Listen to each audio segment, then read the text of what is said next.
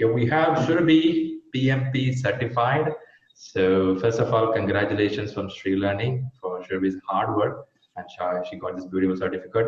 She's a project lead in Boeing, so one of the big organization, right? And it comes with effort. Certification doesn't come just like that. It comes with an effort. So let's listen from Shribi how she feels about this. Hey, Shribi. Yeah. Hi, Shriram. Thank you first of all. And it has happened because of you only. You have guided me in my whole journey, and you have given guidance in every step, I would say. Like whenever like I'll feel like I'm not ready to give and all, that time you'll give guidance, motivation, everything. Because of that only I was able to clear. Okay, but Yeah. credit to Pimbok. By the way, we are just a enabler for it. Good. Yeah. So I would like to share my experience with all so that it will be helpful for all. So Sure. first I'll start from where I started, and then after that I'll just go through whole process.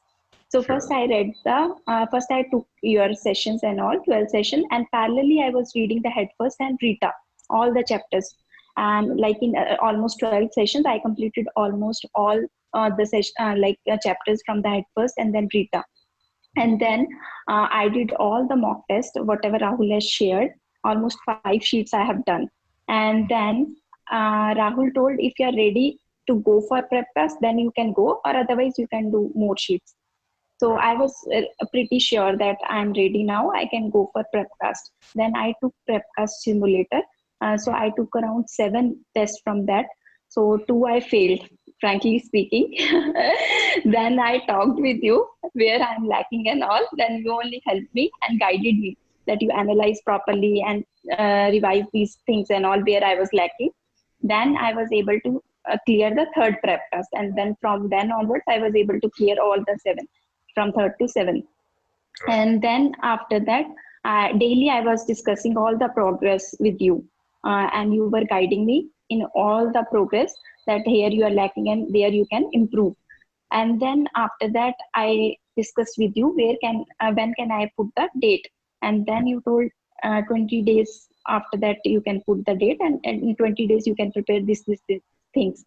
You prepared my schedule, and then after that I put the date, and then finally the day came, and then before that day you guided me, motivated me a lot. That helped me a lot, because in this exam I feel consistency and confidence is the key to win. Yeah, so that I got from you. You only told one line, I remember still, that you told don't lose hope at the 200 question also. That only I did. I didn't lose hope whether the questions was difficult also easy, some questions were easy. So I didn't lose hope, and I did my best over there, and finally I cleared with flying colors. Perfect, perfect. I know a lot of credit given. Thanks a lot for that. But again, I see that consistency with you, which I liked it because consistency comes out of discipline, where you have to wake up on time in the morning, read the books properly, don't get distracted with the mobile or television or newspapers, right? That comes out of it. Of course, we can give some push here as a coach, but beyond that, the person has to wake up and read, right? You can take a horse near the river, but you can't make the horse to drink the water. Horse has to Yeah. drink the water. So I give credit back to you on your hard work. It doesn't come just like that. I agree, and it needs good amount of dedication, preparation. Good. Thanks, Shirbi Kohli for that great effort. Kohli comes with a great power there. Yeah. That's great. Great. Okay, give me one tip we feel to the candidates going for the exam, what they have to focus, if you want to say one. First, I'll just say confidence. You have to be go with the confidence. If whatever you have prepared, because it is a never-ending process. Because after you read all the material, then also you will feel okay. Somewhere I'll be lagging. So that should not be there. Whatever you have prepared, be confident and give the exam. Perfect, perfect, fantastic. I like this word confidence. It's very important. Okay, one more thing I asked from you. Which book you felt good book out of all the books what you read, which you felt, hey, this is a good book for PMP? So I felt Head First is the good book because you will understand the concepts thoroughly, and it is very good to clear all the concept. It means no need to go through YouTube videos and all after you read head first. Correct. That's what I felt. Yeah. Correct. Simple and straight. And Shilpi Yeah. was a good amount of percentage when she was practicing. She was very consistent on the scores. Of course, sometimes slightly goes down. It could be various reasons. Your corporate life is there, your professional life is there, personal things are there. A lot of things are there. We are not school kids now. We have too many things running on us. So something will Yeah. lack where when she reached out, I can understand something is pulling her down. Yeah, a little boost will help her. Just you have to give a boost and start working automatically. So she really do a good job.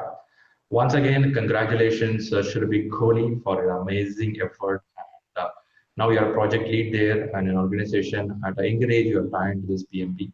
It is going to help you to grow higher in life. Good wishes again. Sure.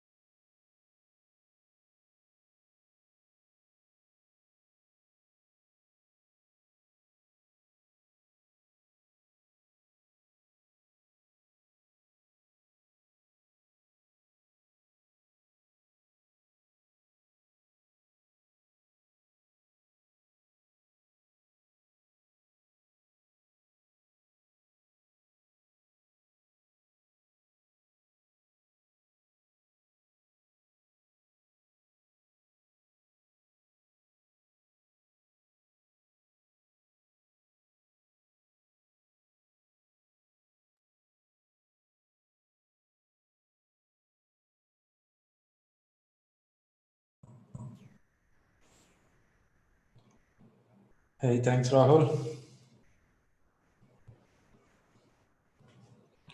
Hello, everyone. Good evening, good morning for the people joining here. Okay, I can see a couple. Well, good to see. Okay, 1 week has passed by. Blink of eyes. Oh man, it's pretty fast. Okay, it went like this, right? Within a matter of days, it looked like it ran faster. Good. I know we are using chat window primarily as we're going to have more audience joining today, right? We'll use the chat window primarily for the communication. Good again, and good evening. And people are here from good morning and also good afternoon. So we from different time zones, we have people. And some of you just got up, some of you already exhausted for the day, some of you pretty early in the morning. So we have a mix of people here. So thanks all for trusting this program and coming over. It's the second day of our program. The first day we started with the basics in the sense of introduction, hi, hello, and some workshop. This is all we did. Some major courses coming up now. In the sense, content is going to pour in. If anybody watched Mumbai rain, which happened last week, I know it's very disastrous happening, and that kind of content is going to come towards you. So let's be prepared to note on all this content mentally and physically, right? In the sense of mentally and physically, you should be prepared. When you say prepared, have your paper, pencil next to you, have some notes taking habits, stay away from that 5.5 inch something I don't know what you call it as, something is there, right? Black color, which sometimes screws your life. Oh, okay. Ashraf has that. Okay, you're gifted, Ashraf. You have it. Some people can even stay without a dress, but not without that device, right? So it's become a part of our body like a kidney that became a chutney. So now that device is pretty good until you are in control of it, right? The moment it start controlling you, it's going to be a problem. So there is a stats talks about how frequently we see the device. The stats says that around 1.20 minutes, that is 1 minute 20 seconds is a time gap. A person can stay away from this device. Between the gap, you will again want to see, is there any blink on that, any color on that, any message in that? The general average. Which country, what stats, I don't have the background, but the number talks about it, and differs by gender also. gender, each gender has a way of saying that. Okay, so the device is so crucial for our life growth. At the same time, it can turn into bad. So use it in the right way. If not, it's going to eat our time. So in the classes, if you're using mobile to see the screen, well and good. If not, put it in a silent mode and upside down mode. Keep it 5-6 feet away from you. Naturally, when the class is going, within half an hour, you may feel, so Sriram talking some kind of concept which I know. Let me take the mobile and check one message. You'll start with one message, from there to start dragging away. So kindly keep that 5-6 foot away from you, which is not touchable, reachable. I'm not saying it's a bad device, but not now, because you spend money, you spend time for a learning purpose. So let's focus on that. I have not seen big leaders always staying with the device. They stay away from that. Their secretary or business people, they do use the device. They'll give the input to this guy, and this guy will make a decision out of it. So you are in a leadership cadre. So start utilizing your time efficiently. Okay, I'm starting with an advice. Okay, it's not about advice. First of all, thanks to the people who took time to write the 5 process groups, 10 knowledge areas, and 49 processes in a paper. Thanks for doing that, right? So how was it? Let me see your chat window. How was it? How much of time it is taking you to write that? Let me see a chat window, approximately 5-20 minutes. So how much of time it's taking to write that process sheets? Kapil saying social distance from mobile. Okay, so 15 minutes, 8 minutes. Lakshman says sometime. Ravi says 15. Ipsi says 7 minutes. Pragya says 20 minutes, 10 minutes. So averaging, some people are at a 5, some people are at a 50. It depends on the speed nature. At the same time, did you found you have a beautiful handwriting which you noticed so many years back? Anybody saw the handwriting? You liked it? Okay, okay. Some of you like it, some of you, oh my God, is it mine? Yeah, right. In school and college, we may have had a good handwriting, but days are passing, chances are things would have changed. So handwriting is bad. It's okay. That's okay, right? Don't worry about it. Don't worry about it in the sense subject is very important. Don't worry about the language, because PMP exam, you're not going to write. You're going to use a computer on objective type answers. So that's right. Now coming back on the writing part, after completing this writing for a few minutes, did you felt a sense of accomplishment? Did you felt a happiness on this week of at least I did something? Okay. Well, I'm seeing a couple of S coming up. Right, right. When the moment you see something and write something and you feel that yes, I completed, is a kind of a joy you get.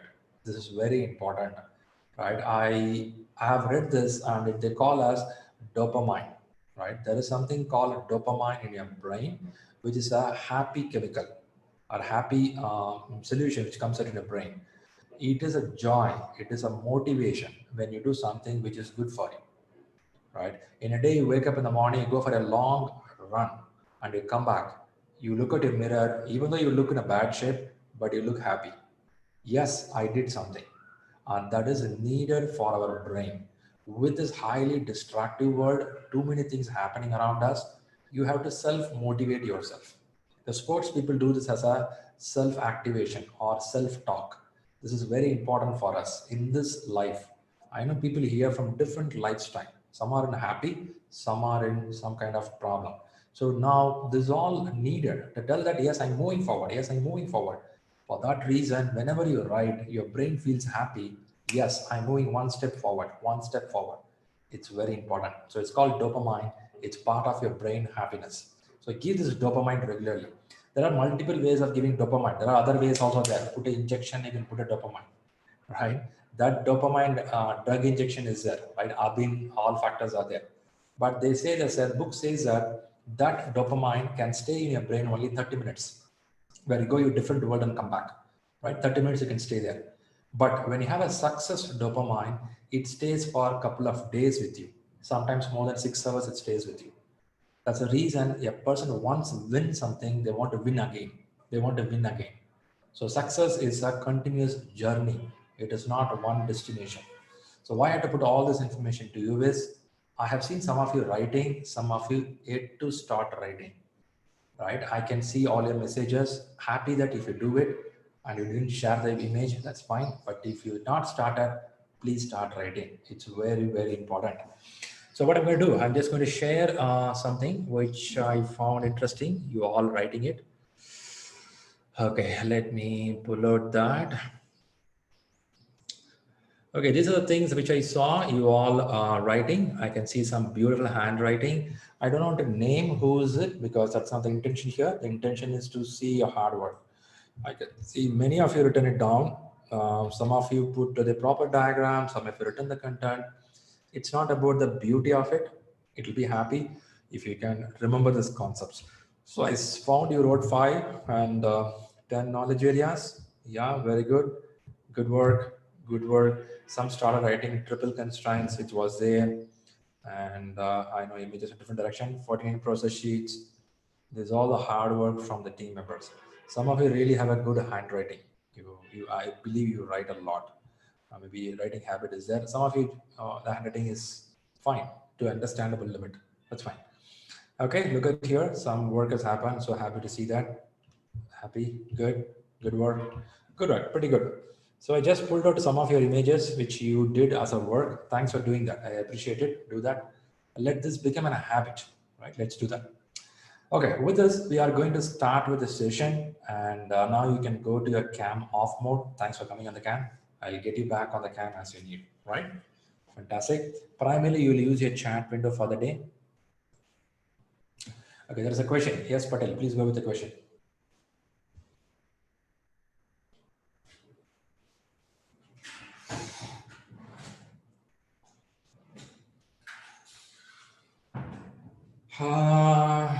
Okay, there is a question from Shanvas. He's asking why we start with number 4. There is a number 4 used in this sheet. He's asking why we are starting from number 4. So PMI believes in numerology, and they believe that anything starts with the 4 will work really well for the project management life. Is that a right answer? Do you feel comfortable? No? Shema's not believing it. No, nobody believes. Oh my goodness. Man, you all believe Vastu, you all believe numerology when it comes to your own family. Why not for a project?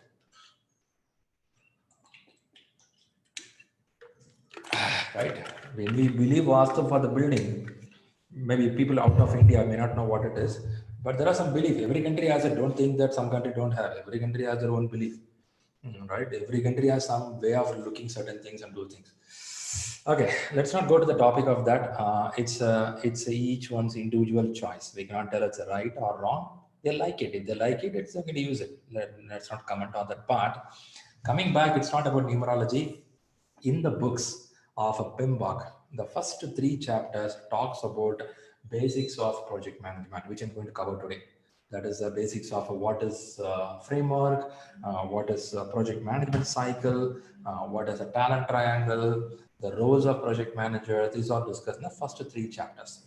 From 4th chapter, we will start with integration management. That is the reason it shows 4.1 and it goes up to 13th chapter. Hope I gave an answer. Okay, well, good. Thanks for that question. That's a question generally comes in every class. Thanks for asking. Now, what we'll do is we'll kickstart with some content. Then I can go with some videos. Today I have some videos also to share with you. All right, let's get into the game. Where is the content? Where is the content? Here's the content. Here it comes. So there we go. Let's start. So I was giving some basics for you on the day 1. We had a good amount of introduction. We spoke about some stuff. Again, I'll repeat this point. I know it's a repetition. There are people of different levels here. Some are very beginners in the learning. Some are so brilliant in the learning. Let's respect people as a person who's coming here to learn, right? There is no top, there is no low. Also, somebody knows something doesn't mean they are the big guys. On that field, that person is good. That's it. There it stops. So we're going to respect each other in this group, both the way, 2 ways, right? That's how it's going to happen. Whenever you talk to a person, And whenever you listen to the person, always you give value to human being. It's very, very vital. You go and read the books of Nelson Mandela, read of Mahatma, read of Anna Teresa. There is nothing big than respecting other human being, other life. If you don't do that, there is no point in earning money in your life. It will be zero. There are many rich people not respected. There are people not having money but are highly respected. It's purely of respect to people. So give the respect to people at any level. It's very important. I know we saw that. Let's get inside. Check, check, check. I was touching some base on exam factors. I know honesty, discipline. I know a lot of philosophy of introduction. Check, check, check, check. Okay. 5, 10, 49. And I stopped in a place called What is a Project? Oh, beautiful elephants. Oh my goodness. It's a beautiful elephant, right? Look at the way it's closing the eyes and enjoying. He's enjoying the life. Okay.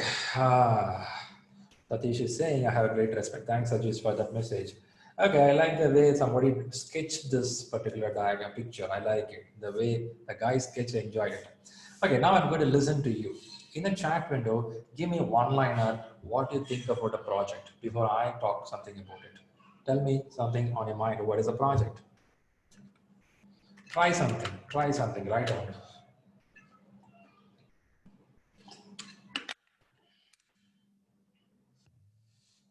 Temporary, fantastic.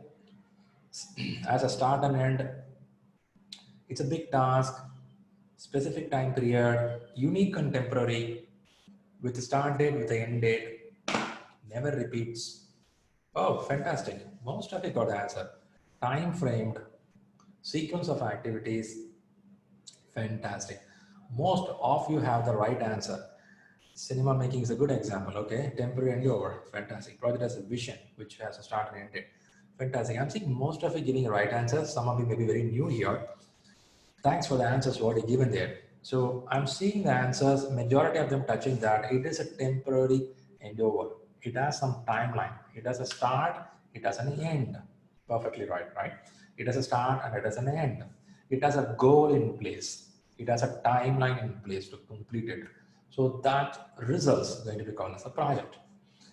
But for some reason, we would have been grown up telling that a project will happen only in the corporate. That's not the case. Project can be at your home. Let's say there is a birthday party for your mom and dad, or it could be for your children, or for yourself. You're organizing an event. I can call that as a project, which you have some timeline, which you have a begin, which you have an end. That's going to be pretty as a project. Oh, really? That's also a project? Yeah, it could be. A project is something which has a start timeline, an end timeline, a goal and vision in place, and deliverables being given. It can be service or it can be something on a tangible one. So it means it can be tangible or intangible, right? It's a unique in nature. In PMP books, there are terms given that unique, temporary, and also it has a results or service. That's an exam term. But when you see the real life, that's how it maps, in the sense it has both tangible and intangible. Now, question is how the project works now. As we understood what is a project, now let's see how the project works. The project works something like predictive and adaptive nature. You can see pictures here, you can see some content here, right? With this, now just look at the pictures and tell me which project is predictive nature here. You have some projects here. On the leftmost, you see a big building. Have anybody seen this building on the left side? On my left, I'm seeing a big building, tall tower. It is Burj Khalifa. Yeah, Burj Khalifa, one of the big building. I think it's the tallest one now in the world, I believe so. Okay, I should have heard, says birthday party is predictive nature. Very good. Building is predictive nature. Some are saying building is predictive nature. Man, I know what I have to do. Very good. Lok says predictive. Hey, by the way, Lok, I have to appreciate you, man. Lok is the one who cleared PMP. Oh, man.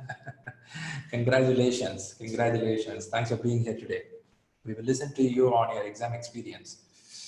Lok, I think you will stay for some time when the class is going on. I will invite you to talk about the exams in some time.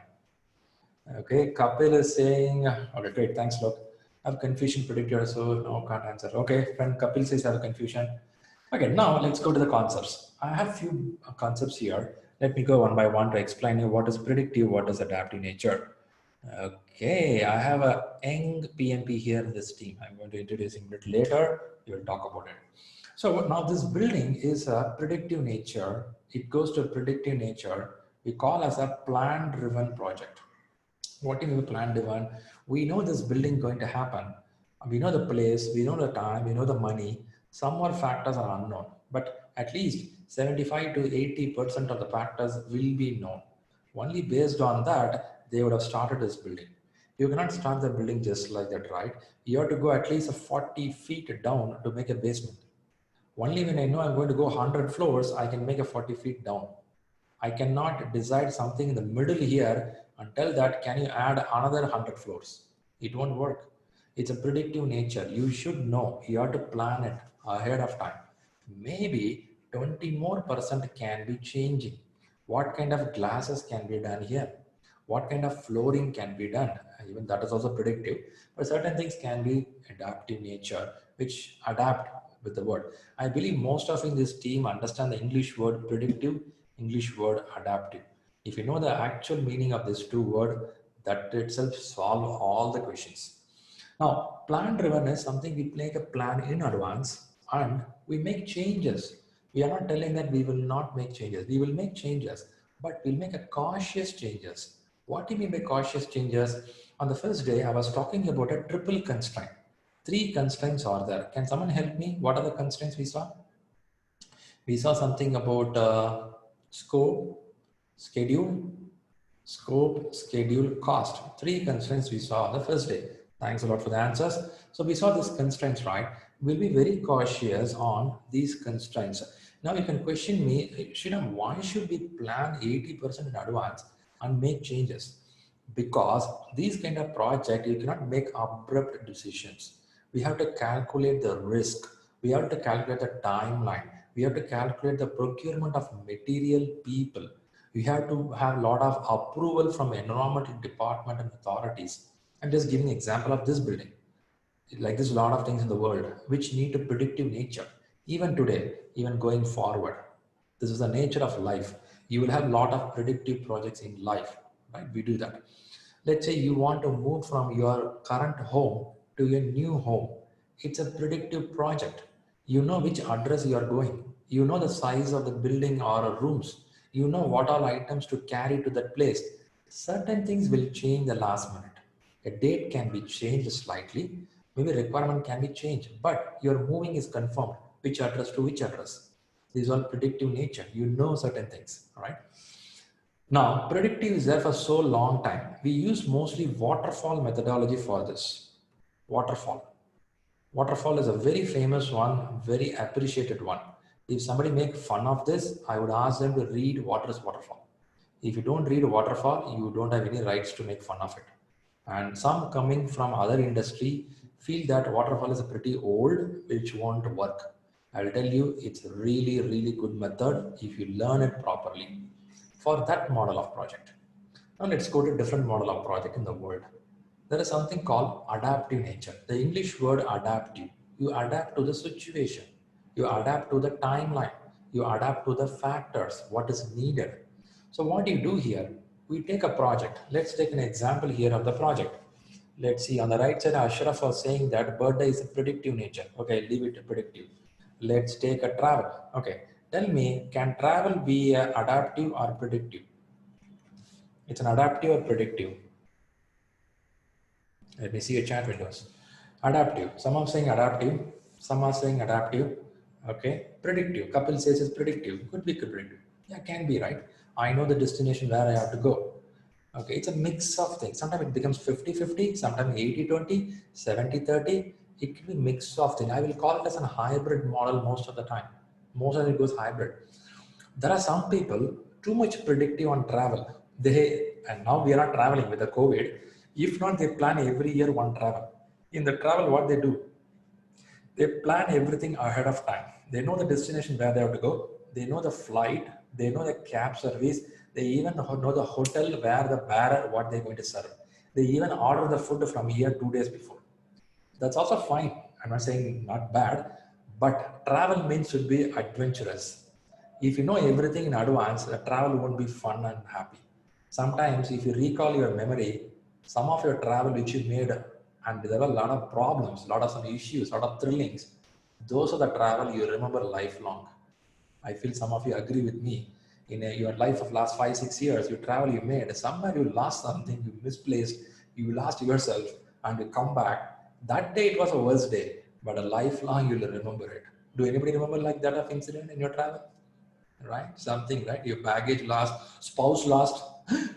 Happy, eh? Okay. Something can happen like that. So multiple factors can stay with us, right? Unplanned travels are good, but depends on the age. If I take my parents with me, I will not try adventure. If not, when I come back home, in home I'll have an adventure.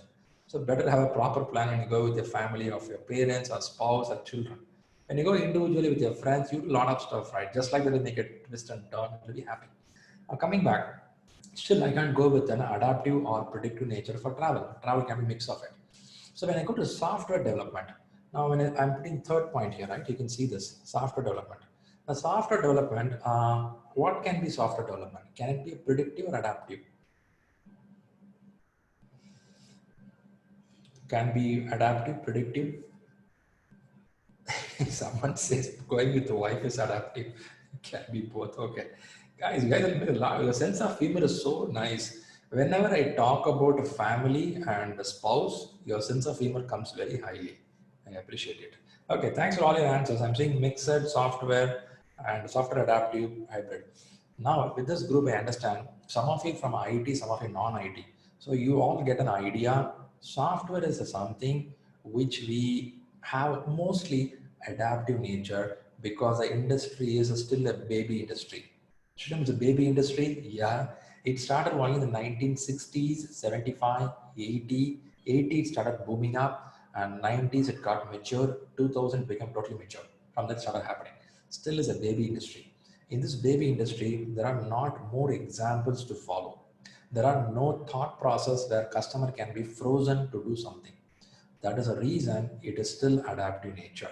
Whereas a construction industry is there for hundreds or thousands of years. If you see India map, there is a bridge between India and Sri Lanka years back. There are a lot of theory behind that. Let's not go to the theory, but something happened. So bridge construction and construction is an industry where you can see something and predict something. Whereas in IT, you cannot see something. It's all knowledge-based work. So people also not convinced with what they want. Every day morning, they want something new. If I see something, what's up, new feature coming up, I'm going to be happy. I'm going to be excited. So in this case, it becomes more of adaptive nature. Now let me go to this place. Now what will happen is 20% of the plan is made. With this 20% of the plan, the team will work rapidly, 2 to 3 weeks, iteratively, and deliver it. So what will happen, Sriram? What will happen to 80%? I won't go 80. I will go another 10% of planning. So what will happen next? Maybe another 30%.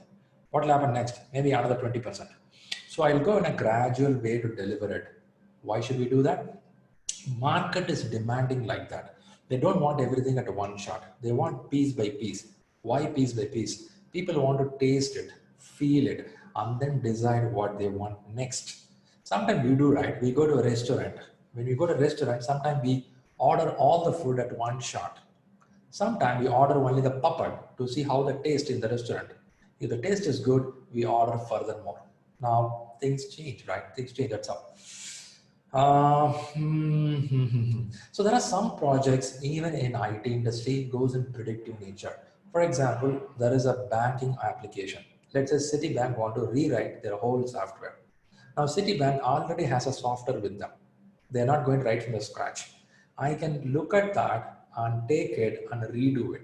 For this redoing process, I can go in a predictive way where I have all the details in place. I can start working. Maybe I won't do 80% plan, but at least I can do 60 to 70% plan. Rest 40, I can do little later. So IT also can go for predictive nature. So when it's in predictive nature, they plan it, they design it, they do the work and then deliver it. It can fall under the waterfall methodology. So possibility are there. So now the message to you is, it is not depending on only domain we decide it's predictive or adaptive. It is depending on the project to project, it differs. And also the leadership model also decides, can I go with the predictive, can I go with adaptive, or can I go with the hybrid model? I believe most of you got some clue on this idea, right? Okay, well, good. I think Neelu, you got some answer. That means adaptive is agile. Yeah, adaptive can be agile, one of the model. Today we use a term called agile for adaptive. Adaptive is not equal to agile. Adaptive is an English word thousands of years back, which you want to adapt to some situation. Agile is one of the mindset in the market, which helps us to be so agility that you can turn faster. Today it is agile, tomorrow something new can come. So we will go towards it, which is so happy to do, right? Agile is one of the mindset which is helping the model of adaptive nature to work faster. Now we are working in a 2-week cycle. Count from here after 50 years, 2 weeks will be pretty late. Maybe you want to deliver in 1 day. In that case, agile will not work. You will bring some other term called bagile. Bagile will do in 1 day, where you have to deliver it. Things can change. Your children can come and change something new. So things can change. But the word is adaptive predictive is there for thousands of years, right? So since the software has boomed very highly, it looked like bigger. But if not, these terms are there for so many years. Hope you all got some idea. I know, a lot of content there. Let's move a little more. Need to see some more content. Yeah, let's see some factors here. This is the usual factor they use in most of the IT project explanations. They call as iterative incremental factors. By the picture, you can understand something. At the same time, iterative is a repetition. The English word iterative goes by repetition, do multiple rounds of things, right? You improve step by step. Incremental is you give piece by piece. Piece 1, you do piece 1, piece 2, again piece 3, piece 4. You start adding more one after the other. So repeatedly adding layers makes a deliverable start coming out. Repeatedly adding layers. The wording may be new to some of you, but this is how they keep adding layers top of it. I used to give an example of your WhatsApp. If you use a WhatsApp software, 3 years back, it was having only a chat as a facility. Today, it has a photo, it has a camera, it has a voice recording, it has a group chat. But the same WhatsApp, it's in your mobile, but they iteratively, incrementally keep adding. That's how it is, right?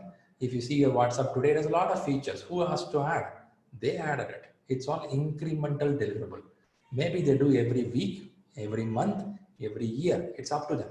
Now, Amazon is going for $1 million sale. They will introduce some more new feature. They keep adding incrementally. This is how the way they happen incrementally, iteratively, incrementally. You go to the hotel and order the food. First, you order the starters. The first iteration, they come and serve you the soup. You taste the soup, it is good. While tasting the soup, you also order a starter. Then you order the main course. Then you order the desserts. You do certain factors, right? They do iteratively, incrementally, they're delivering it, isn't it? So the course gets over. Within 2 hours of dinner, you're done with all. You complete the whole project in 2 hours of time, iteratively and incrementally. That's how it happens, right? Great. I believe you're getting some clue there. And in exam, this is not much question, except they ask about project life cycle of predictive and adaptive nature. If you're going to write your exam by January 2021, there'll be a lot of questions on agile and agility, which I'll cover in this books also. In our class on 4th week or 5th week, I have one full session about what is agile and how agile works, right? You'll learn those factors. If not, also, we are conducting something on PMI-ACP sessions, Agile Certified Practitioner. We are conducting the classes. You are free to join the session and listen what is Agile if you really want it. If not, for PMP, in PMBOK, every chapter, first 2 pages, they have written what is predictive, what is adaptive in each chapter. If you read the 2 pages, 10 chapters, 20 pages, you are completely good for the examination, right? Okay, now look at these pictures. Now tell me, is McDonald's, I want to set up a place of McDonald's service center. Now tell me, is it a project or is it going to be an operation? A operation is something continuously running on. A project is something once start and end time and unique in nature. Okay, I'm getting a couple of them telling it's operations, few of them telling project. Let me explain a little more. I'm going to ask you, I'm going to give a land, I'm going to give you a goal. I want to set up a new McDonald block.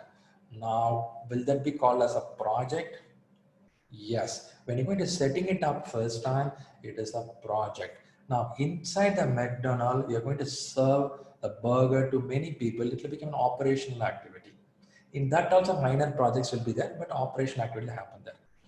Now tell me, in this McDonald office or building, I'm going to extend one more block for child kids play area. It's going to be 1,000 square feet. I'm going to put a small block. Now that extension, you will call it as a project or operation.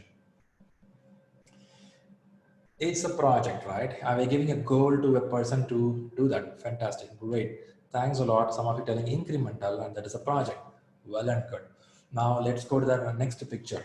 There is a COVID medicine is being required in the market currently. Is that going to be a project or it is an operation? It's a project, right? But tell me, do we have a timeline for this project? You only said that we have a start date and end date, that is called a project. But for COVID, do we have an end date?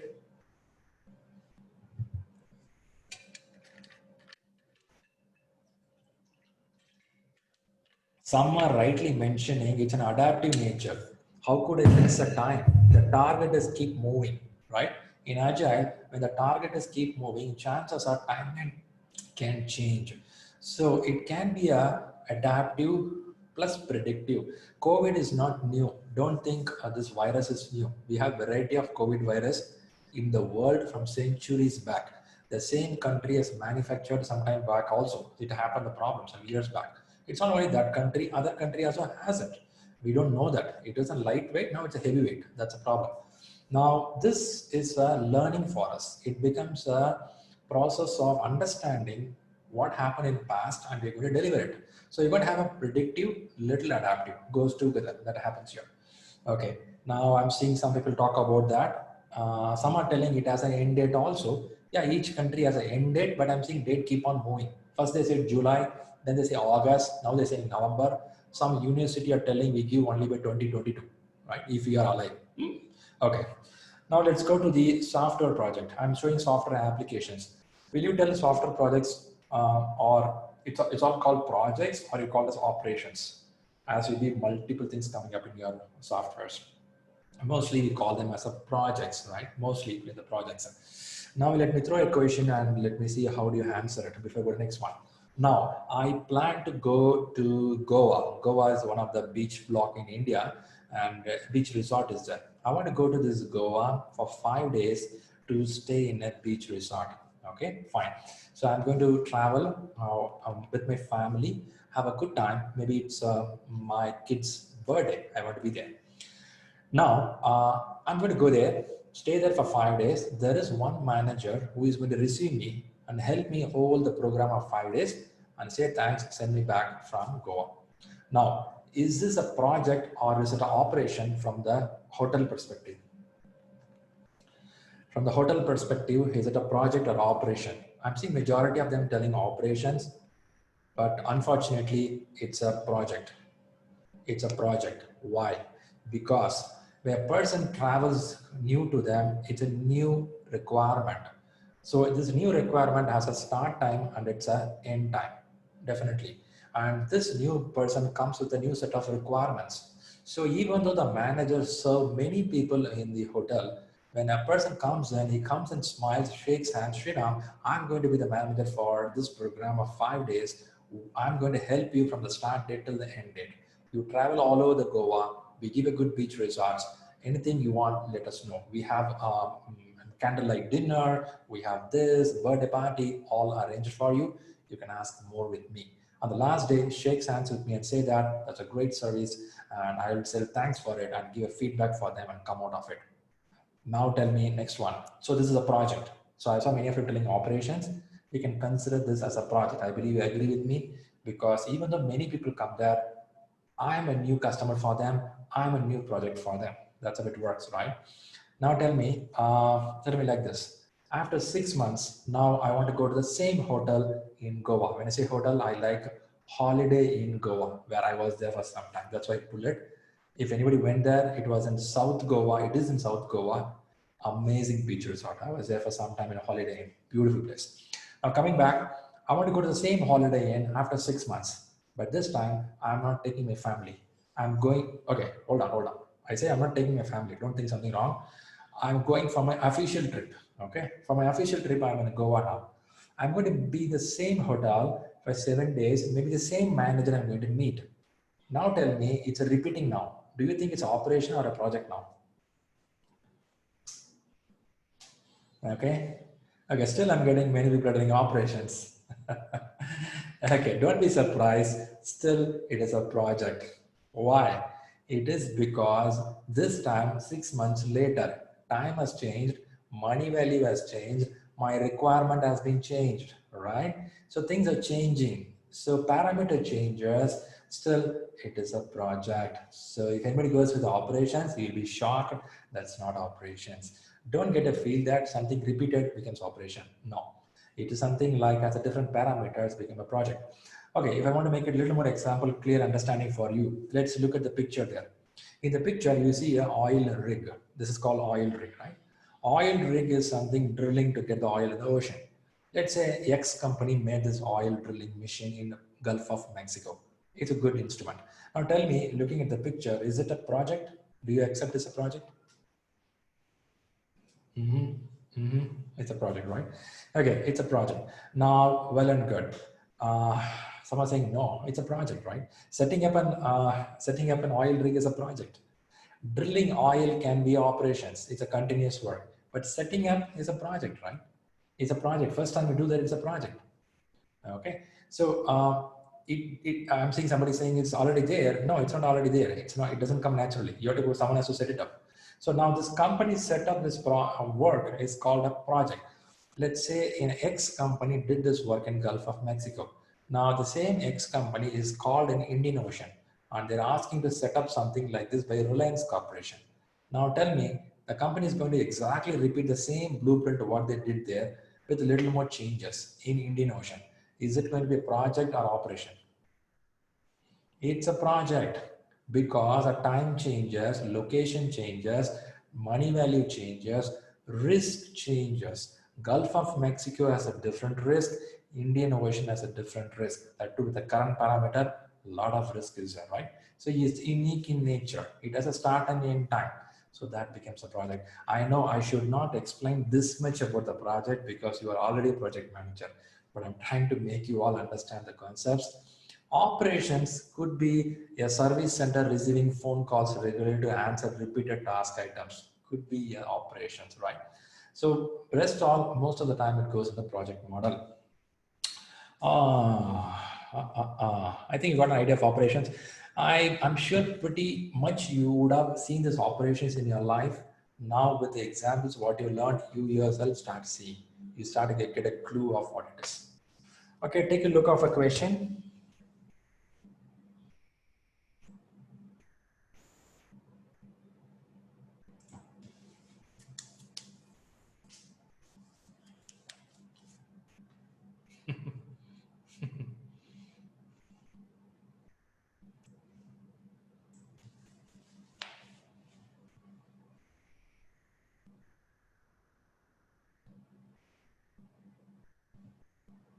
Okay, answer starts coming up.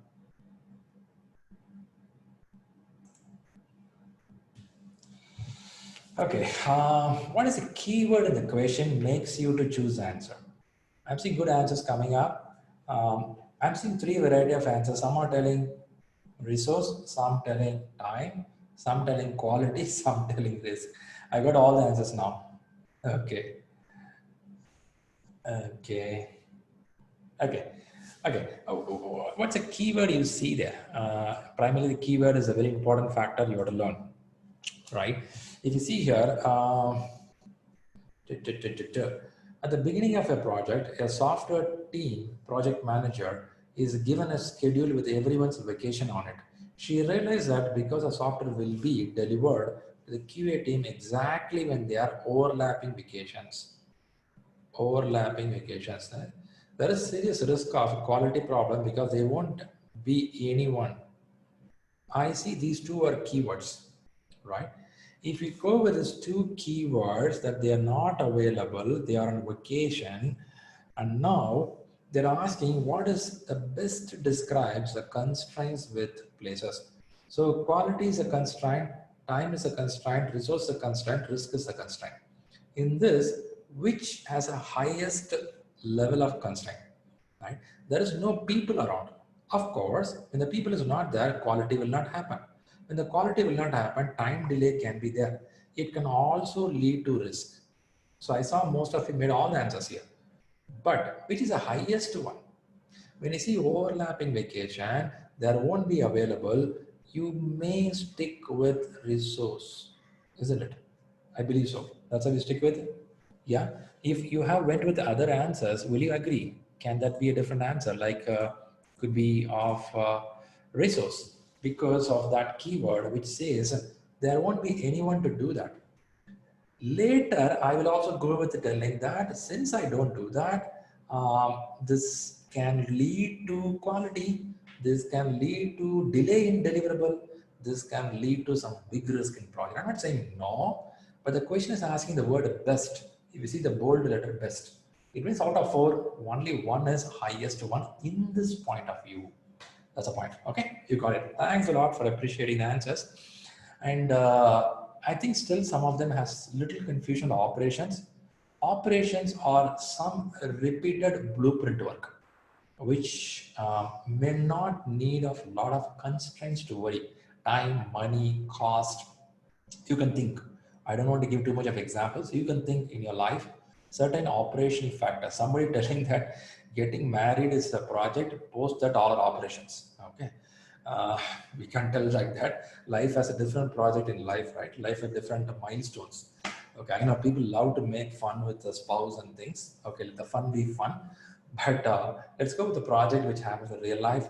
Call centers, they take a repeated blueprint work. When you call you, my Dell PC is not working. This guy will ask you what error you're getting. I'm getting error 1145. Okay, for 1145, this is what you have to do. They'll tell just a repeated answers on operational activity. It's a repeated activity, which may not have a time, cost, or scope related changes and some kind of work. If one, for example, let's imagine what I have with me. Okay, I have a flask with me. The first time somebody designed this flask, okay, a team of 7 people worked out. I'm just giving a number. 7 people worked out. They found this is a flask which can hold. By the way, will the flask hold only hot water or only cold water? Do anybody know that? Both? Sure. Okay. Okay. There is a doubt, right? Depends. Somebody said depends.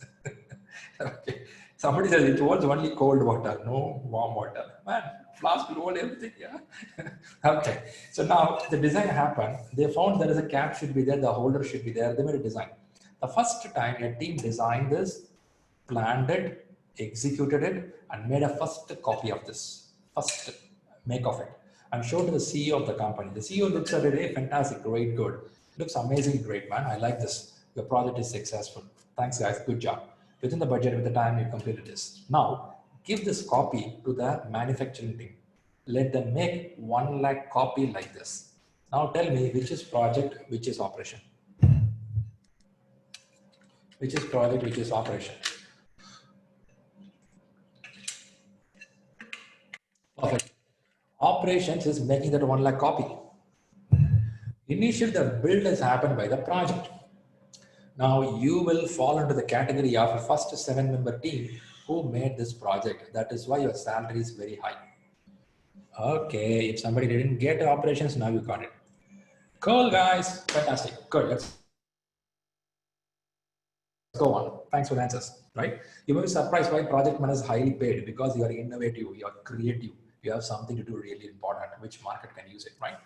Well, let's move on. So I'm showing something here on operations, coming out of the operations. Now we're going back to the project. In the project, we have few constraints. I think I spoke about this, but just want to give a clue for you. Now take your paper and write 6 constraints, what you see there. Already you written last week, but I want you to repeat again. Do this 6 constraints. Tell that in project management, we have time, cost, scope, resource, quality, risk. Time is now called as a schedule. They use a word called schedule. So write this in a paper, what you have next to you, and give me the word done. It may some gives me happy, you're working well, right? But don't try to draw these people, it's so tough for you. It'll take time. So only write it. Okay. Okay, well, good. Well, good. Fantastic, thank you. Someone coming up called as a stakeholder and communication on the right side. Those are not constraints, but those are the backbone. I'm going to explain those factors in some time. Well, I'm seeing good involvement. Can I assume that everybody is writing? Because I'm seeing some of them giving done, yes. The rest not giving. Can I assume that? Okay, I know you are good people. You are very good there. Fantastic. Great, thanks a lot. Thanks a lot. I know sometimes it gets boring to type done and yes, but it's make interesting. Okay, let's go to something on a project level of discussion. Thanks all for the messages. Let's go on. So now I have, by the way, I'm still in the beginning stage of your books. In the book's first 3 chapter talks a lot about the basics. I'm not drilling down too much. I'm covering the important area which can good for your examination. When you go back, you will have more content than what I explained. You have to read those content. But I'm giving a highlight for you in the first 3 chapters of your book, which sets a ground for what is project management. Most of the content what I'm explaining, you would have come across in your life or you would have read it. Let's stop this and go back and refer the book deep inside. With this, let me start with the organizational structure. What you see here, is an organizational structure, right? Okay, something in the chat window, somebody's asking, can you explain more stakeholder management? Yes, that's part of our course. You have to stay along for some time. We're going to talk about stakeholder management. Right, let's go back. So now, in the books of PMP or PMBOK, you will see something called organizational strategy. Now, this strategy will become a project later. Now, this project becomes an output as a deliverable which a customer can use. Now, let me try to explain it. This image I took from your PMBOK book. Now, there is a dream or a vision by somebody, individual or a bunch of people, or it could be a dream, someone's dream, right? Now, this dream can turn into something doable. Sometimes we call it as strategy, high-level views. Sometimes we align that with the KPI, key performance indicators, how we are progressing. Before going to that level, strategy can be of a couple of points which says that what we have to do. For example, now Amazon, let's take Amazon. Amazon is the biggest group in the organization in the world now. Now, Amazon is looking into a new strategy of getting into automated cars, right? Auto cars. Now, for auto cars, they have invested nearly 1 billion and they acquired a company from San Francisco. Now they're getting furthermore deep inside. Now, this was tried some time back by Google. Now let's take this talk about strategy. Now, strategy is for Amazon to tell that we have to increase the share value by 20%. That will be a strategy. At present, Amazon business is 280 billion. As per today, they are 280 billion. Now they imagine they want to go for 350 billion next 6 months. That's a strategy. The strategy says that I want to go to 350 billion. They will not give a blank number telling that let's go 350 billion. No, they will have a parameter below that. What makes them to be 350 billion? Those parameters will go to their respective portfolio. What is a portfolio? Portfolio is also called as LOB, line of business. In Amazon, there are multiple line of business. Could be retail business, could be cloud servers, could be automated cars, could be Amazon food, multiple are there. Now each line of business, they will have multiple programs running under that. And those programs become project, then project become deliverable. Now, let me show one example on the left side, which you can map directly in your life. Let's take Google. Okay, like Amazon, Google is a big guy. Many of you should know that Google is not the individual company. It's a company reporting to Alphabet. Now, Sundar Pichai is the CEO of Alphabet plus Google. Okay, it's a big job this guy holds. Right now, Alphabet is a parent of Google. Now, Alphabet will have a strategy of increasing the revenue by 5%. And remember that strategy is not always increasing the money value. Strategy can be of increasing the value for people in society. Let's imagine something about WHO, World Health Organization. I know there are a lot of controversy in this group. Don't hate them, but they do have a strategy. They have a strategy of making people happy with the health. They want to eradicate polio completely from the world. Could be one of the strategy, for which I don't really expect money value, but I expect people value and goodwill. Okay, coming back to Google here. Google expects that let's go for 5% high, or Alphabet says 5% high. Now it's a line of business. Calico is a biotechnology from Alphabet. Nest is a hardware supplier of Google system. You get this Nexus phone from Google. It comes from Nest. Google Ventures is there. Google X is there. Google Capital is there. Google Fiber is there. Now we have under Google, we have Android, search engine, YouTube, all are here. But the origin of business is here. Now, each one can be called as a line of business and may be called as a portfolio. Under portfolio, they have multiple programs. Under programs, there can be multiple projects, right? If I take a Google Map is a program. Under Google Map, for each country, they'll have a project, right? It's happening. So collection of projects joined together, that becomes a program. Collection of programs can become a portfolio or a line of business. And the collection of portfolio will work on the strategy of a company. Oh man, this is how it works. This is how it works. In fact, you know this. If you go to the town hall of your company, you have a town hall in a company, most of you should have, right? Don't think town hall will be a place where we always talk strategy. We also talk about the benefit of the company, what are we doing, right? So do you feel that, have you seen the town hall in a company? Yeah. Right. Okay. Now, okay. Okay. Pragya is putting some question. Portfolio can also contain individual projects. Why not? Can be, right? Nobody blocks it. If you look at here, if you see there is a portfolio, it has directly a project. There are some pet projects for a CEO. Have you seen it? Maybe Jeff Boss main project will be automated cars. He want to do directly on his visibility. Prime Minister of a country has a straight project to reporting to them. It happens, right? It goes. Nothing stops you. I want you to get that concepts idea, how a vision, a dream, a goal becomes a strategy, and it becomes a portfolio, and it percolates down to the level of project. Now, where do you use it? Where you use it as a project manager?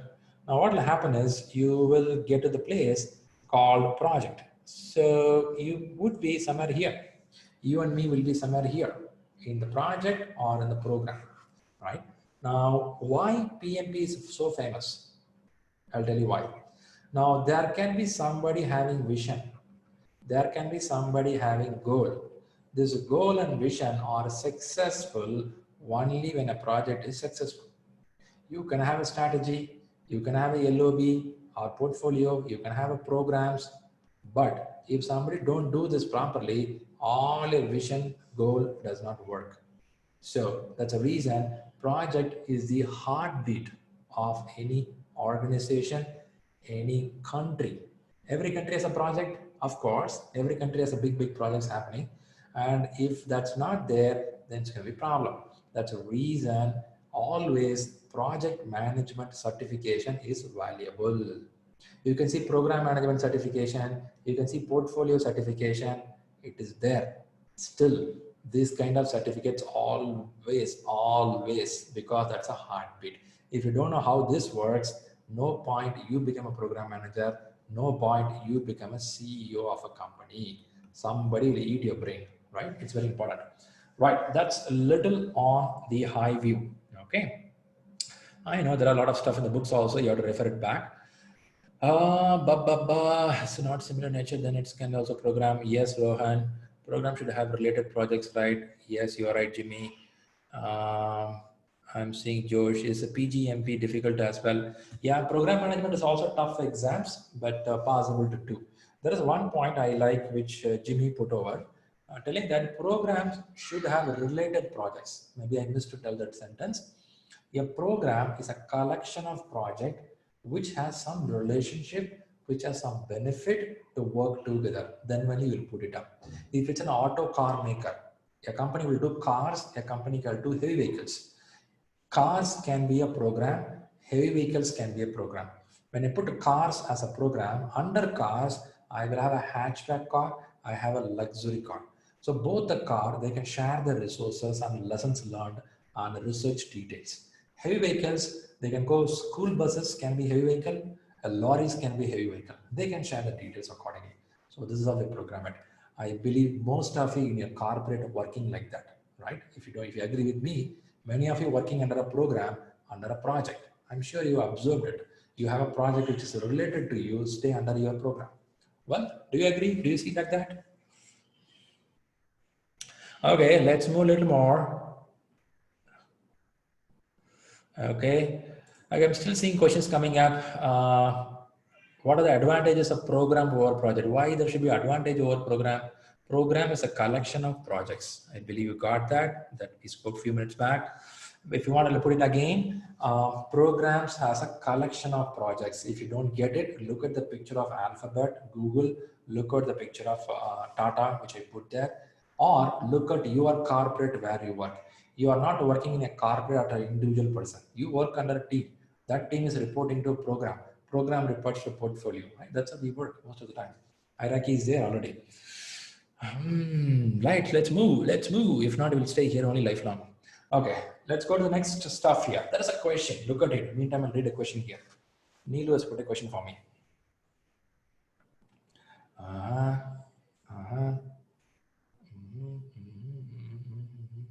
Yes, can be Neelu. Sometimes GMAP alone can be a portfolio for them. Anyway, for your imagination purpose, that's right.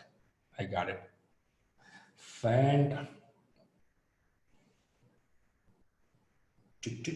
I want the keyword in the question before you go to the answers.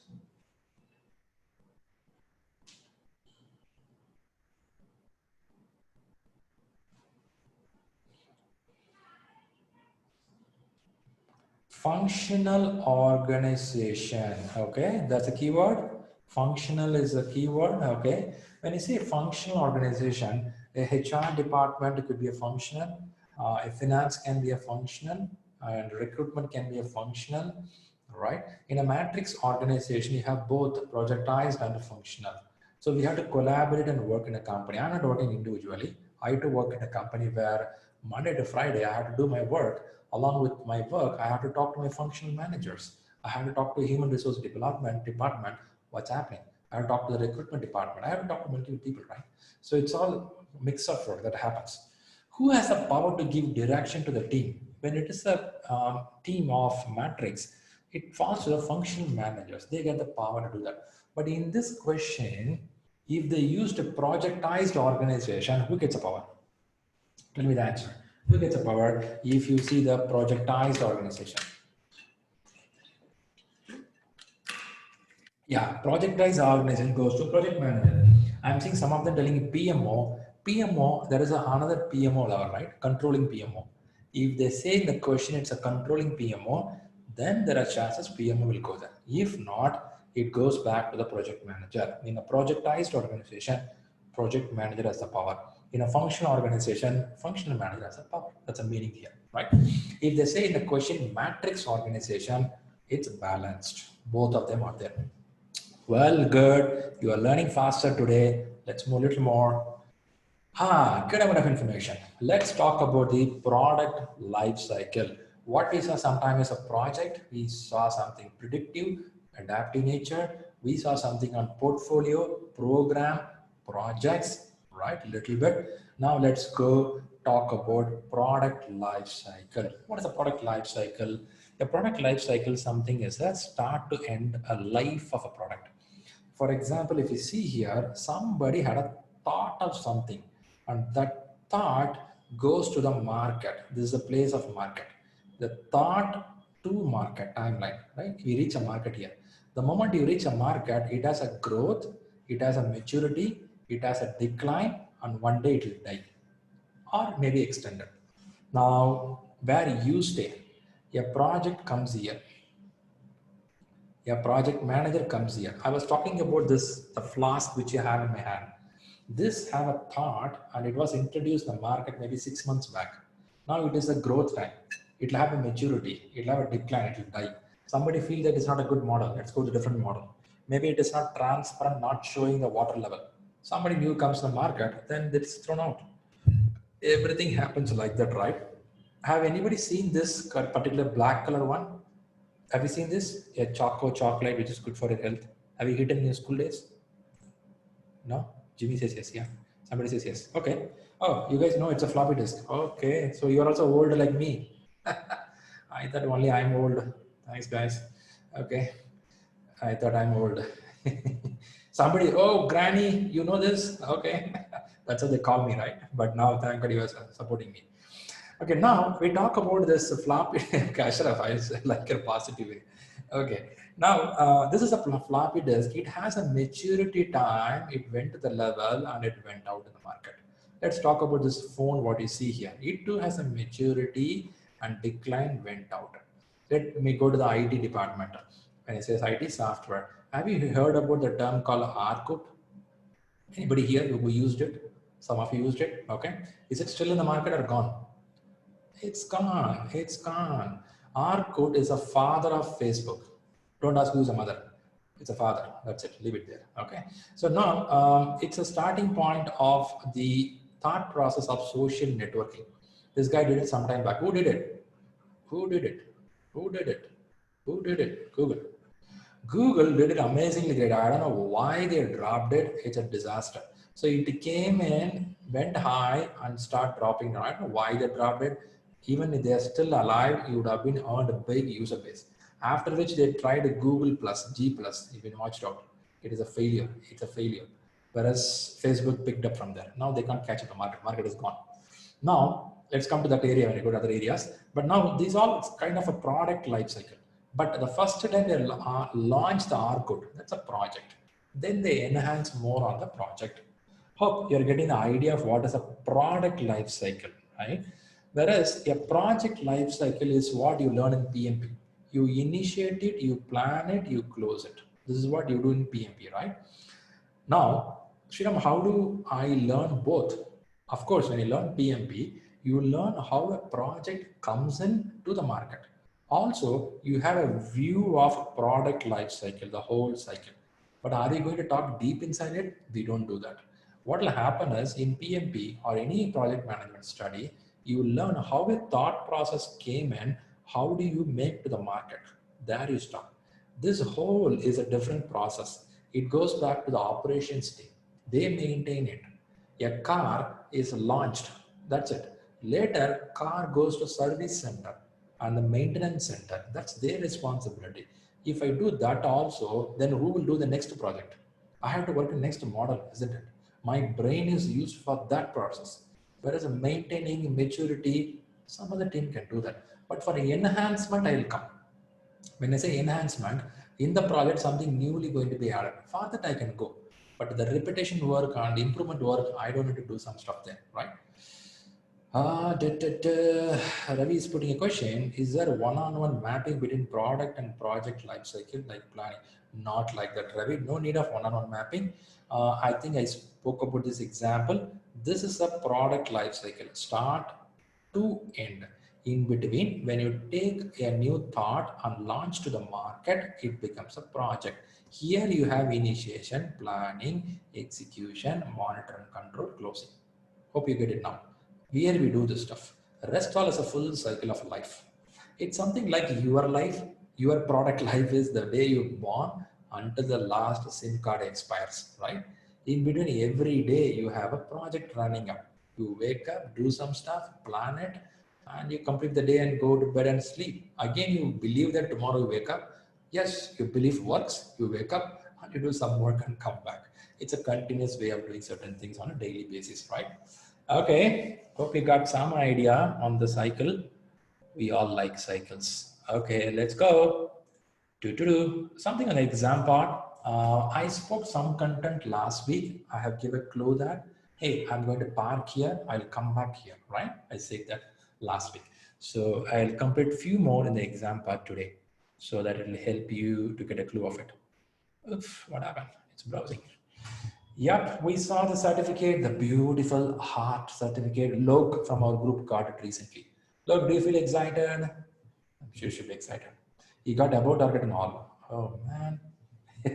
I'll call you for a discussion in some time. Okay. By end of the session, I'll go with you. Let's go with a call for let's say 10-15 minutes where you can talk about your exam. Okay, well, good. That's a beautiful certificate. We spoke about it. We spoke about how to fill the form. We spoke about some stuff. We spoke about the fee structure. Lot of discounts running, right? Bonanza is running. Buy one exam, get one exam free. Do they give that? I don't think so. They don't give that. Then, right. So discount codes are useful for many people. Prince is thanking people here. Okay, we spoke about PMI website, Pearson website. Two websites primarily we use for exam application processing. Right, I was showing how to fill the application form. What are the details to fill? I also gave a clue. I'm going to help you. I think somebody already in touch with me, sharing your application form, and we are working out. Thanks for being in touch. Okay, this part I didn't explain to you. Today, I will touch this one and again go back to the subject.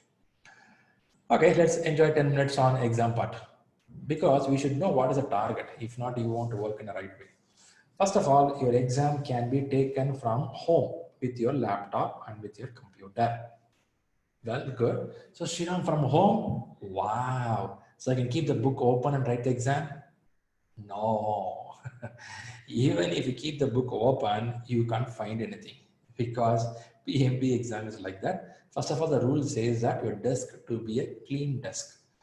When I say clean, no dust also. You have to clean, wipe it out. And your mobile should be away. You cannot have a paper pencil on the table. How do they know that? They'll ask you to show your desk through the camera. They'll ask you to click a picture and do stuff. Okay, this is all close to the exam. Don't worry now. So now this goes to a center-based exam and online exam. Center-based center will look like this, where you have to go sit there and you'll have a camera in front of you, and almost the center will be like this. Don't expect this girl, this boy will come there. They won't come there. It's a model for you, showing that how it looked like. They have a computer, they have a camera in front of you, they record it. They do the session like this. This is a 4 hours exam. In this 4 hours exam, you will have 200 questions to write. Okay, 200 questions, there is no negative marking. So you are happy to mark any answer anytime. In 200 questions, you can start with the first question, or you can start with the 200th question, as you wish. You can jump anywhere. Nothing spoils you. But now, recently, they made a cutoff here. What cutoff they did is, they made it 1 to 89 question you can answer. Once you answer this, you have to submit. After submitting this only, they open the next slot. The next slot goes between 90 to 200th question. This is a new thing they made 2 months back. Before that, we can jump anywhere. Now they made a jump between these numbers. Now, when you write this segment of session 1, they give you 10 minutes break. This break is not counted on your time. Let's say there's a 4 hours of exam. Now it becomes 4 hours plus 10 minutes. This 10 minutes given by PMI. You're happy. You can go for the bio break, have some food, come back. If possible, you can even sleep in the 10 minutes. It's your talent, whatever you want to do. Right? That goes there. Let me see some chat also coming up. Okay, there are some questions. Before I jump, I'll add it. Can we change the answer? Kapil, you can change the answer as much time as you want within that 4 hours of time, because it's your money, right? You're paying $555. Okay, Himanshu is telling that each question, okay, I got this. Prince, can we go back to 88th question once we are in second slot? Prince, let me explain a little more here. The moment you say the word submit, it means you cannot go back to this question. Why? Because we have a 10 minutes break. What if somebody like us in 10 minutes break, go to the book, read those questions, come back and answer these answers? Will you allow it? If you feel that is unethical, then you may not ask this question of doing this. It will not happen. So once you submit, if you go for a break, that's it, over, right? So the point is to everyone, once you submit, you cannot go back. That's the point. The second thing you do here and submit it, it will show the result immediately. is show the result by congratulations. Congratulations, you are the president of America from next day. They tell congratulations, you completed the PMP examination successfully, right? Now, let's go a little more on other areas. In other areas, they use a word above target, target, below target, need improvement. There is no number or there is no scoring given here. They'll tell only you are pass, or they use the other word. Let's not think about this word. Let's say only this word. So pass. When you say pass, they give you are in above target in few areas, below target in few areas. What proportion to clear, how to clear, this we'll talk only when you prepare for an exam, not now. It's too early for you, right? First you read the book, take chapter test, prepare yourself, then we will talk about these areas. It's too early. Okay, I gave some numbers here. Okay, let me go to the question here. Tushar is putting a question. Is the centers are available in COVID situation if we plan exam in October? Tushar, the exam center opened 1 month back. Many people cleared examination from center. So no worries. Only thing is you have to wear a mask and sit there. That's the only problem. If not, all good. Okay, now Ravi is putting a question. How the time is distributed between session 1 and session 2? Do I need to go 30 minutes? Okay, Ravi is asking, is there any time for this block? No time given here. You can write 18 questions for 4 hours. Nobody will ask you. It's up to you. You have to plan accordingly. Generally, expectation is 1 hour, 30 minutes is good for the first slot. Don't go beyond that. If not, you lose all your time, right? Now, when you do 1 to 18 questions, block yourself 1 hour, 30 minutes. So that rest, you can go for 2 hour, 30 minutes here, because a huge amount of questions are here, right? Plan something like this, it will work. But nobody will tell you, hey, you're crossing the time. I can sit in the same place for 4 hours. Nobody will ask you. Because what? You already paid the money. Who is going to stop you? It's up to you. Yeah, before break, Viber is asking, can I review before break? Yes, you can. Okay. Can you use paper, pen in exam center? Yes, you can, Amit. Well, good. Happy to see a great involvement in the exam. Appreciate it. Now let's go for other factors. If I miss something, some more question coming up. Jane is asking, are the questions in pack 1 easier than pack 2? I like this. I will come to you with the exam center. I will check the question and let you know, Rajit. For now, I don't know. Dipesh is asking, which one is preferable, online, proctor based, center based? It's on your facility, on your city, how it is. If you have a good computer, if you have a good internet facility at home, go for online. But online has its own risk factor. What is the risk factor? The risk factor is, could be your computer get not working. Maybe the application has a background running, which creates a problem. Many of us like our office computer very much because we stay with that for a long time. So we try to take the exam in office computer. In office computer, there is a firewall running behind the screen. If you start the PMP application, it will check for firewall behind the screen. If there is any firewall, it will doubt that you are recording something there. So it will close your application and it will move you out of the exam. So there are some problems happening in the market, but not for everyone. So it's a risk you have to take, right? Manish is asking, paper we need to carry or can get from center. Okay, this is not a 12th school board exam where you take a white paper to the exam hall. That's also not there now, right? So it's a professional exam. You will not carry anything. Only your dress and your ID card are allowed inside the exam center. You have to remove your watch, wallet, or any overcoat what you wear, gold chains, everything you remove. They will give you a locker key. You have to put everything in the locker. For now, this is too early for you. When you get close to the exam, we will talk this dialogue. For now, just understand there are 200 questions. It's going to be 4 hours. You have to prepare for clearing the exam. If you understand that, more than enough. If anybody having exam in next 2 weeks, reach out with nearest exam questions. I can help you. For now, this information is enough for you, right? Okay. Okay, I'm still seeing the same question coming up again. Okay. Okay, I'm seeing some questions getting repeated, the same concepts. Okay, let me answer one question before I move to the next screen. Mission crashes, what will happen? See, this is all subjective, scenario based. I cannot tell exactly what it is, but PMI is so responsive. Now, if something goes wrong, really, they address us. They ask us some evidence and details. Once you share it, they give another schedule to write the exam. So there are things that are not going well for some people. They are rewriting the exam, but it's a big pain, big frustration. So let's imagine everything is good for us. Have a good UPS, have good internet, have a good laptop. If not, go for a center. That's very important, right? Okay, Money is asking again the same repeated question. If I skip any question back one, the same will reflect back in part two or will not appear. Money, you know the answer, man. Come on, guys. You all grown up. Do you think the same question will repeat in the next segment? How come, Money? Okay, guys. Okay. I like the way you're asking the questions, but I feel that certain basic things are very strict there in PMI, which they don't allow you to jump between and take advantage, right? It's a PMI exam. It's not just a normal board exam, right? It has its own value. So you have to respect what they say within the timeline, within the block. We have to obey that, right? Also, I don't want you to think too much about the exam now. Anyhow, you will be with me in touch last 5 days of the exam or last 8 days of the exam. There I'll explain more. Also, you have to go to a lot of practice exams. In the practice exams, you'll get more clarity. So for now, understand the basic information which is needed for you. The rest you can talk when you get close to the exam, right? That's an important point. Okay, good. Again, Deepika has another question. Yes, Deepika, go ahead. I have a doubt on 189th question. Why 189th question? Go ahead fast.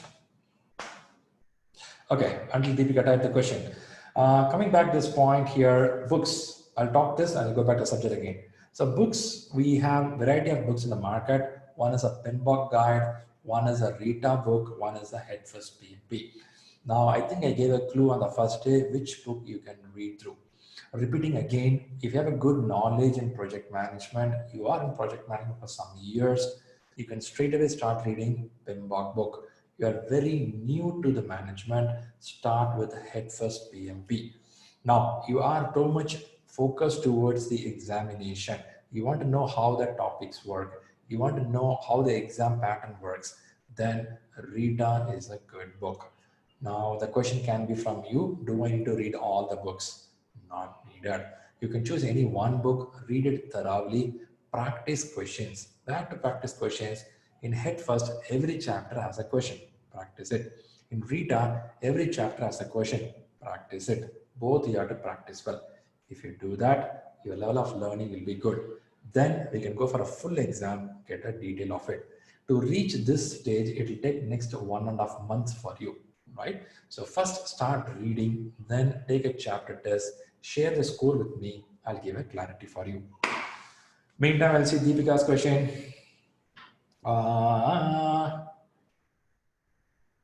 Deepika, I think you missed the point. See it again. There is no 189 questions. It's 89 questions, right? Okay, Aditya. I tried looking for Rita Mulkai 9th edition Amazon, but was unable to find it. Would you know? Aditya, are you part of the learning team? What we have? Gaurav, what will be the sequence of study? There is no sequence. You can read any model. Well, good questions from the team here. Yeah, great. Deepika got it. Fantastic. Deepika got it. I know, guys, you know what?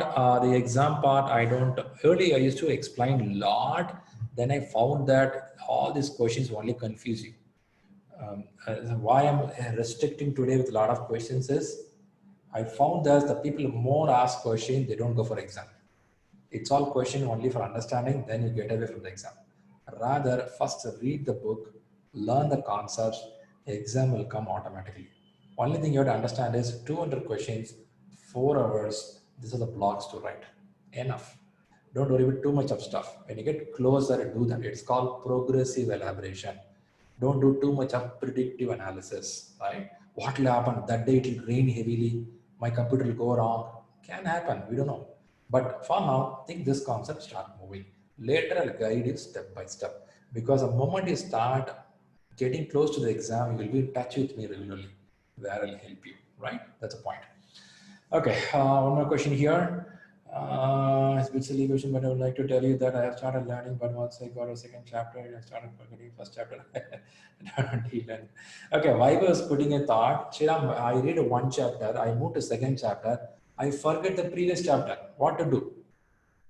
When Vaibhav asks this, everybody will tell that same problem for me. I don't know what I had for my breakfast today. Do anybody remember the breakfast? Until you prepared it, right? You won't remember it. This is a problem, right? So you cannot remember anything. This is how it will be. You have to digest the concept. Do you think I'm remembering everything to take the class here? No, right? It should be a concept and a mind. You have to start feeling the subject on a regular basis. You have to work it in a way in your office. Don't think office is different, PMP learning is different. Both are same. What you learn, you have to do that. What you do there, you have to connect it here. When you do that in that mode, chances are your learning can be faster, right? But it is very nature, we will forget it. It's very nature. You cannot remember. You cannot remember what you did yesterday, what you did last morning. But learn more by the concept, it will stay with you, right? Okay, well, good. Let's go back. I know there are some people looking for the break. By the way, did you got some basic understanding of exam? I'm sure I didn't go very deep. But did you got some basic understanding? Yeah? Yeah. I purposefully don't go deep because deep is not working. That's what I understood with most of the candidates, right? I'm giving only basic. When you get closer, come to me, I will explain more because I want to see your commitment when you get closer. If not, it's only a question session going forward, right? Right, let's move back. Okay, let's jump there. We'll see one more content and we'll go for a break. It's only 7:20 IST here. So let's respect the time.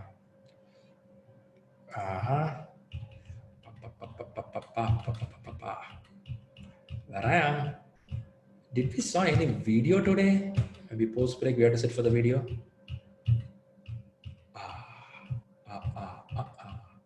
Got it. I'm here.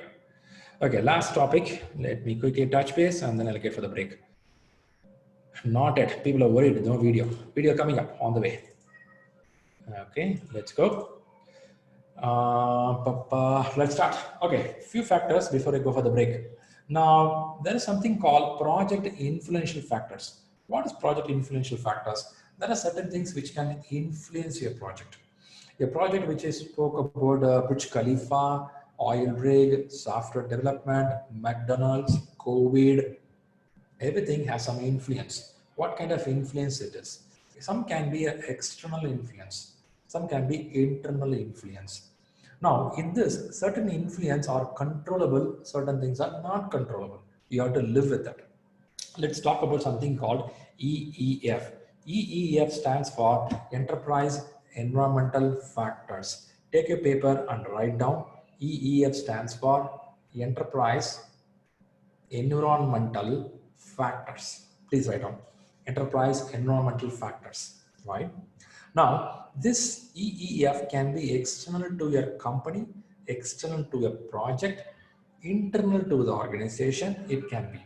Now, this can bring some influence on your project. You're doing a project, it can bring some influence. One of the external from your company can be a government policy. For example, in India, they came with something called GST, big stuff. Now something called pandemic happening, you can't do anything. Maybe internal to a company, your CEO brings a new policy, a new terms and new conditions, which you have to follow. Or your business partner says that we want to follow this kind of model, which you can't say anything, you have to go with that. Or climatic conditions, weather condition. These are some of the factors which can influence your project. Can we do anything on that? Not most of the time. You have to go with that, right? That's EEF. If you written down, enterprise environmental factors. There are a lot of items under that. I don't want you to tell every line here, but when you look at the book, you'll get clarity. Lot of items. It talks multiple. For example, internal factors, I can talk about infrastructure of a company, resources of a company. Your company has a resource, right? They tell that this is the model of resource we have, human, material, equipment. You have to do with this. Not every company gives all the resource what you want, right? It's a EEF. Many times we want the best resource in the market, but the company says, this is what we have. Go ahead and start the work. Right, we have to do that. That's EEF. Let's talk about OPA.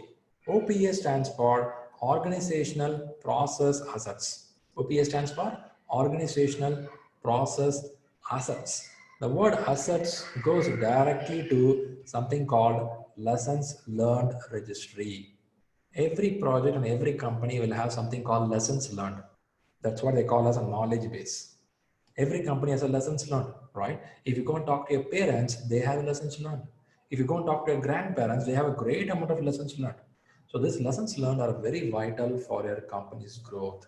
Now that can influence your project in a right way, in a wrong way. Both can happen, but you have an opportunity to choose out of that. Now, OPA is something influencing, but it is in control.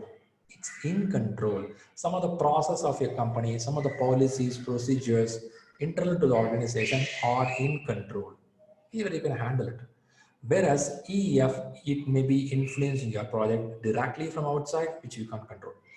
Now, here nothing is wrong, nothing is good. It's a mix of things. It depends on the situation, depends on the model. In today's world, you are using this both every day without realizing it's called EF, it's called OPE. You do it. If you talk about human resource, if you talk about material, if you talk about the contact with your customer, what you do on a project, these two are happening knowingly or unknowingly. Now, how do I remember this EEF and OPA in my learning is, I see these two are when I drive my car, in my car, I have two side mirrors. I see them as my two side mirrors. So the side mirrors are very important in my car. But for that reason, I will not always see the side mirror. I will see that when I need it. So it's going to be there all the time in my work. I will watch out when I need it. If not needed, I will say, fine, let me keep driving. So EEF and OPA is going to help me a lot in my project. So this, I would expect you to read more from the books also, but for now, get an understanding. Enterprise environmental factors which can influence your project from outside or internal to the organization, which can be good, which can be bad, both can happen, which you don't have much control. You have to obey with that. OPA, organizational process assets, some of your organizational norms, conditions, lessons learned, some of the stuff which your company holds specifically for them, domain knowledge. These are OPA, which can influence your project in a right way or in a different way. But you have a choice there to do or not to do, right? That's how it works. Hope you are connecting well. Hope you are connecting well. Okay, did you write down both the words EEF and OPA in a paper? Well. You written down well, good. Somebody has some question, I missed it.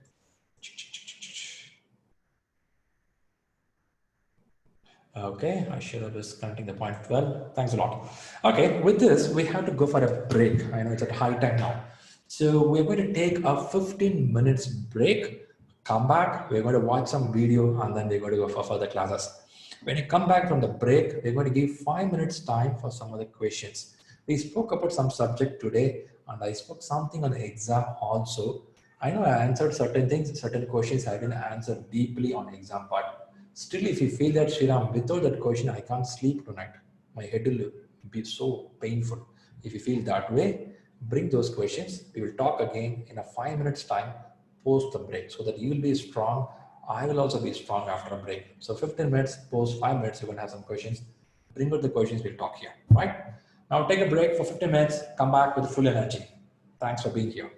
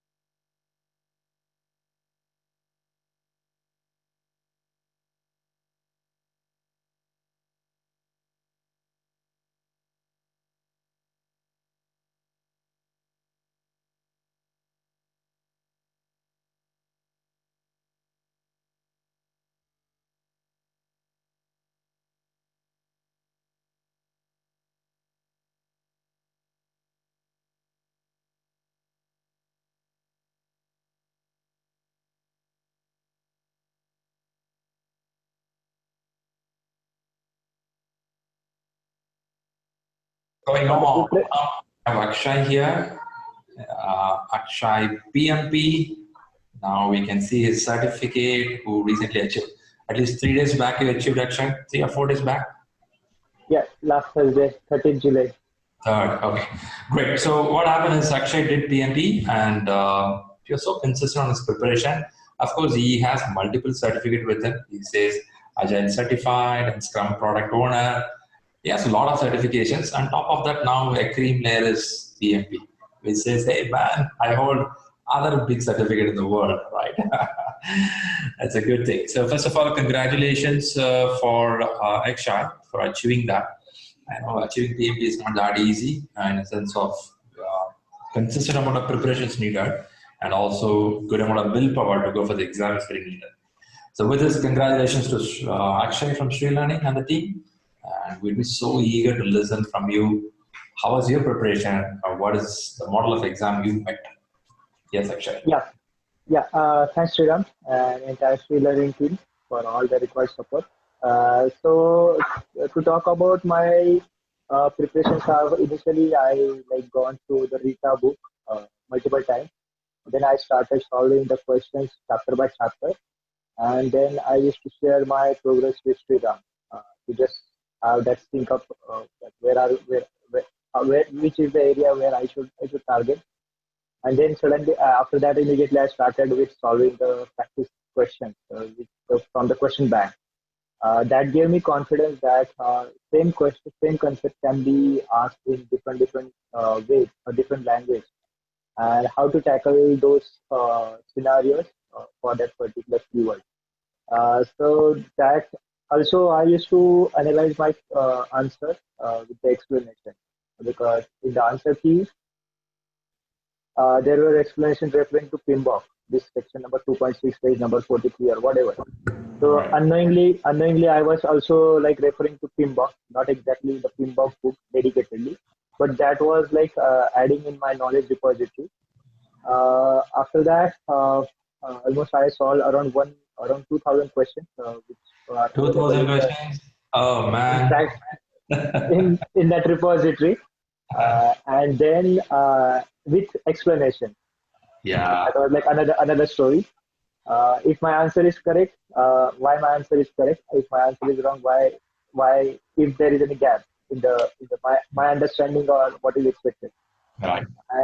And that also, as you start practicing the questions, you will habituate with to capture that keyword into the question, because Right. that saves your time in the exam. And Right. that exactly happened with me in the exam. I was able to complete my exam at least 20 minutes before, and none of the questions were more than 4-liners. Okay. But it was twisted, and the main focus area was change management, project charter, Okay. closing out the project, and mainly quality and risk, that combination. Got you. Got you. Yeah. So that was the main key aspect, because many of the questions, though it was not related to directly change management, but the options given that what is the impact of the change or whatever. So accordingly, you can filter out. I got almost 5 to 6 questions on network diagram, where I actually had to draw on my whiteboard.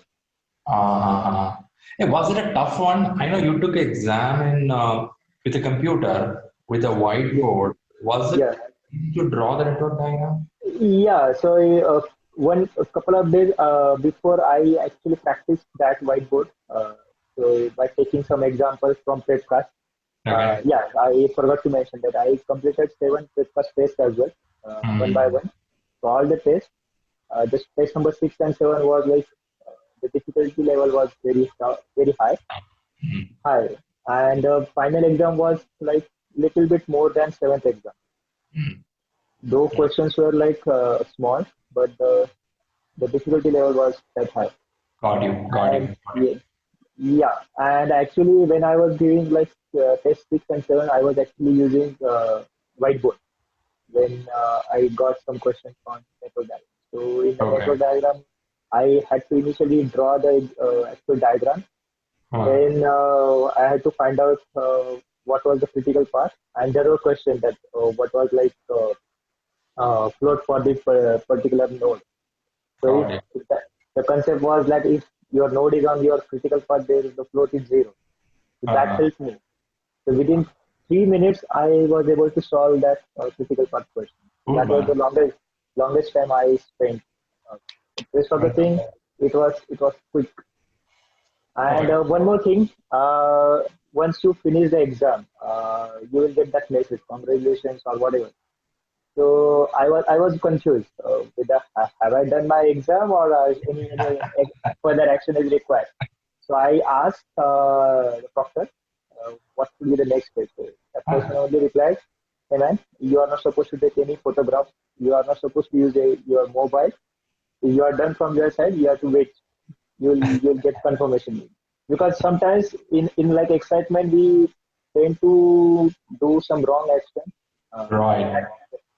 That may like kill your all the hard work. Results, I know. I Yeah, generally tell that if you see the congratulations, stay happy, inform the invigilator and let them close the application. Then within few correct, minutes, go to Pearson site, there all results will be there, which you can correct. download, click pictures, whatever you want to do. You can do. Yeah, that's what And I guess we did, Sriram. I guess after that we connected and we tried to because that person said that you will get email on your registered email ID. I was I just know, refreshing email for I know next you one. are refreshing for some time, right? Yeah, yeah, yeah, yeah. Where is the email? I did not have any proof whether I have completed, cleared, because just for seeing that congratulation message, because sometimes it's True, confusing. true. No, that's not easy. Hey, by the way, now how much of a mathematical questions you got in cost management? You found a lot of Yeah, questions? yeah, yeah, yeah. Almost 15 questions, but those were not straightforward. So it's not like that you have to calculate CPI or CCP or whatever. So based upon the calculation, you had to come to conclusion whether Twist and turn yeah. and Yeah, so they have given me like BSc, then your AC, then your EV, command. and they asked me to calculate TCPI, and based upon TCPI value, you have to judge. But Ah, I used one trick. ah, So there was like four options. That what is your TCPI, whether it is good or bad. So I okay. calculated CPI. Okay. So based upon the CPI, if it is less than 1, uh, it is about like we have to consider some additional budget. All right, over So budget. over budget. So Okay. definitely my TCPI will be like greater than 1 in that case. So I did not calculate rest of the calculation. I based upon this findings, I simply said yes. My project is not at all under control. That So, happened. Yeah, so that happened because based upon the practice question, because, because it understand. was risk from my side. Now completing the calculation, I was jumping into like conclusion. So, but Okay. that Okay. helped, and within 2,000 questions, these scenarios were covered, and some of the new concepts like there was like question directly based upon the three sigma. Uh-huh. What is the value of three sigma? I guess we never discussed because uh, 1 sigma, 2 sigma, 3 sigma, and 6 sigma. These are the like steps. But Right. again, in the around 2,000 questions, there was one typical question which Uh, on similar line, and in that explanation, they have given all these values. So okay. definitely, it will help. So the questions and answers, because concept will remain concept. That is like my basic agenda. What I Right. understood. If you Right. read it from PMBOK, if you read it from your notes or Rita or any head first, any book, you can say, Right. or any internet material. Got But it. the way that question is asked in different language, different meaning, because I got couple of questions based upon rolling wave planning Uh, and progressive elaboration. right. So you have to differentiate what because both by naked eye both options are like going into same direction, but Yes. you have to filter out based upon Perfect. the situation. Hey, which subject area you found drilling was very high? Procurement, risk, change, Risk, risk management? yeah, in the questions during my final exam. Because they ask like what is like probability impact related matrix plus the graph, which graph will be used, Okay. simulation techniques used. So the question in that direction, including change. Got you. Got you. Okay. Yeah, another one question comes up is when we practice exam, the language they use here, and is it Mhm. somewhere equivalent to what you see in PMI exam also, or the language is very hard? Little bit, The little bit. terminology they use. Yeah, most of the questions were like in line with what I saw in Practice. webcast. Yeah, webcast. But only some keywords were like twisted. Right, right. I know they give a short question, but it'll have a lot of meaning in that. Right. And the comma where they have given that comma. So it's like situation, comma, Yeah. now the next keyword. So you have to understand between these two words what Okay. exactly they're asking. Yeah. Did you use any functionality like a strikeout option? No, And no, no. It was in my mind. but good Yeah, man, you completed in 3.5 hours. It's a good yeah, speed. Okay. Well and good. So yeah. you took a break also, 10 minutes break. Yeah. I took 7 minutes of break, Okay. and fortunately, what happened with me, I completed my system test bit early. My Oh, slots was like from 4:30 to 8:30. I logged in at 3 a.m. in the morning, okay. Okay. and I finished with my system test on all physics. And immediately the professor said, "You can start with your exam." Okay. So See, the I problem start. chat with you, right? They won't talk to you. They only chat. No, no, no. So they will simply message you, and this Message will photograph get is, yeah. And I did not get any message. I only like once the exam is finished, I pinged him. yeah, they keep observing us. Okay. Right? When Yeah, you yeah, yeah. turn on, they'll be Correct, watching what you're doing. If anything wrong you correct, do, they'll tell you. correct. And guys, just a suggestion based upon the like, lesson learned. Uh, you should not use your mobile hotspot because mobile hotspots you should have your dedicated connectivity because Yeah. during the system test what network you use they expect same Yeah. and yeah and same should be followed and there are some like what you can say some prerequisites they have already mentioned Yes, yes. you should Wi-Fi not is used. You yeah should not. Wi-Fi we should not breach those like Yeah. conditions Yeah. because they have all the rights to cancel your exam Yeah. Yeah. and That's right. Well, that's good. Now you're a top 2% with a great achievement. Now you're going to achieve more going forward with the certificate. Yeah, it's a stepping stone yeah for a growth. One yeah thing I found with Akshay is the word I have done consistency. The day one the class started from after the class, what will happen is the group's strength will start declining. Some will go very fast, some will go very slow. Akshay was the day one at the same speed he was maintaining preparation, sharing the scores, what is he doing, and you keep the transparency. That is very important, right? With the yeah coach, you have to maintain the transparency. correct And I am yeah going right or wrong. Yeah, and definitely it is fine if you score like 5 wrongs in out of 10. But you should understand why my 5 answers were correct and why I Okay. was wrong.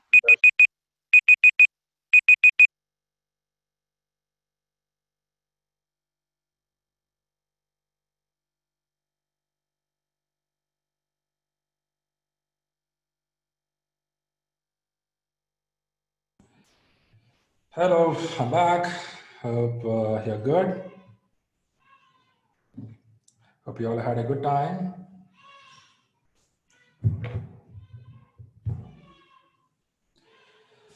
Fantastic. Great. Okay, good to see you all back again. And some of you should have had your dinner. Some of you would have planned, okay, let's have by 9 o'clock time.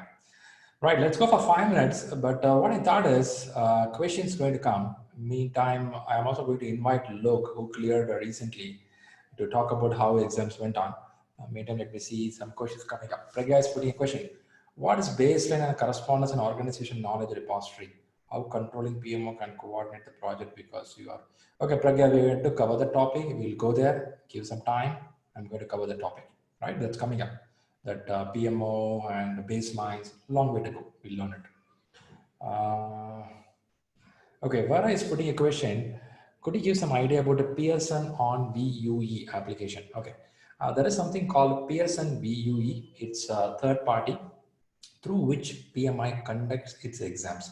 So PMI Institute does not conduct the exam directly. What they do, they hand over the exam part to the peers and VUE. And once you register for the exam after paying the money, you will book your exam center from that website, right? And it's a very simple center. Go, give a child code and log in with the PMI ID. You book your date and you book your timeline from that website. So Pearson is a third party which helps the PMI to conduct exam. That's a level of understanding within them. Okay, Gaurav is putting a question. I have completed the 3 chapters and completed all the questions in the past master. In the past master, the score is 30%. What should be the probable cost? Your understanding is pretty low, Gaurav. That's a meaning when you have 30%. 30% is pretty low.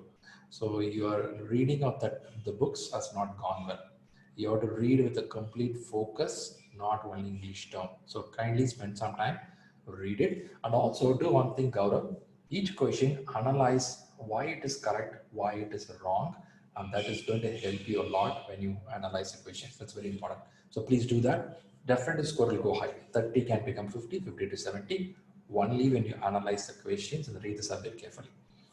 Okay, one more question from Vaibhav. Any assistance on the exam application form do we discuss in this session? Vaibhav, I'm not sure you are in our WhatsApp group. I'm not sure whether you listen to the previous classes. Application is taken care by us. We'll work out with you. If you're not enrolled to the system, talk to support team, get enrolled Vaibhav. Then you'll come to know the support of making your application. Yeah, it's going to happen. Pragya, one more question. What is a change control board in PMO? Again, Pragya, we have to go there. We are 5 steps forward, which is going to be a little trouble for everyone to understand. I understand your way of learning. Let's give a little time until you come to that place, right?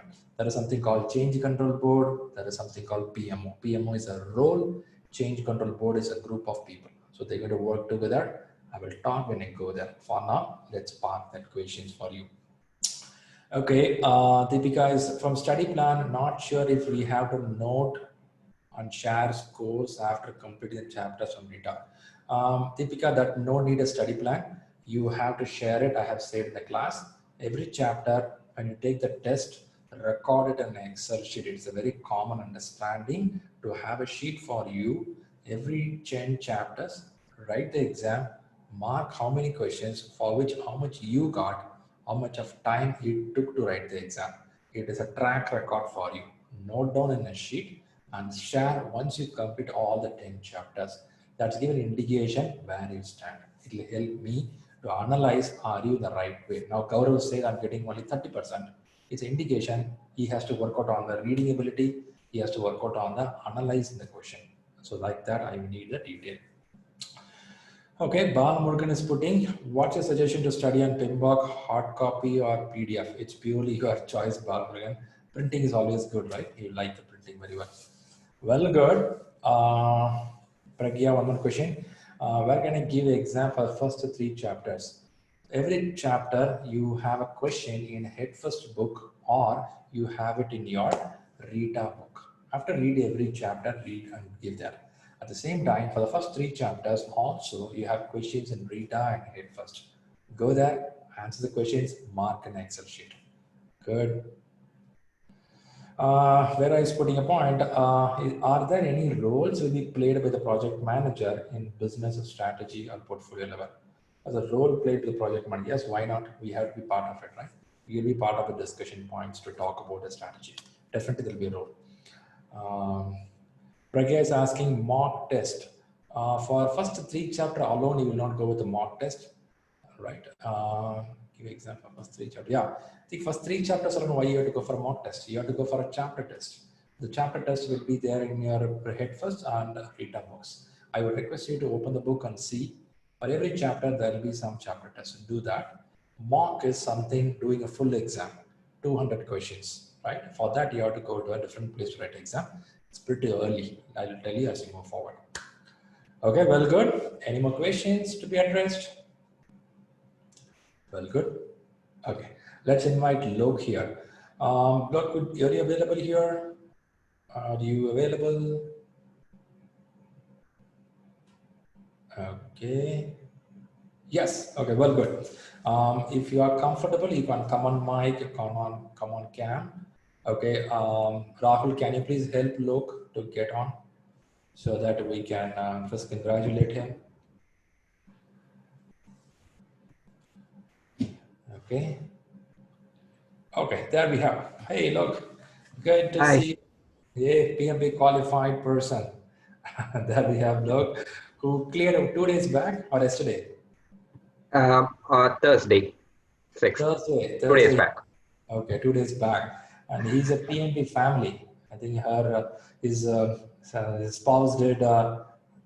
When she completed? I think she completed by end of July.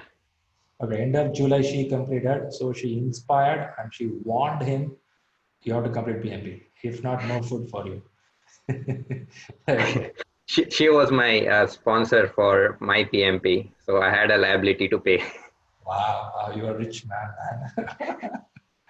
Okay, so that made him to clear PMP few days back. In fact, he was preparing for a while and he took an opportunity to join the class. And within joining first week, he cleared the exam. So it could be shocking for many of you here. What? 1 week he cleared the exam? So let's listen some story from him. First of all, let's all congratulate him and tell him a give wishes. Superb and so happy Lord for you and congratulations from all of us, right? So now let's listen to him. What happened? How things went on? Give a view, Lord. Yeah. So first, let me clarify. My preparation started from the month of Jan. It's not that I started preparing August first week and I cleared it within 6 days. My actual plan was to be a part of a Feb batch, but because of COVID situation and stuff, since I work in a lean IT group, I could not provide sufficient time to be attending the classes. So that's why I had to change my schedule.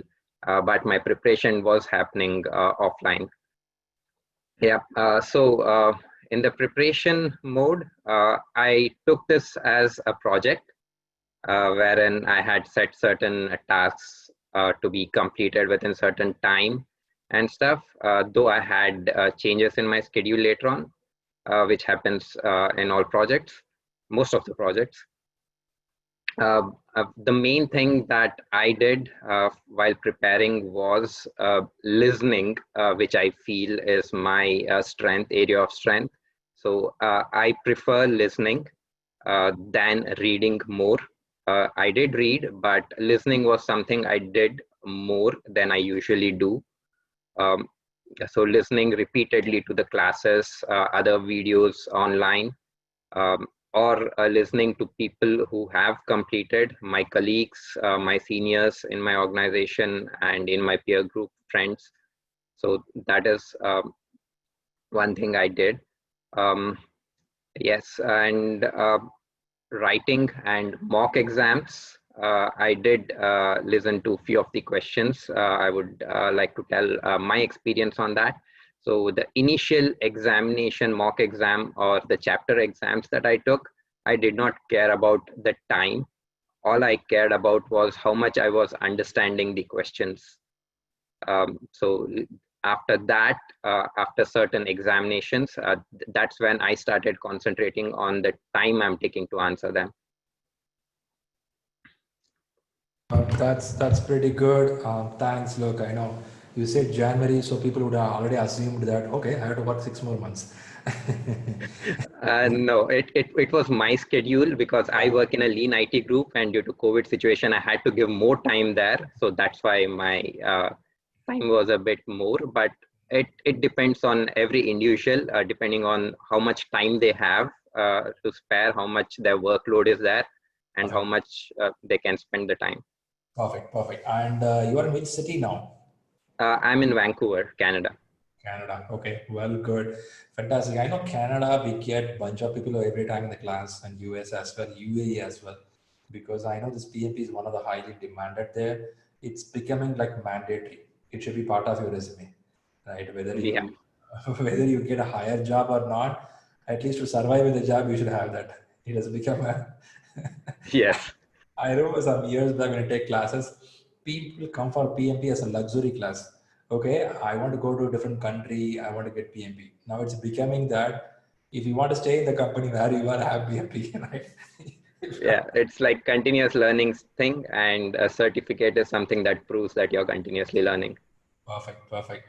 Great. That was a good input from you. Thanks a lot, Luke. And also, I appreciate that after clearing certificate, you have an intention to come to the class and listen, right? Yeah. Shriram, come on, guys. I know this. Okay, please stop it. No, I just want to be in the same zone because I'm planning to take ACP as well. So I just don't want to break the chain. I just have to be in the same zone. Perfect, perfect, perfect. I think your wife has inspired you a lot. I can make it. Yes. Inspiration, pushing, everything. You can name it. EEFROPA. Okay, well, good. It's a good push actually. Okay, if a partner supports on learning, your growth can be very high. So I appreciate that, and whatever you did is a great job. Congratulations again, right? Team, I think the chat should be open to everyone now. Now, if you type a message, it will go to a Loc also. It is everyone. If you see that when you type a message, at the top there is a everyone button. Choose everyone, and you can congratulate Loc if you want to. Right? That's good. Great. Okay, I can see people saying congratulations to you. Look, good job. Great. Thank you, everyone. Yeah, thanks for sharing that. Let's get back to session. Thanks, Look. Yeah. Great. Great, great, good, fantastic. Let's get back to the session, and we're going to have a next break in next 1 hour, and that's going to be another 15 minutes break. Before the break, let's cover a few more topics. I know Pragya was putting some question about the PMO and some of the baselines. I will try to go into the PMO part. I'll talk about some stuff there, and baselines will start happening as we go to the subject area. It's some more stuff coming up. Okay, with this, let me get to the subject. Before going to the subject, I have to play a video. I think everybody asked for the video. Let's go to a video. Are you ready for the video? Shall we do that? Shall we do that? Okay, let's start video about our, okay, let's listen to the video.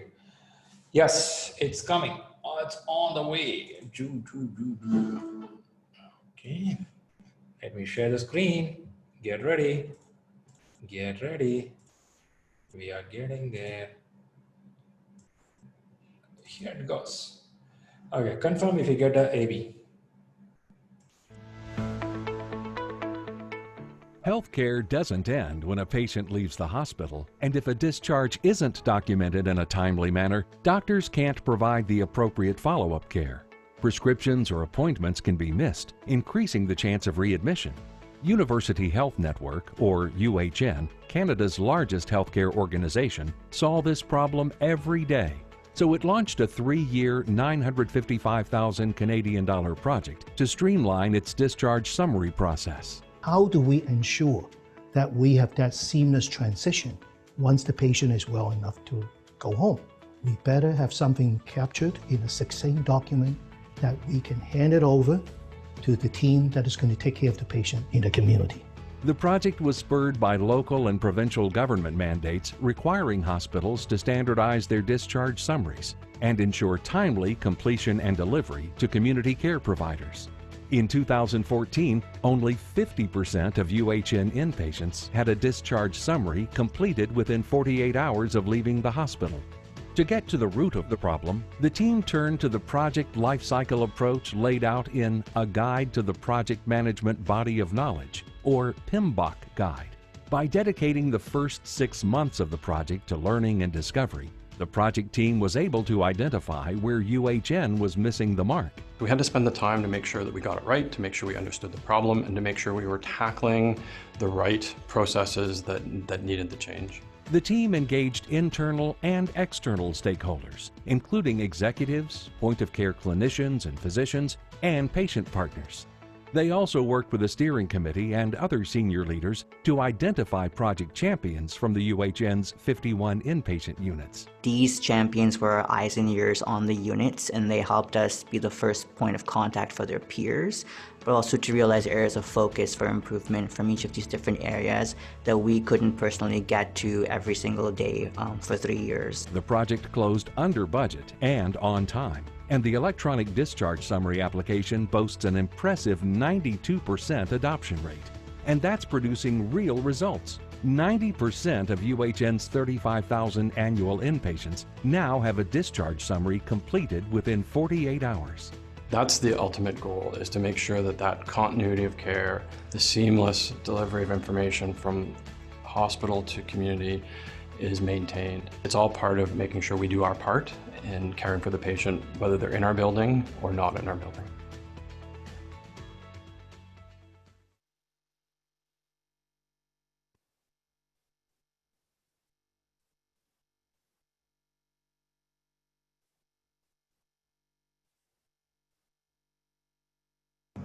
Auto-mutating. Now you got it.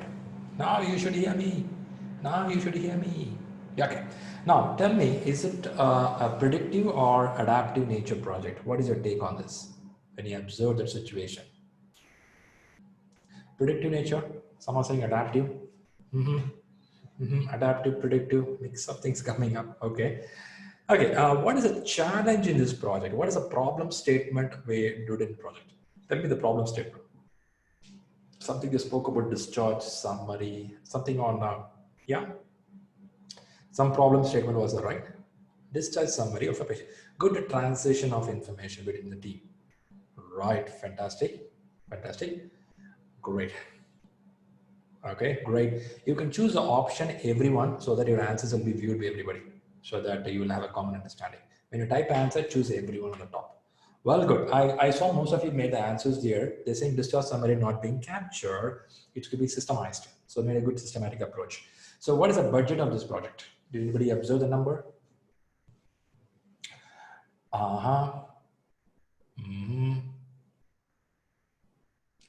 Okay, 59.5 million. I'm saying 9.5 million as a budget. Okay. Okay, Canadian dollars. Right.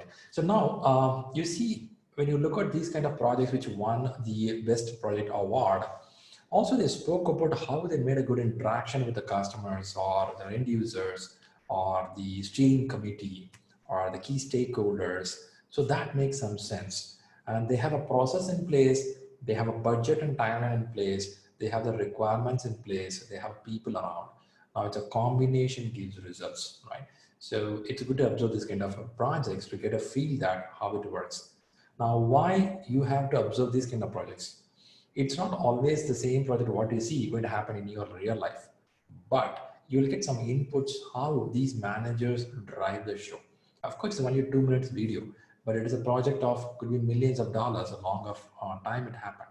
I want you to take the essence out of it, how they do it, how they collaborate, how they handle the risk factors. These are things you have to observe it. For this, I would recommend you to go and read some good books. Look at some videos on the internet. See, we are not living in a world where the information is not available. Information is available, but you have to choose whether to learn or not. I'm sure everybody spend time in videos these days. Some are good videos, some are bad videos. You know, I know, we do that. But how much you spend on a good videos is important for your learning process. So you want to become a leadership, I would expect you to go ahead and listen to this kind of videos, right? There are more model of project happening in the world. One is predictive, adaptive, hybrid model. It can be agile way, it can be PMBOK or PMP or a waterfall, traditional PMP with agile way, all can happen. But I would expect you to start focusing on that, because the more you listen to the external word, your reading will get meaningful. If not, your scores will not go high. If you are a bookworm, score will not go high, right? You have to actually listen to the subject in your day-to-day life, and you have to practice it. Then only the scores will start going high. It's very vital for PMP. Good. Okay, let's get to the subject. Did I share the screen? No, I didn't share the screen. Sharing the screen, getting the window. Fantastic. Let's go. Few more. We have few more can turn. Let's talk about PMO, Project Management Office, right? Now the PMO is a role of an individual or a group of people who is going to support a project or a program or a portfolio. If you watch out here, you have a PMO. PMO goes like an office. When you say office, bunch of people. Sometimes we see only one person in the group who call us a PMO. This PMO sits in a project, sits in a program, sits in a portfolio. How to explain it? Let me go a little more back. 1, 2, 3, 4, 5. Yeah, a PMO can be here. I can have a PMO who can sit here, right? And this PMO can help with all the projects. Why a PMO has to help? A PMO can be a person who can talk about the learning system for the projects, can help to give the lessons learned, can give them some templates for the projects, can talk about the resource sharing. Resource can be human, material, equipment, anything. So PMO office will be the middleman to help out all this group to work with one another. Now you can question me then why we have a program manager. Of course, program manager will focus on other factors of decision making as well, whereas a PMO may not involve in decision making, whereas helping on sharing information, sharing templates, sharing resources on a need basis. So we can have a PMO here, a PMO who cares of programs. We can have a PMO here who cares of multiple portfolios or lines of business. These are very powerful PMOs. Now, PMO is a role. Before I go there, in this group, do we have anybody PMOs who do the role there already or did the role already? Project Management Office, anybody here in this group? Let me see your chat. Yes, some are telling, yes, I did it. I did it some time back. Okay. Okay. Well, Rashmi says, yes, I do. Right. Now, PMO is a role of something supporting the team, as I said. If you observe the picture which I showed you, you are being a supporting person for the projects, for the programs. What do you support? You give a lessons learned, you give templates, what I'm saying. Now, there is another PMO level, levels, nothing but levels. By experience, by knowledge, some can become a controlling PMO. Now, it's controlling PMO, what happens is they watch out, are we following the norms and conditions of your organization and some of the policies? Sometimes a PMO come and check out, are we in the track? Are we going the right track of your business? Are we following the timeline? Are we good with your costing factor? They can make decision, but they can make some assumptions out of it and make some controlling factor on that. So a supportive person can turn into controlling as with the experience and with the knowledge, with the power what they get. The same thing goes with another level, that is a directive PMO. And this is the most experienced people in the PMO cadre who starts taking charge of triple constraints also, that is scope, schedule, and cost. Usually this stays with the project manager. Now, when you become a directive PMO, you get a responsibility to even control or even direct the people towards a schedule, cost, and scope. You become a decision maker. When you become a decision maker, a PM will report to this PMO. Usually, PMO will be a centralized person. They don't report to any manager. There'll be a common person who helps all the projects. But at times, we see this kind of a directive PMOs who take charge of whole project responsibility. They'll be in interaction with the customer. They'll be with the customer. They'll be with the project manager. They make it happen. It's a very powerful role in directive PMO. It's very rarely you will see somebody playing this role. Usually I see this in onshore, it happens. Somebody who's around 30 years of experience or 25 years of experience, they get to this level, or they're very domain specialized person. If not, you will commonly see this role very highly. Supportive PMO helps the team. So they play the role of helping, they play the role of talking about some of your cost, schedule, performance, how it's progressing, right?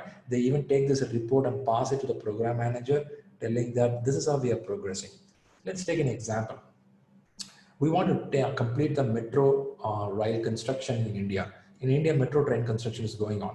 In Mumbai, it's happening. In Bangalore, it's happening. In Chennai, it's happening.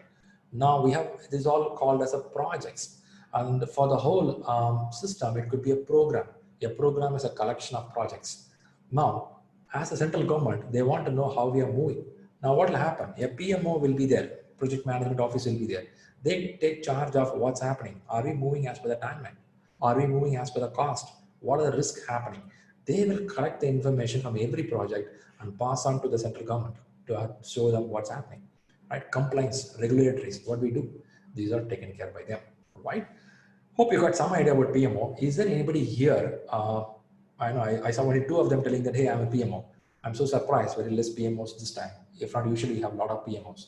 Anybody have seen the directive PMOs in your work? The PMO who take charge of your project. Have anybody seen it? Okay, some of them telling, yeah, I've seen it. Okay, that's good. That's a good sign. Somebody has seen it, right? But I have not seen much. I was working with Verizon for nearly more than 12 years. There I've seen somebody in onshore, but very rarely.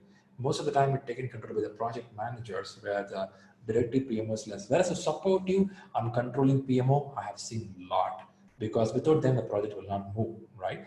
Okay, somebody saying, yes, I did that.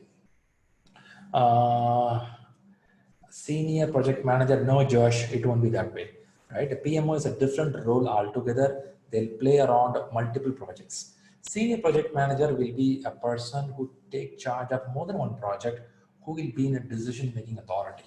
Whereas a PMO, generally, we don't recommend them for decision-making until they become a directive PMO. If it's a directive PMO, chances are there, like what you say, chances are there, okay? Well, good, that's a little understanding there. I believe Pragya gave some information. When I come to baseline, I'll connect with you further there, right? Okay, now there is a question about the PMO. Neelu is putting a question. Is operation excellence can be called PMO? No, operation excellence is a different department altogether, Neelu. PMO can help there to give some details. Well, good. So there is a question here. Not a type of PMO. What is a not a type? First, to tell what a type, first you have to know the types. I think just now I showed the question, it's going to be easy. Directive is a superpower one, and supportive is a starting stage, controlling. Stage 1, stage 2, stage 3. Then this becomes a alien. So it's a not a type. Well, good. It's a very easy question. I believe they ask in PMP this kind of questions for you. Okay. Okay, let's see what is project management, right? There's a short video which talks about what you mean by management, how it starts, how it ends. Shall we see a quick video for 3 minutes? Yeah, I know many of you like video. We'll quickly go there before I go to the theory content. What is project management? Let's get a feel of what it is. Let's get it. Let's get it.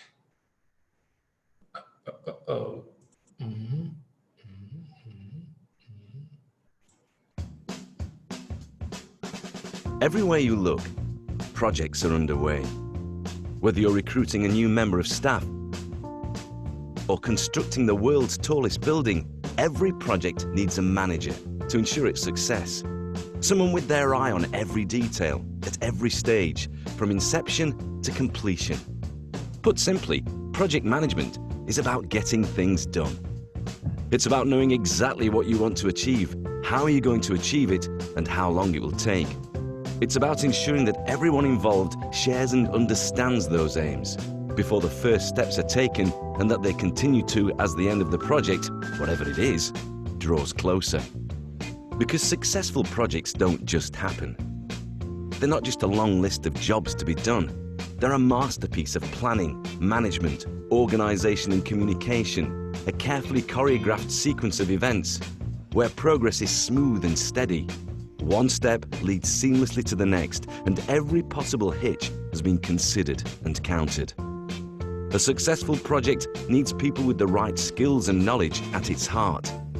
Working together, a well-managed, motivated team with clear roles, responsibilities and reporting lines will carry a project to its conclusion without compromising on time, cost or quality. Project management is a wonderful thing, but it's easy to forget how the world might look without it.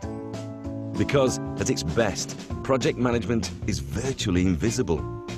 It's the absence of problems and the prevention of failure. But behind every successful project, whether it's changing the way a company works, or the organization of an important event, there's an unsung hero, the project manager, who kept everything and everyone on track to ensure the delivery of the desired result. Hope that was a good one. Some interesting things said there, right? Now they talk about unsung hero. A unsung hero is a project manager. Don't think as one person, could be a collection of people who take control of things, right? That's how it works. I hope this video gave some clue about the flow of a project. I thought this video will give a boost for you. Okay, this is what we do, right? Sometimes what happens is we stuck in a same corporate for some years, same seat, same location. It won't. I've seen some of the resources say that this is my place. I'm here for the last 5 years. I want to give this place. I tell, oh my God, man, you can't even change your place. Then what are you going to change in your life? You have to keep moving, right? I've seen some resources say that this is a good place and this is where I'm going to be lifelong. Ooh, nothing worked. So you have to be a person who move forward, learn things and go forward, right? That's very important. In fact, I have one video which talks about the life of a project manager from morning to evening.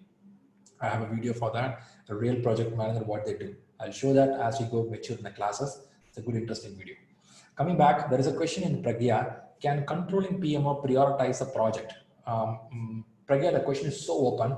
You want to prioritize inside the project what to be delivered, or you want to prioritize a project itself? Can I do metro rail project? Can I do Census of India? If you want to do that level of decision making, that is not with a PMO. It is at the portfolio level. If you want to plan inside the project, that's done by the customer. So PMO can play a role of helping to deliver it, right? So if the question is pretty open, I'm giving the answer both sides. Hope you got it. Okay, let's get back. Okay, hope Pragya got the answer.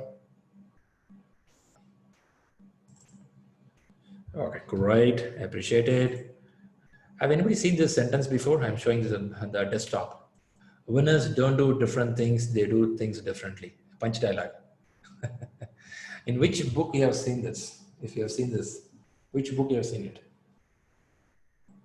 There's a book from Shiv Khera which is called as You Can Win.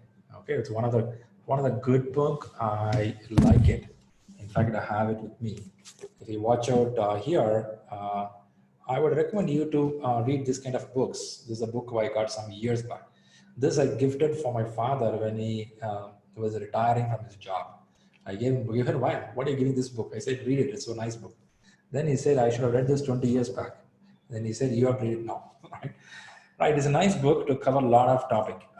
Will it help you directly? I will tell you, yeah, indirectly it will help you. Good to read. Some of the factors, we don't know which will spark something in your brain, right? So interesting. Please read those books. Read good books, watch good videos, play with the good people, smile, life is going to be great, right? That's good. So we touched few factors in the beginning. I have given only the base stuff on the first 1 or 2 days. Now we're going to talk something on the next level. Before I go there, what have we covered now in this area is we spoke about what is a PMP. Basically, some of the question topics, some of the exam pattern. I know I didn't go too much deep. I don't want to do that at the beginning. So I touched a little bit on the basic side of how the exam look like. If you know that, it's happy for you. An exam study plan, we saw that in last week itself. We saw date should be fixed, right? That we take a look. We also get a main thing. This is what you want to understand. There are 5 process groups we understood. We have 10 knowledge areas. We have 49 processes. And we also understood what is a project. What is a talent triangle? Can someone tell me what are things we see in talent triangle? 3 things we saw in talent triangle. 3 things we saw in talent triangle, right? One is business knowledge. Other one is technical knowledge. What is the other one? Leadership. These 3 are very, very, very important. So we see many people with the business, with the technical, leadership is lagging. Leadership is our business, our technical lagging. Some or other will be lagging. We also saw EEF and OPA. We also saw something called PMO, right? That's some area. PMO, many people still have confusion. Don't excuse your brain too much. PMO is a role which is going to help the project manager. There you can put a break, right? If you really want to know about PMO, you can Google and read it. From the books of PMP, you will find a little bit knowledge only. They just want to tell you there is a role called PMO who will help your project. There you can stop, right? So that's pretty much on the basics of project management. Now we have to go to the next area. Shall we go next area? Are you good? Are you ready? Yeah, you did it. Fantastic. You got a good lottery of money. You are a winner. Great. Good to fly like this. Yeah. Superman, Spider-Man. Well, let's talk about stakeholder management. This is the 30th chapter in your book, right? So in your book, what will happen is you have a process like this: initiation, planning, execution, monitor and control, and closing. So what will happen is a project starts here and it will end here. This is how it's going to happen. In this, you have multiple chapters, and in that last chapter is stakeholder management. I'm going to talk about in stakeholder management from the beginning till the end, how you handle with the people. That we have to start learning. Now for that, I have to show you something on 49 process sheet. Okay, here is a sheet. This is a sheet which I asked you to write over the weekend. I saw some of you written it over the week, some of you had to write. If you're not started, kindly start writing. If you don't write it, it's going to be a bit hard for you to get the concepts. So kindly do that. So now, which chapter we're going is, I'm going to talk next 1 hour on the stakeholder management, which is 30th chapter.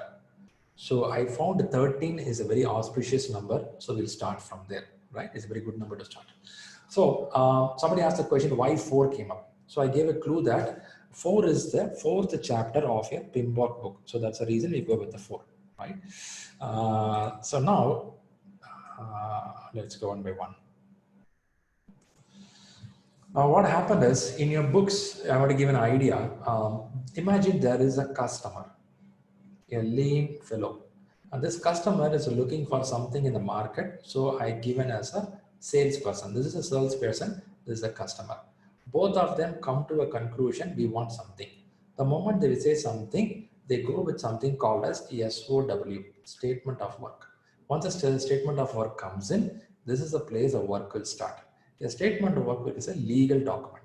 And the legal document happens between both the company. It can be salespeople, or it can be your CEO of a company, or it can be portfolio manager of a company, or sometimes program manager of a company. Project manager may not involve in this area.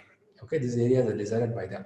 Once it's decided by them, the work will come to us. In an SOW, you can have more than 1 or 2 projects.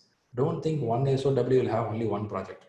A SOW is a statement of work. If you have a paper next to you, don't know what is SOW, write down statement of work. It's an agreement telling that this is what we will do. We both agree with one another. In an SOW, there can be more than 1 projects. We don't know. Let's assume there is 1 project. If 1 project is there, they derive from the SOW and they write a document. And that document is called as project charter. I will show some samples for you. It will have only high level of information. You know what is high level of information?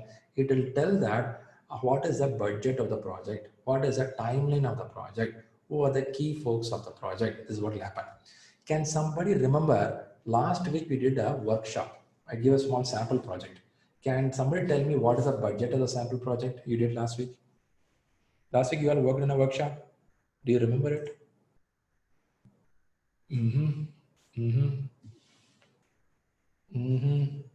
Okay, somebody remember it's called a toll gate project. Okay, RFID. Do you remember the budget there? 3 billion? 3 billion? Ah, Neelu, you are very rich. Okay. Okay, Lakshman says 10 million USD. Okay, that's good, correct. So now we gave a budget there, right? I would tell last week what you saw is a charter. I didn't show you a SOW. SOW is a legal document. I have prepared a charter based on the SOW. If you have worked with me last week, if you have seen that the project which I shared with you, it's nothing but a copy of a charter. That's how it will be. In the charter, you have only 1 page. It will have a high level of information. Can I start working with that information? I will say no. Now what do you have to do? I have to create a plan with the charter. I have to take this plan and take this charter and create a plan. What plan I have to create? The plan is called as develop project management plan. And this plan is going to have 9 knowledges.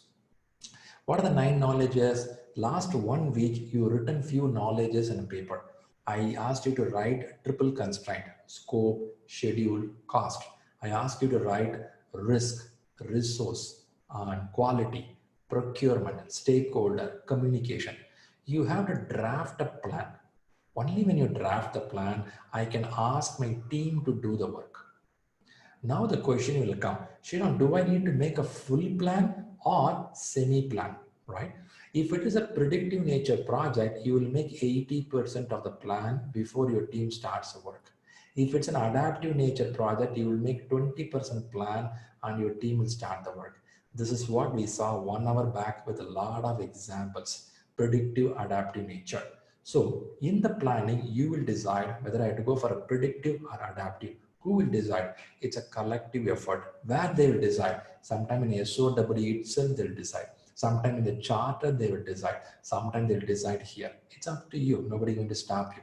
It depends on the timeline, depends on the model, depends on the company ability, EEF, OPA, all coming there. Since everybody running in Agile doesn't mean you're running Agile, which is good for you. Do that, right? Since everybody wear a particular model of shoe doesn't mean you wear the shoe. You feel that shoe model should fit in your leg. You may like to run in that model of shoe. You choose it. So it depends on that situation. Now, coming back. So you have a SOW, you have a charter. Now with the charter, planning starts happening. So how the planning will happen? If you watch out here, this is a scope, that is a requirement of the project. Discussion starts here. It has a timeline happens here. You have a cost happens here. You have a quality parameters, resource. Here we talk about the human, material, equipment. Here we talk about how to set the communication. We talk about risk here. What all risk can happen? We talk about vendor, third party. We talk about stakeholder, whom we are going to work with. Now, these all can play as a role as a big pack. That's what the planning going to happen. So here the planning happens. Sure, this is crazy, man. You feel that I have to do all this before I start my work? Not needed. Whatever information you want to start the work, get that. Rest you can do in a different way that we call as progressive elaboration, right? If you put me into a bridge construction, I'm signing a SOW with the central government. What I do? I will prepare a charter. After prepare a charter, what I do? I will do 80% of the planning. I'll talk about the blueprint. I'll talk about the materials, equipment, government orders, climatic conditions, the monsoon, non-monsoon season, labor moving from one city to other city, previous record of central government project implementation. I will get everything before I start my work. If I'm signing with the government of India, SOW, telling that I'm going to develop a mobile application, which is competitively happening in the market for the last 4 weeks. Last 4 weeks, each country is working on their own application. The world is changing, world is closing the doors. We all spoke about global village. Suddenly every country started closing the door. Okay, that's a different big level politics. Let's come to our level. So we start going to sign an agreement with the government, bring up a software. Government is asking, can you bring up a software like what you see in the market, very famous? Yeah, I can do it. I will start with the 20% of the plan or 30% or 40% as I know. Now, this is an area you play a big role as a manager, as a leader.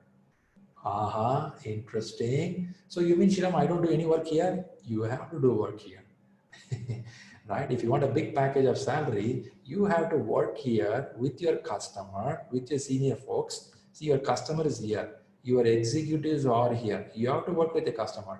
You have to work with the executive. You have to work with your team. Your team is here, right? So what will happen is you will play a role of connecting between a customer, senior executive, and your team. And imagine yourself, there is a customer here, is your executives and your team. If you connect all these three, it's called Bermuda Triangle. You will be the center, they will be slapping all the side. Okay, funds apart. That's an interesting role of project managers and leaders. If anybody take project manager life for granted, it's easy just to send a mail for your information. It's called project manager life. It's a wrong assumption. Maybe you have not seen the real managers in life. The real managers has a crazy life. You should have passion to do that. If not, you cannot stay there, right? Okay, let's come back to the story here. SOW came in, charter came in, planning is happening, and execution starts. Execution is based on the plan, work starts happening. When the work starts happening, team will give deliverables. What they give output. The output could be tangible or intangible, something which you can hold, some which you can take it as a service. Now, when the deliverable starts coming out, the deliverable has to go to the customer. Your customer has to receive the deliverable. Before customer receives the deliverable, I have to do a quality check. So a deliverable goes to a quality department here. A deliverable DEL goes to the quality department. The quality department checks it and they give a sticker called OK. Have you seen this OK green sticker in your mixer grinder, in your car, in your bike? Someone see this in your any of your place, in any of your device which you bought? Have you seen it? Okay, fantastic, fantastic. That's a quality check happens. It's a quality okay, right? Once you see this, now it will go to the customer. Imagine customer is here. There is a place called validate scope. Now it goes to the customer and the customer does something called UAT. Have you heard this term UAT? Have anybody heard it? It's called user acceptance testing. In your industry, naming can be slightly different, but it is user acceptance testing. Once this happens, then we can close the project or a phase. Maybe a phase can be tested like this. Maybe a project can be tested like this. Okay, with this picture, I'm trying to explain something at a very high level. What I said here will not help you to understand fully. What I given here could be maybe 20,000 feet high, but I want you to get a feel of it, what's happening here. Once you get the feel of it, rest is all going to fall in place, right? Fine, I know a lot of questions can be from your side on this area, but if you got a clue about this picture, tomorrow morning when you start writing this, you will start seeing some connectivity. Now, to help you, integration management is a primary role of project management. This is the main role. You have to have a charter, you have to develop a plan. By the plan, team has to do the work. When they do the work, we have to monitor it. If everything is well, we have to close it. This is the only thing we have to do in project management. In order to do integration effectively, I should have knowledge in all these areas. That is the reason we have to learn every knowledge one by one in this book in the next few weeks of session. When you learn all these things perfectly, integration makes sense. If it is all not properly learned, integration will not make any sense. So how to read in the books? In the books, you can start reading from integration also. But how do I recommend is, I start from the stakeholder management. Without knowing whom you are going to work with, your project doesn't make sense. So if you know that your project comes as an SOW, and also you know that a charter is a high level document, and also you know that project management plan I have to create, in that first thing I can talk about stakeholder plan, then you are in the right place, right? This is what we're going to do. So if anybody has a question why we are starting here, the first reason 13 is an auspicious number, so I'm starting there. The second one is stakeholder management is very important. If you put me on a spot to do a project, first thing I want to know, understand what is the project all about, what is a charter all about, the next thing, whom I'm going to work with. I would love to do that. I've got very successful project in my life and I feel it works well. For example, let's take this PMP online training, right? For this online training, you are in place. First of all, I want to know who you are. I would have visited your LinkedIn sometime back. Or let's take from your perspective. You want to join this class. You first understood what you want to do. First of all, you understood the stakeholder. You spoke to Rahul, you spoke to me, you analyzed me, you checked my LinkedIn, you checked everything. Is it the right guy? Some mafia gang, who's he? Right? You all did all this stuff. Then we established something called communication. We established WhatsApp, we established LinkedIn, email, all we did. And simultaneously, we started working on requirement, timeline, costing, all started happening. These all happen parallelly. I'm not saying there is any sequence here. You can follow anything. But basically, I feel that a project can start well when you understand the stakeholders properly. Okay, so this is the way I start reading the books. This is the way subject going to happen. So the class is going to work out like this, where I'm going to start with stakeholder management today, and I'm going to touch with the communication management. In this week, you will learn these two. And then what do you learn? Next, I'll go for the scope requirement. I'll talk about schedule. I'll talk about cost, quality, resource. I'm going to talk in this order. But first, two things I'm going to cover, which is very basic. Why I have to do this again? When you take the stats of successful project in the world, can somebody make a guess how much percentage of projects are successful in this world? Just make a wild guess. How much percentage of projects are successful in this world? Any domain, across the globe. Okay. Okay, some says 2%, some says 30%.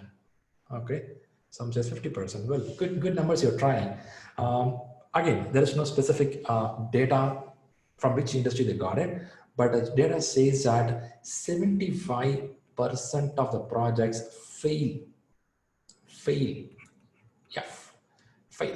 and 25% succeed.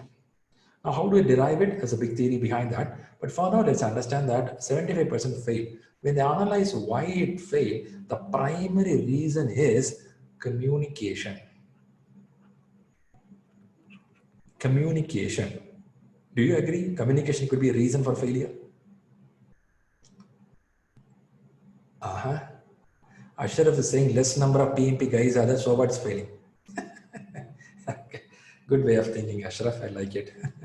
If you agree communication is a problem, in family it fails. Many marriages fail because of communication. I know it's a very hard incident, but it's happening. If that's the case, a good friendship fails. Why? Communication. Yeah, communication is very vital. Communication is the best boon for human. The same thing can be a problem also. Both are there. Now, communication means not only within the peer level, could be between the customer, between the strategy. I was showing you something called strategy, portfolio, program, project. In this layer, if the communication is not well, the deliverables will not go on time. There can be a problem. So people are saying that, okay, let's bring Agile, all will work. Still problem exists because the same human being only going to talk there also, right? It's about the mindset, right? So it has both problem, both the side, but it also says that the strategy keep on changing continuously. This also fails the project. At the beginning of the year, the company says one strategy. After 6 months, another strategy. Another 8 months, another strategy. How do you succeed? We have many people in life, right? They don't know what they have to do. Sometimes they'll tell, I want to go for this kind of job. After 6 months, they'll tell that kind of job. They keep changing themselves. They don't know what they want to do. They don't know which book to read. They don't know which certificate to go. They don't know what kind of exercise they have to do. They don't know what kind of food they have to eat. They don't know what kind of movie they have to watch. Confused, right? So this strategy will fail in your life. The same happens to the corporate. So 75% of the projects are failing. When I say success of 25%, it also has a constraints. It also goes by 3 constraints, right? Scope, schedule, cost. Do you think they do perfectly within this? So what is called success? I will say no. Scope can be changed. Scope means a requirement can change. Requirement, initially they said that we want 20 features to be delivered. In the middle of the project, they say that, can you add another 5 features? Yes, we will add another 5 features, but we won't deliver on 10th month. We may deliver on 13th month. Well, we may not deliver $1,000. We may need another $2,000. When these 3 are agreed, it's called triple constraints agreed, and that can also fall under successful project. But the communication happened smoothly to tell that this is all going to happen, and a customer or a representative accepted it, right? So there are chances a lot of projects are failing. When I read why a project fails, I understood that stakeholder and communication are a vital thing which is not followed properly, projects can fail, right? That's very important. Anyway, I'm going to talk about these topics as I go deep inside, and there is no restriction for you. You can read in this order. You can read in this vertical order. Nobody stops you. You can read in a horizontal way. Nobody stops you. Nobody stops you. But if you read in the order of the class, chances are you may align well with the subject. It's a recommendation. That's it, right? Because you're grown up, you're adult, you know what to do. Well, good. Shall we jump inside? before we go for the next break in another 15 minutes. Oops. We have 4 processes coming up. If you started writing the works, you would have seen 4 processes, right? So let me put it here. Hope you see my screen, see the board. Are you able to see that? If you see the boards, probably you will get some idea.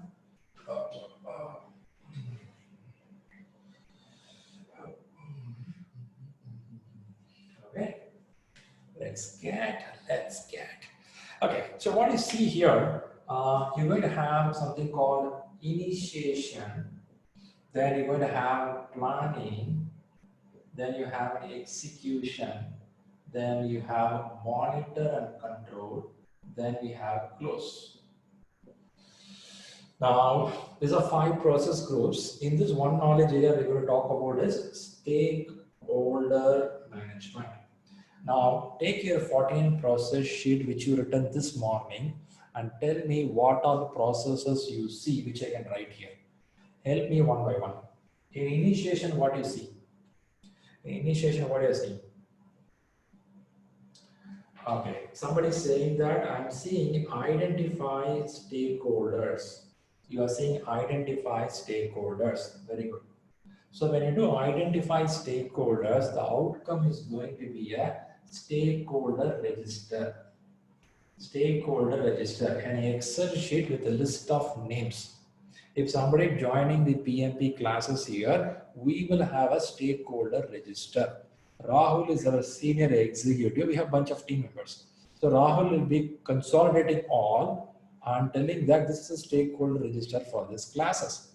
But it won't stick to that, right? Somebody come on the first day, they tell that let me join now, or let me join from the next batch. So it will keep fluctuating. So we have to be prepared for it. It's not only you and me conducting the classes. We have a bunch of people behind the screen. They're also helping us, right? They're also part of stakeholders. So your team can be stakeholder, your customer can be stakeholder, Zoom connection can be a stakeholder, some more stakeholders also, right? Your family members can be stakeholder, multiple are there. Okay. Now, once you find the people who are going to be involved, now what to do? You draft a plan. What plan is the called as? Plan stakeholder engagement. Plan stakeholder engagement. You draft a plan with these people, how we are going to involve. Planning, how are you going to involve with them on a day-to-day basis? I have written a plan. I have to do a Zoom call. I have to give you workshop. I have to give you assignments. I have to ask you questions. I have to show you video. Can I call this as engagement plan? Can I call this engagement plan? Do you agree? Can we call this a plan? Yeah. Can we call this a plan? And last week, I opened up a screen to tell that what suggestions you want. And you gave me some more information. Shriram, do this, do that, do this. Make a dance before you start the class, right? So I have to record those information also. That's going to be engagement plan, which you are preferring. Some will work, some will not work. That's okay. But I'll write a plan here. Well, I know the people, I know the plan. What is next? This is an execution area. This is the place actually the work is going to happen. That is the first day your PMP classes started. Now, whatever I planned here, I have to implement it here. It's going to be called as manage stakeholder engagement. Sorry for my bad handwriting. Manage stakeholder engagement. What is engagement? Whatever you have the people, whatever you planned here, you're going to use it here. Simple, right? Simple. But it has a complication because of certain factors. The 2 factors which I will tell is something called EEF. Other one is OPA. Can someone tell me what is EEF? Can someone tell me what is EEF? Enterprise environmental factors. Can that influence your stakeholder management? Do you agree? Is it possible? Will it influence? Of course it will influence. It will drill you top to down, right? Multiple things can happen. Now OPA could be your lessons learned. When you see me talk taking training, I always take training in the hotels. I meet people in person. I love to meet people. That's the reason sometimes you keep on asking me to come on the cam, come on the cam. It's because I'm a people person. I want to see them. I want to talk to them.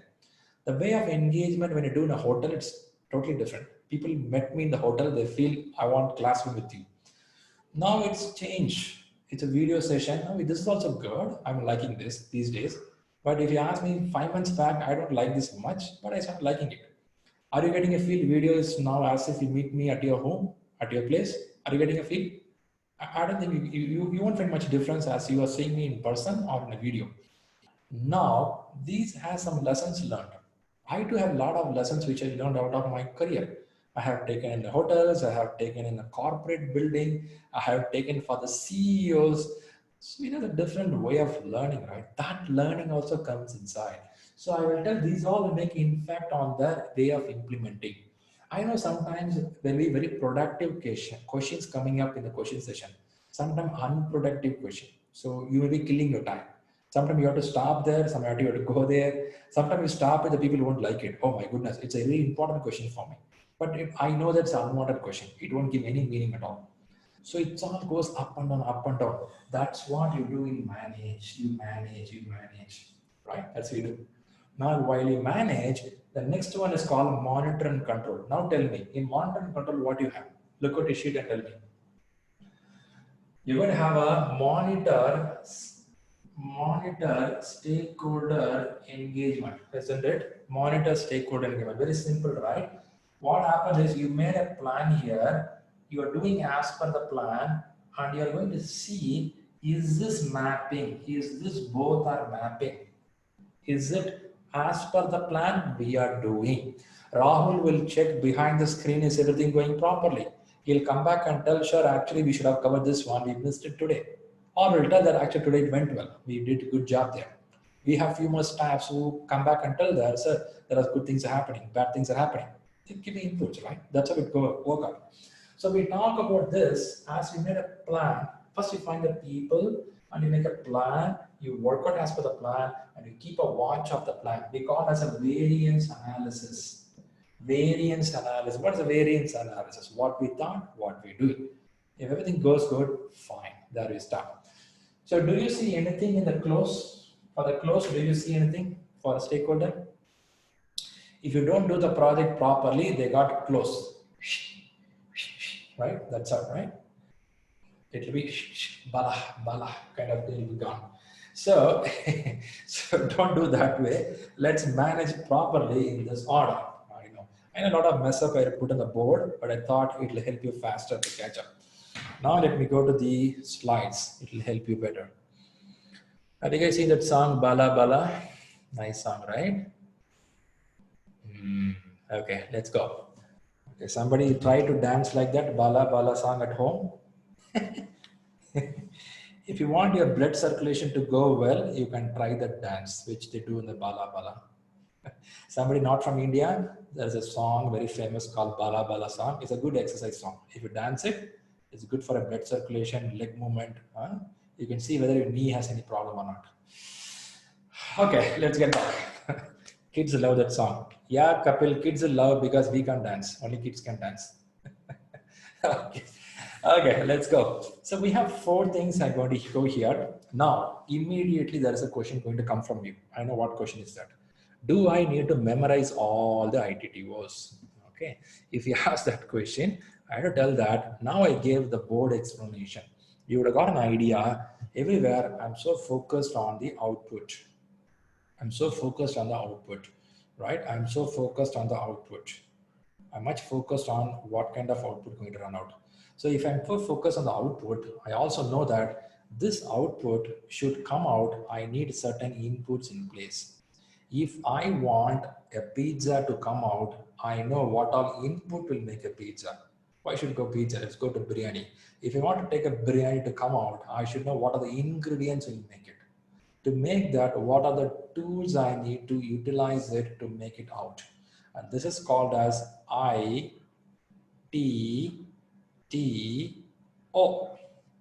Somebody called it very stylish ITO. You can call it as ITTO. That's it. Very simple. Okay. If you want to be very stylish American or born in UK, you can use echo.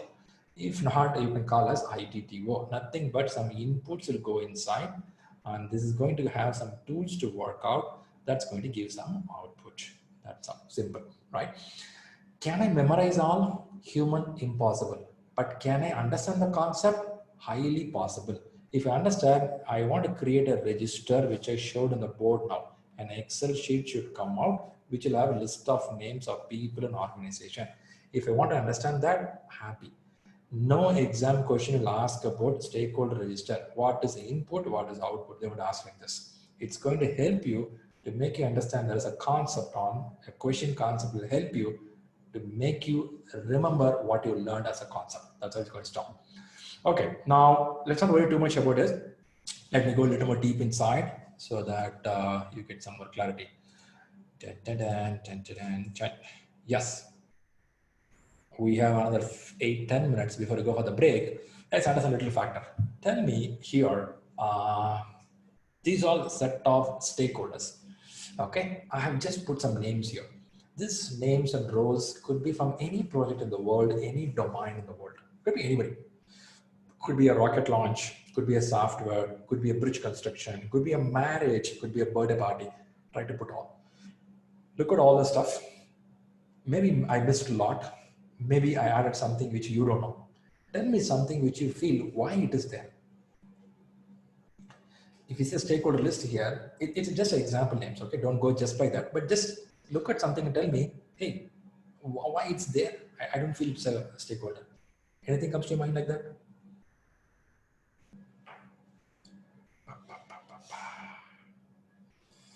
Most of you comfortable in the area of items, project managers, customers, end users, vendor or suppliers.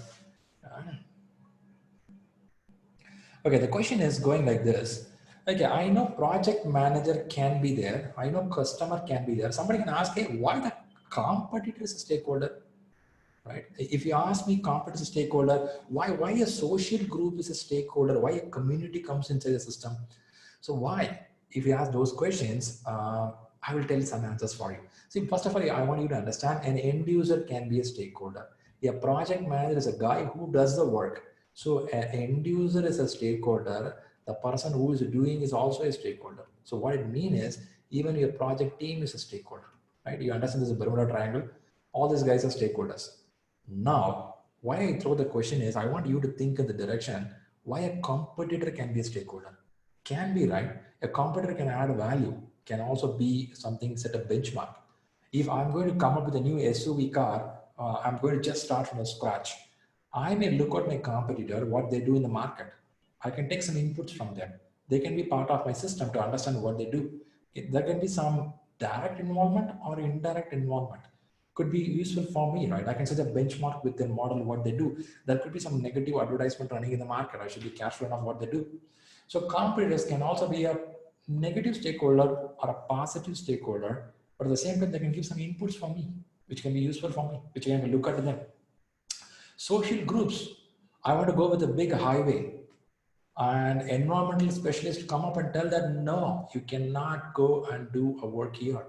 A bridge to be done, in a dam to be done. In China, they made a big dam, big lot of problem, 3 Gorges Dam. All the social groups and social environmental specialists came, don't do that. It's going to be a problem. They did it, right? So there can be negative stakeholders coming up. Beyond that, things will move up. Now, it can be good and bad. By the way, don't just go by these words alone. I'm just trying to show you stakeholder means anybody positively or negatively impact the project. If you have a paper next to you, write down.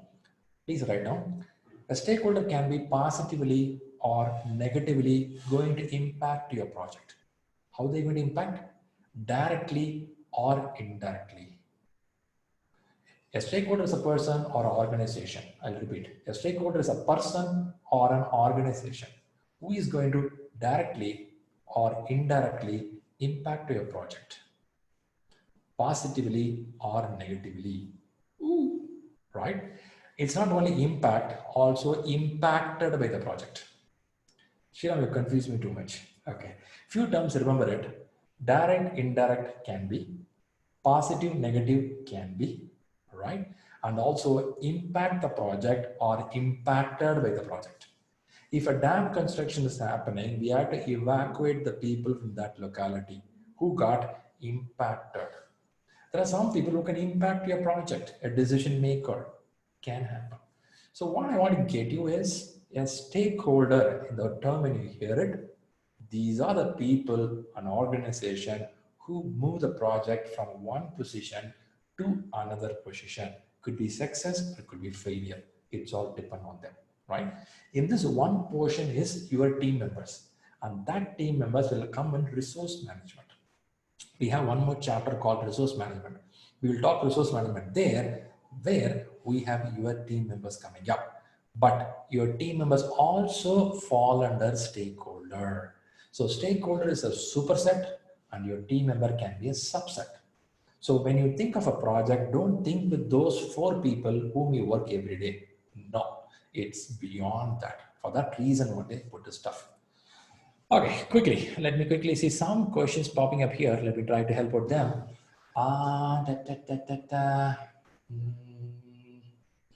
Okay, people are trying to answer themselves. Well, good. Happy to see you guys are answering each other. Thanks for doing that.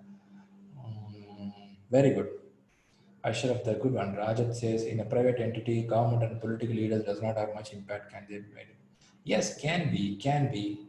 Good, Rajat. Can buyers be a stakeholder? Why not? That's why you saw end user, right? End user is a stakeholder, can be a buyer. Organizational person, buyer is a stakeholder, I believe. Very good. Buyer is end user, very good. It means everyone is stakeholder, very good. I can feel that you guys are answering each other. I like the way you do. Kapil is asking, it means everyone is stakeholder. Yes, it is. Can we consider internal customer salesperson as a stakeholder if you get customer request? Of course, right? They're part of your system. PMO is a stakeholder. PMO is a key stakeholder. Project Management Office, right? Very important. Fantastic. Great, guys. I like the way people are sharing each other knowledge. See, I know you are not a school kid here. You all coming from a lot of experience, right? When you share here, it's going to really help each other faster. Very good. Deepika is putting right answer. Since everyone who is affected or influenced is stakeholder, fantastic. Great. I see a good amount of energy in this team. You know what? This team, in the initial stage itself, you cross to the level Tuckman rule. In Tuckman, they have a forming, norming, storming. Norming, storming, it goes on, right? You guys are going faster. Well, I like the way you guys are doing. Good job. Since you do a good job, I'll give a question for you. Go ahead. Pretty cold in Bangalore.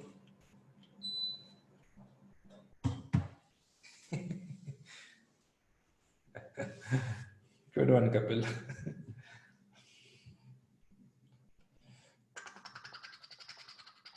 Some upper managers think the project is not going to succeed. Others are actively thinking of canceling it.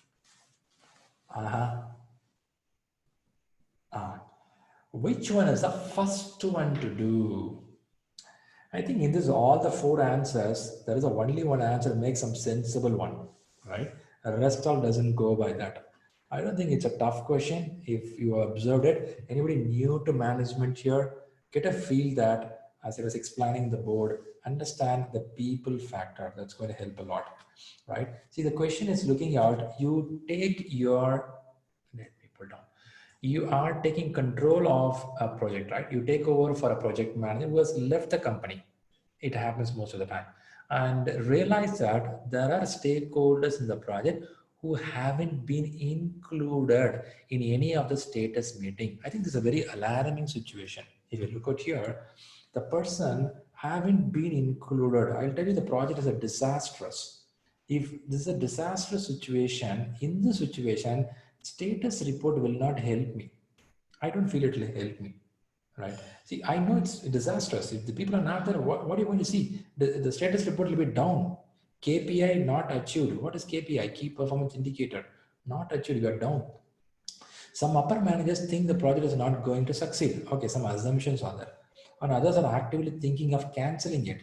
Which document is the first one that you should watch out? Whenever in PMP examination, be careful on the word you.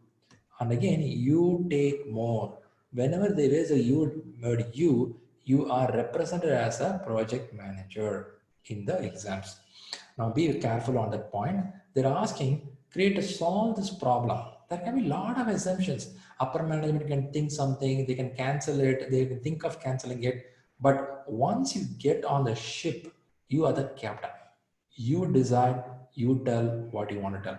You can tell that I'm the captain, I would decide with my team. Don't use about too much of I with my team will decide what to do, right? You can give opinions, thought process, that's okay. I'm the captain on the ground. I know what to do. Now, what you do, the key factor is stakeholder is a sensible one. Forecast also will not work. Report also will not work. These all already down. I got it, it's clearly down. So better thing can be stakeholder register. Since I'm talking in the stakeholder topic, it will be easy for you to choose answer, but if you put in a common place, chances are you will slip a little bit, right? Because I'm talking stakeholder management here, you will easily choose stakeholder. But when I put with the 200 questions, you may be, ooh, man, where to see, right? So get the feel of it as a leader. You may be with a 3 years experience, you may be with a 25 years experience. Whatever range you are, start thinking yourself as a person in that role and then start choosing the answer. That's the best way. Don't choose a question and answer from your desk where you sit today. You may be in a different position, but your target should be a CEO of a company, a director of a company, a leader of a company. When you see that dimension, start answering questions, most of the answers will be correct, right? That's a message. I know somebody's going to kick me. I took 5 minutes of a break. Shall we go for a break? Are you good? Is your lunch, dinner ready? Already so warm. I have to have it. Yeah, that's a feel you get. Okay. Somebody say I need to cook. Oh my God. Sorry, guys. Go ahead. Let's have 15 minutes break. Have a good time. Come back again. 5 minutes after the break. We're going to have some questions. Right? Let's do that. Enjoy. Enjoy. I know, Ashraf, you have a big drum of biryani there. I know that. Let's go.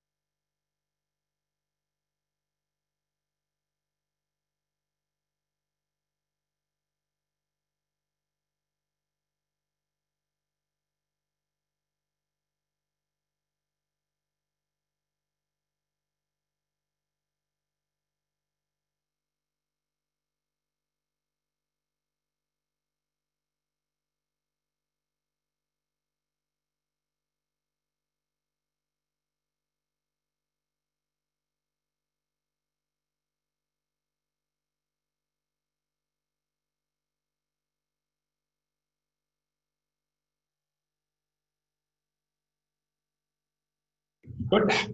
Okay, here we have Sudha Karnegam, who recently cleared PMP.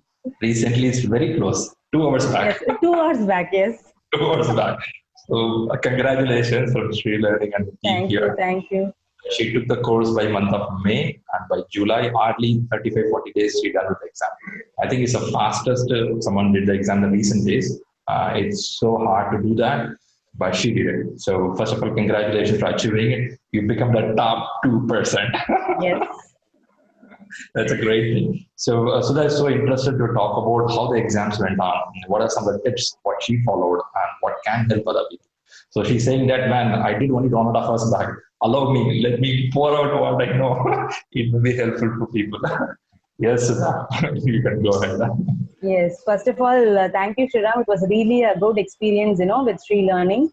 More than gaining PDU and all, it is a kind of what you call, knowing people. It was like a what do you call training with a senior member of our office or something like that. Never felt anything different and all. It was really the time management skills and everything was really impressed. A long way to go. We should have next. If suppose I'm coming for a ACP or something, we should have stay connected and then go on it. Regarding exam, like today at by 8 o'clock in the morning, I took the exam in center only. I was a little apprehensive about my internet and all, and center got opened in Chennai. So I took the 8 o'clock thing. I was there by 7, and exams went well. Until the last moment of submitting the submit button, I was not sure that I'm going to clear because each and every question was really of high standard, and it was really tricky. Every question had two options almost equal, almost near answer. It was a very close call. I didn't get even a single question from Agile. Everything was completely into all the knowledge areas and processes only. And 3 questions on critical path method, asking about the float, then about the what do you call what is the critical path, the duration, just calculating the duration. And around 3 to 4 questions were on earned value management, especially on they gave the EAC and asked what would be the CPI. Then the schedule variance was given and asked what is the status of the project, something like that. And around 20 questions were completely on CCB, Change Control Board. I was roasted with Change Control Board questions. Almost every question was into that only. And I had some questions on procurement management, which was very tricky. One question I still remember fresh. Let me share it with you. It was like, you get a deliverable from a procurement from the vendor, okay, and that delivery was initiated from a change control board procedure. The project management is not sure on which document, on what deliverable he is getting. The options were contract management plan, change management plan, procurement management plan, and scope management plan. All because they use a change control, okay, and it is a contract because it's a vendor, and a vendor should be managed by procurement management plan. And the person didn't know from where the product is coming. The scope is all 4 options. I was like almost like 2 minutes I was reading this question. I don't know what I answered also. And all questions were tricky when related to change control board, and many questions were into submitting a change request. The procedure of perform integration change control, how the change control happens, and what should be done next. The 20 questions were fully into this thing only. Hardly any questions were into risk. Risk was also there, like how to implement the risk response, whether to use contingency reserve or management reserve. These questions were there, around 2 to 3 questions were there. And everything was into this integration management only. Hardly roasted. I was roasted like anything. Until the first 90 questions, 89 questions I finished, and I had around 140 minutes was there. I took the break. Then again I started. I had 15 minutes before the submit button, but I didn't want to review the 15 minutes because, I reviewed once. But then, I was very, I just wanted to finish the exam and come back. What may be the result? Couldn't think. Every question had almost, similar, almost equal answers. It was very tricky to choose A or B, something like that. Even though the strikeout option and highlight options were available, like I was not the question's length was not that much big, so I didn't use any of those options. And I took it in exam center, and everything was fine. It was really good. So the thing is, we have to know the concepts. That's it. If you know that no question was into ITTOs, not even a single question. What will happen? Nothing. Everything was situational. In fact, now I can close my eyes and write all the ITTOs. That much I have practiced actually. Not memorizing, but I know what should happen, what and all. But I think in class, so that I keep saying that don't memorize ITTOs. Don't memorize ITTOs. But I can, because since I'm revising, I know which ITTO is there, what is come and all. I know which tool to use and all. But then not even a single question came directly asking the ITTOs. One ask on the mathematical questions. How can we do calculation when we don't have a paper and pencil? See, during my prepcast, I used MBA.com whiteboard and normal calculator. But since I took it in the center, they gave me a calculator and also the around 4 or 5 sheets and also the marker. So I took the marker and wrote it in the sheet itself. They gave a plastic sheet, right? Yes, a blank sheet. Yeah, it was laminated sheets along with the marker, where I can, scribble on it. It was really easy. But during my prepcast, I wanted to simulate the real-time exam. So I used the normal system calculator and whiteboard from MBA.com. MBA.com is having a whiteboard facility, which I used during this thing and all. And I didn't expect they will give this paper, pencil, this thing and all. But it was really not there earlier. Now they introduced it. And did they give a physical calculator to you? Yes, they gave a normal physical calculator, which we used to do, like normal, not a scientific one, a normal calculator was given. That's interesting. It was an exam center in Chennai. I don't know what happens in other Yeah, parts of it's the. new, Sudha, because few candidates have done sometime back in center where they don't give a paper. They have to go in a computer and do it. So I think this is a good move, I believe. Okay, that's interesting. That's interesting. Okay, great. Regarding my preparations, I will say I started by April. Okay, exactly to be 100 days till now. It will be 100 days. Okay. First thing is head first. I read it like a novel. I'm a book person, so I read it like a novel and took notes, simple notes. That's it. Then Rita. First, fully I read one full observation of Rita. Nothing I understood. Okay. I read it like a novel. Then I asked some of my PMP friends. They said it will be really difficult. They read it like a novel. So one full read I gave. Then I didn't understand. I took PMP. It was very vague. The spin-off was very vague. Then what I did was each and every chapter, I'll see some of your videos or the other videos, whatever videos, understand the video. Then I know this is what they're going to talk. Then Rita, then Pimbop. I completed a full notes, 192 pages, which will have a process taken. What is the what Rita says, ITTO from Pimbop, and my understanding. The whole book, I have written my own Pimbop of Rita plus Pimbop. So that will be the only book which I will be referring every time I take my prep test. So before prep test, I will review my notes, complete notes. And that notes will also contain the answer of the analysis of the prep test. Because many things, for example, halo effect, I didn't know that was Peter's principle. So when somebody says Peter principle, I didn't know that was halo effect. And regarding the theory of Z, the loyalty, that was not there in Rita or Pinbox. So certain things will get missed. Okay, even the team management, the resource management plan will be divided into team management plan and physical resource management plan. Something like these things were not included in the Rita or in this. These analysis came as a result of analyzing the prepcast answers. So after 4 hours of giving this prepcast, 2 hours will be spent every day or alternative day for analyzing. So I wrote all the 7 prepcasts plus 1 from PMI. So all the 8 tests. So that itself is around 1,600 questions. Then Rahul used to send some questions. Then when around 2,000, 2,500 questions were solved. Consistency is the key, really, I should say. Every day, at least 4 to 5 hours I used to sit, all these 100 days. If at all I miss any day, Sunday or something, at least I will solve Rahul's questions. At least minimum of 10 or 20 questions. I have not touched, I left a single day without studying all these 100 days. Wow. And this COVID was really helpful because COVID was helpful. Yeah, it was positive risk, I should say, because we were given work from home option. And like, okay, we know what we will do in work from home. so that my laptop will be on with the official work. I managed to this should not be seen by my manager. I will sit and read Rita. After completing your work, you used to spend your time on reading, right? So that's all we do. Okay, that's very interesting. Yes, that is. I was determined that I should spend at least 4 hours daily. Perfect. Really good. Early morning, I have a 3-year-old kid, okay? And it is really difficult to manage with her. And that too during this COVID time, it's always. So early morning, 4 o'clock is the right time. Before she gets the thing, I finish. And even for the exam, morning 4 to 8 is best time to practice.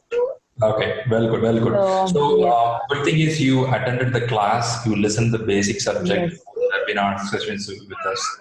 And then you read the book of Head First PMP. Then you read the book of Rita. Then you prepared the Sudha PMP version. Yes. Right. That's going to be sold in Amazon soon. I ask everybody to write it down because when the certain question asked, I know from which page that where I wrote. Writing, no, because I know that concept was written over there. Okay, fine. The pages came to my mind in front. Like I'm a person of that type. Maybe I will help Sudha, what you're saying is right. This is what I keep saying in the class. Have your own model of preparation and also consistency. I like the word you said. Be consistent on it because if you leave it 3-4 days, the rhythm will drop. Again, bringing up is so hard. So happy that and being a mom with having a kid and if you can prepare it, it's really... Anybody can do it. Seriously, anyone can do it. The thing is determination. I was like, I am doing a mid-career transition. I'm going to apply for a job only after having my PMP certificate. That Right. was the thing. Goal So you that had. was that was the goal, the aim I had, and I What's did your that. role you play?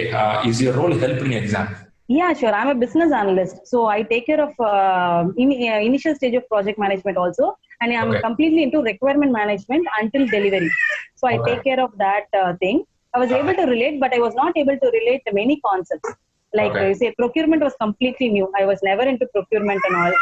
Okay, and risk management was risk management will be there in my profile, but not into a great thing and all, Got because it. that will be done by the project management team. So complete Right. requirement testing was there. So quality management was easy. Right. Right. Okay, I was able to relate, but So anyhow, you see some percentage of work already happening. Rest you learn from the books and you yes, scaled up for the examination. Still PMP, you felt little high when you went to the exam, yes, right? yes, yes, yes. All the not even a single see, even though we have we solved around 1,500 questions. The questions in PMI was what do you call, a bit tricky, I should say. A high standard and tricky. The answers were so close, very close. You cannot choose. See, when a person is wearing a same color shirt next to you, with a small bit of yellowish shade just greater than you, and say what is yellow. Like, this is yellow or that is yellow. Both are yellow. What to do? I think it's a good example you given now. Seriously, the question was like that. The answers were like that. I was like, which is yellow? What is yellow? Yeah, this is also yellow. Then what to do? Then again read the question. Again come back. Again read the question. Come back. It was really like that. Really, really appreciate it, Sudha. I know Yes. you should take rest because usually after exam you'll feel exhausted. Yes, We I need to wanted catch to up. share because when it is fresh in my mind, I just wanted. I had few more questions. I forgot now. PM will come and catch up with you if you share all Which the roasted stuff. me. No, I still remember. Oh my God, these questions roasted me a lot. You should do Sure, that. sure. I will share it in the group also. Yes. Yeah, well, good there. And thanks for sharing a lot of inputs. And we are so happy to see you PMP qualified. Yes, yes. Next So stage what is I used to say is listen to the videos of I mean now of the ShriLearning videos. Then apply. See, every time I read it and read it again, it will give a new information. yeah, exactly. The concept we understand, no, that will give a new information or to the same lines of book what we read. Right, So as right, we read it evolves. Even now, if I read, it will evolve. The right. understanding level evolves. I That's like it. my take. After qualifying PMP, it doesn't stop. You have to keep reading more to Yes. utilize it, right? And now you have to start materializing it. That will be a next stage, Sure. right? Yes. For now, take good rest. Your kid is calling Sure. you there. You can see Yeah. that. Yeah. Once again, congratulations from ShriLearning Thank team you. for Thank this you. Thank you. success, right? I should And thank Rahul also. Whenever we ping, he will be there. I don't know whether he sleeps or not.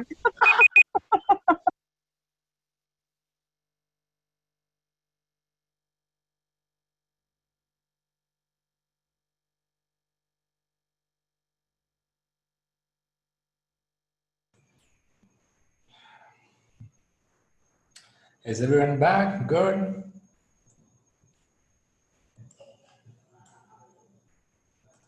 Fantastic. Fantastic. Okay, I think last I saw one question, the difference between project document and business document. Right. Okay, business project documents will have multiple sub-documents, which we're going to see in integration management.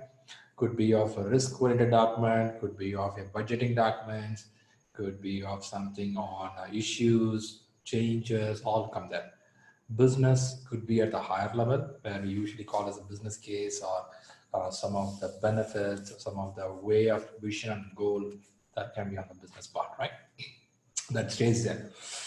Anyway, that's good. Let's move on. Any more questions? We can spend 5 minutes to understand. Let me see the chat window. Or okay. Oof, chat went a little far away. Okay, there is why not to update the key stakeholder with the reports and then update the stakeholder register. Okay, you can do that if your stakeholder is happy, but you may not have the project with you after that. Just my view, report is a progress of your current project progress. We need to update the registry first and then we can explain them. Yeah, makes sense, right? Registry, you're going to work out because people are talking about the failure of the project in this scenario. When the failure is being decided and things are going the wrong way. Also the question says many involvement meetings, you don't have it. You're using the word key stakeholder. How do you know it's a key stakeholder? If you don't add the people in the register, right? That place, you have to go for it. Giri is putting a question. Even Rita not mentioned about how to use management. Rita is what? Somebody, a friend. You take about Rita book. Okay. I thought Rita is a good friend of you. So even Rita not mentioned about how to use management reserve into contingency reserve. Why this good topic coming up here? Okay. Giri will talk this topic as we go deep. Okay, Rohan is asking, what's the difference between manage and monitor stakeholder? I think we spoke that in the whiteboard. Okay, I think if you name the English word monitor, you may get an idea.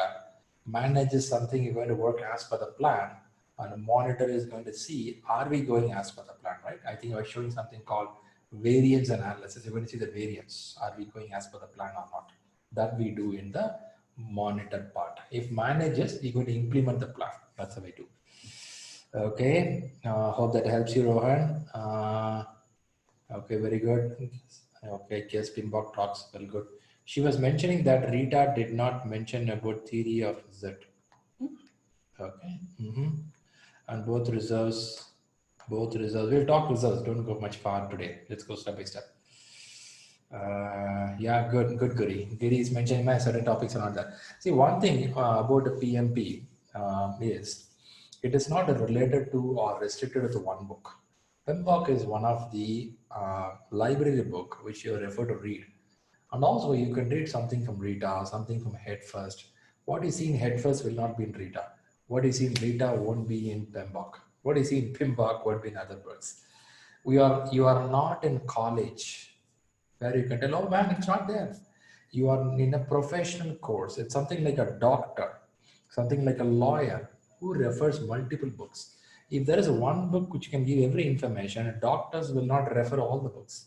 I have seen lawyers refer a lot of law segment here and there, right?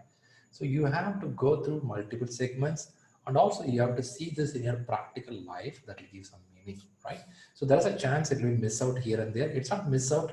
That's a thought they want to share. That's how it is, right? Very good, good. Any other questions I can help out? Okay, if that's not the case, probably we will move to the subject. Okay, what's the subject? I have something on stakeholders. Hope you all had a good time break. Let me see, everybody's back. I'm seeing the names list. Is everybody comfortable on your place? Fantastic. Good, I can see all the names around. Well, okay, well, everybody's around there. Okay, you all had a good break, heavy dinner, heavy lunch. You can't even move. You slowly walked and came to the desk. God, so heavy, right?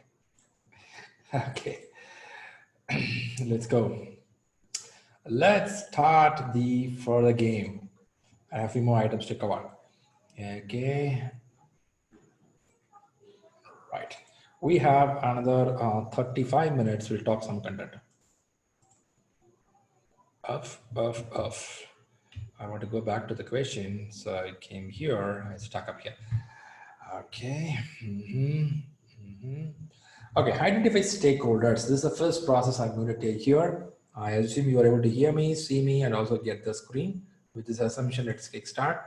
Now let's go to the part. Okay, now Vaibhav is putting a question. Vaibhav, anyway, start the subject. Anyway, I take your question now. Vaibhav is talking about, can you talk about tailoring? Can I expect questions on that? It's not specifically on tailoring. Tailoring is a subject which talks about how do you utilize the knowledge, what you gain from the books, what you have in real, and tailor it according to your need. No book says that you have to follow literally what we say. Tailor it as per the situation. For this, I don't think we'll ask a specific questioning what is tailoring. Rather, there could be some scenarios about tailoring on how companies utilize their knowledge along with what is the books, right? That can be there. So good to read what is tailoring. Nothing stops us. Tailoring is a concept for so many years. We tailor it, right? That's how we get you a shirt and pant. You take a shirt and pant and you feel that it's not fitting for me. Let me tailor it. That's how we do. Well, that's a good question. Let's move on. So we have something called identify stakeholders. I took the first process. I think we spoke about this. Let me go a little more deep. Now, this is a process as a ITTO. Okay. Also, you see some red boxes here. Can somebody make a guess why these red boxes are here? Can somebody make a wild guess why these red boxes are here?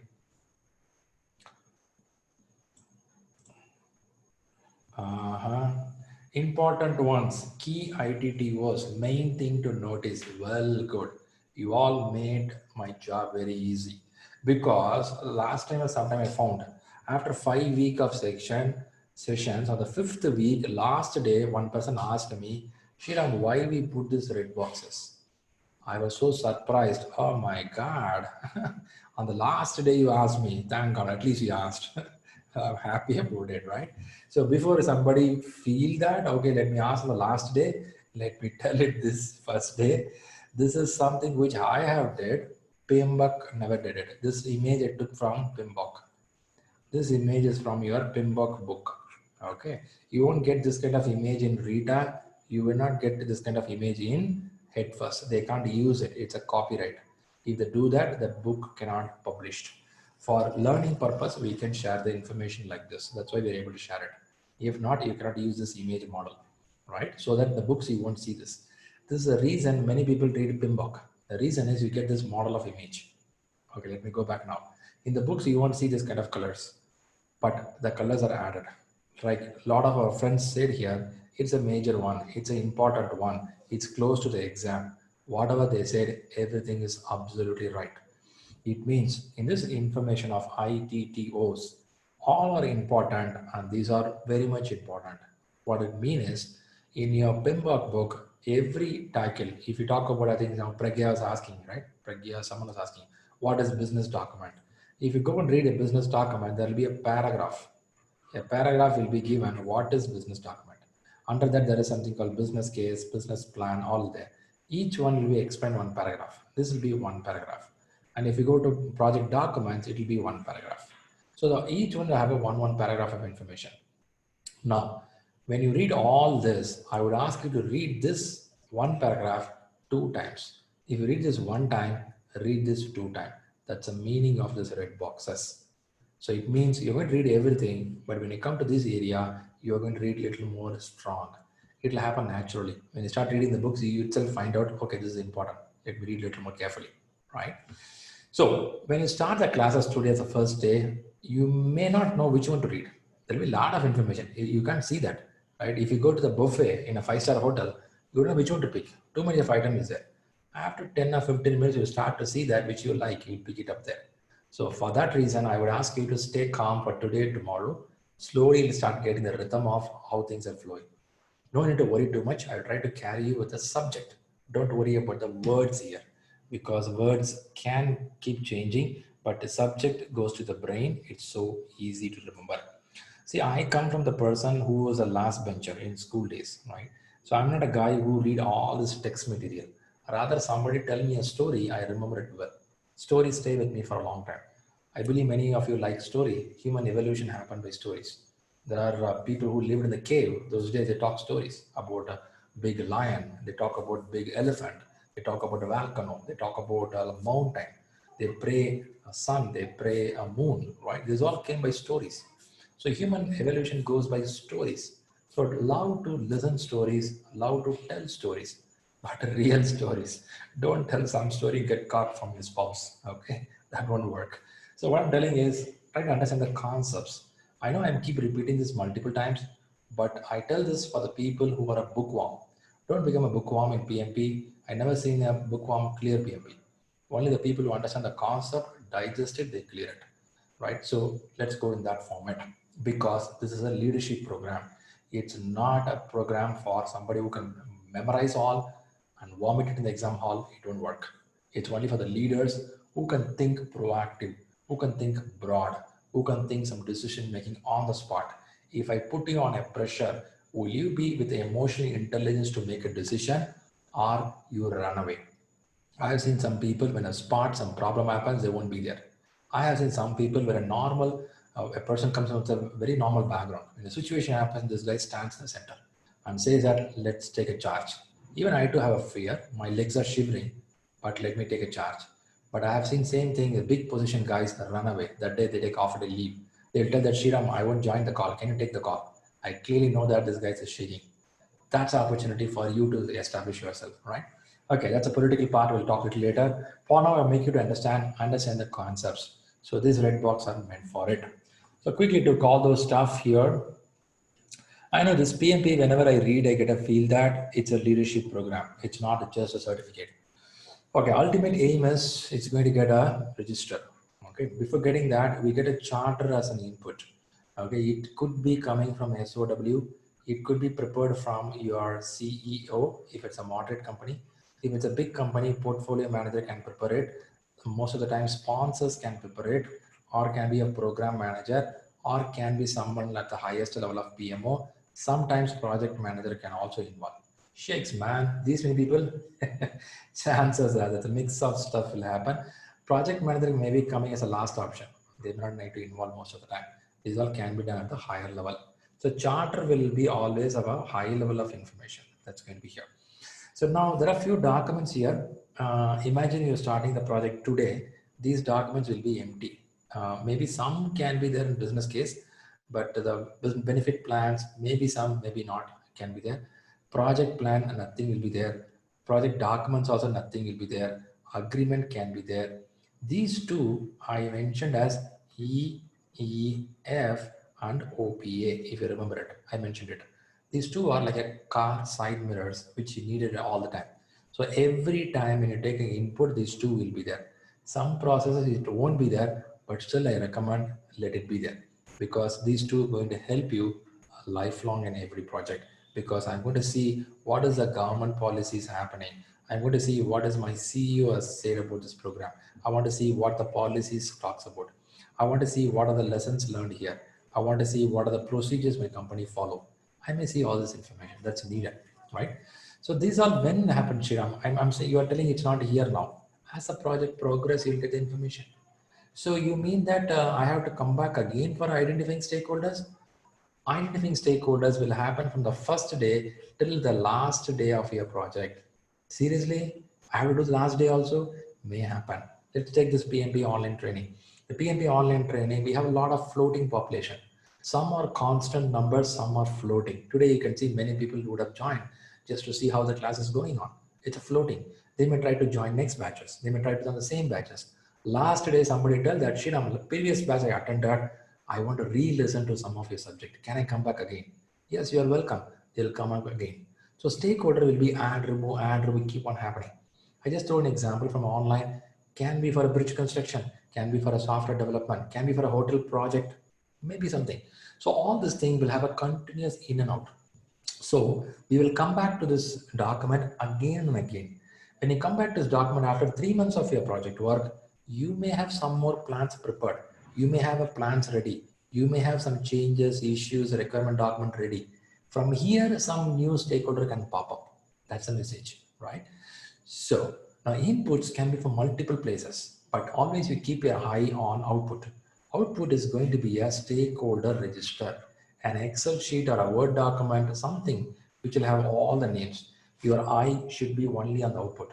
To get this output, I need these all inputs. It's a suggestion from PMI. These can be inputs, but nobody stops you if you can add more document. You can add it. Who is going to stop you? If you want to remove something, remove it. That's called tailoring. Now, Vaibhav asked me, Shriram, can I do that? That's tailoring, right? If you can add, you can add it. They got to talk about tools. See, when I first started reading PMI, the moment they say tools, uh, of course, some of you think that a cutting blade screwdriver are tools, but again, that's a hard devices. But some of you will talk about tools means, Shriram, I'm going to talk about MS project. Could be something on Jira board, Primavera, Rally. We may talk some tools in the market, but those are just a tool to implement it. But tools actually goes by calling experts to talk about how to analyze stakeholders, some of the ways of data gathering, some of the analysis model, some of the representation technique, primarily meetings. Meeting is a very important tool to understand the stakeholders in the system. So whenever you see tools in PMI, PMBOK, PMP, understand these are going to help you to take this input and convert it into an output, right? So any input needs some tool to convert. let's go to the kitchen where you had just had your lunch or dinner, right? Your mom or your spouse or your family members, they take the raw materials from the refrigerator or from the market. They use certain tools. The tools can be of a hard one or could be their knowledge. Both is there, right? They have oven, they have kitchen cooking items. Along with that, they have their knowledge, their expert knowledge is there. If your mom is making a food, she's making for last 30 years, maybe last 20 years, maybe last 40 years. And she knows very well the expert knowledge comes in and put the tools, what is there in front of her, that gives an output. So if you are so worried about what is ITTO, go back to the kitchen and see that's have ITTO. But don't tell this in the kitchen, you won't get food tomorrow morning. So start this year, just see that, that's enough, right? So output comes out as a stakeholder register. When the output has to come out, you have to do some analysis on that. What do you mean by analysis? Whatever people you gathered, you have to analyze them. Who are they? What is their level of interest? Are they really important to the project? Are they unimportant to the project? Do I need to focus on them? Do I have to stay away from them? These all you have to understand, right? And you also do the mapping. I'll talk a little on this factor. Now, if you come back to outputs, you may ask me, Shriram, you are having change requests. Just now we started the work, man. Where is the change request? Again, repeat it. We're going to come to this place again and again. So chances are some names will be removed. Some names will be added. Some of the new changes of process will come inside the place, right? For a change, there is a big segment in PMI, PMP called as integrated change control, which I will talk when I go to integration management. For now, understand that whenever you see a word change request, a formal proposal, underline a formal proposal for a change in the plan or in the baseline. This may be a new statement for you. I'll explain later. For now, understand, whenever you see some change request, it's a formal proposal to do some change in the process or in the product. I'll talk a little later on that. Coming back here, you see some set of documents, some sort of plans. These all can be updated. First day, nothing won't be there. As the project progresses more, it will be updated. If you watch out, certain things will be repeating here. If you see here, you have the project management plan as a third one. I know I have scribbled a lot of items. Let me clear off. If you see here, you see a project management plan, which came as an input. Under the plan, you have a lot of items. The same thing, if you see here, project management plan, updates happen. Updates happen if needed. Because of new people came in, requirement can change. Because of new people came in, communication can change. Because of new people came in, a risk can happen. Because of the new people came in, I have to change my plan of handling them. Can happen, not mandatory, may happen. See here, project documents. You see here again the project documents here. The project documents. Now the same documents are getting updated. It is because of why? Something we did in the expertise, so what is getting updated? Okay, man, too much of information. Yeah, before you get, ooh, my head is rolling around, don't worry. We're just trying to see some set of people came in, we recorded as a register, we're going to analyze it. Stay up to this. When you read the book, you'll get more idea. For now, understand from here. I can see a lot of chat running. Let me go and see what's there, why people are busy in the chat when the class is going. Okay. Somebody running the class individually there. Okay, let me see who's that. Okay, can SOW be scope of work? Okay. Why we are running a separate session here, PMP second session here. Okay. Okay. Isn't that obvious? Deepika's putting at Viva, SOW is only statement of work. Anything from scope will be project scope. Guys, please stay in the context. Why we are running with the SOW scope of work. Viva, stay in the subject. Don't deviate. 1% deviation pulls everybody out of the system, right? Stakeholders, you are now. Just now I said you are in Tuckman rule. Happy you are helping each other, but when the class is going on, don't go different topic. It will lose everybody focus, right? Kindly stay there. Thanks a lot. I appreciate your cooperation. Okay, now coming back. Here we talk about stakeholder register coming out. Stakeholder register is an output, an Excel sheet. I tried to pull something from the internet. I know it's not a good image, a little blur image, but I thought this can give a clue how a register will look like. A register will look like something like this. Could have a name, could have a face, could have a stakeholder name here. It could be individual, it could be a company, both can be there. Some roles can be there. No restriction on what all columns you can add. You can add whatever you like, but at the end of the day, it should convey the message who they are, right? And what are the type of stakeholder they are, what are type of communication they expect, what are the outputs they expect. Ideally, when you see this sheet, it should help you to handle them effectively, right? Even now, I'm going to the chat window and see what's happening there. I can tell that guys keep chatting. I'm taking classes, keep going on. But I have to keep some norms there so that you all stay in track. If not, it will go in a different direction. So you have to understand what the stakeholders' expectations, needs. Try to adjust accordingly. Sometimes it's go good, sometimes it goes bad. You have to watch out frequently on this factor. For this reason, you should have a frequent communication with your stakeholders. So what I mean stakeholder again here, I think in the beginning I showed a picture where a stakeholder can be your team member, can be end user, can be vendor, can be a sponsor. I give a lot of names for you to remember it, right? So if you have a paper next to you, write down stakeholder can be anybody, right? It could be an end user, the person who's going to use it. But not all project you will see the end user.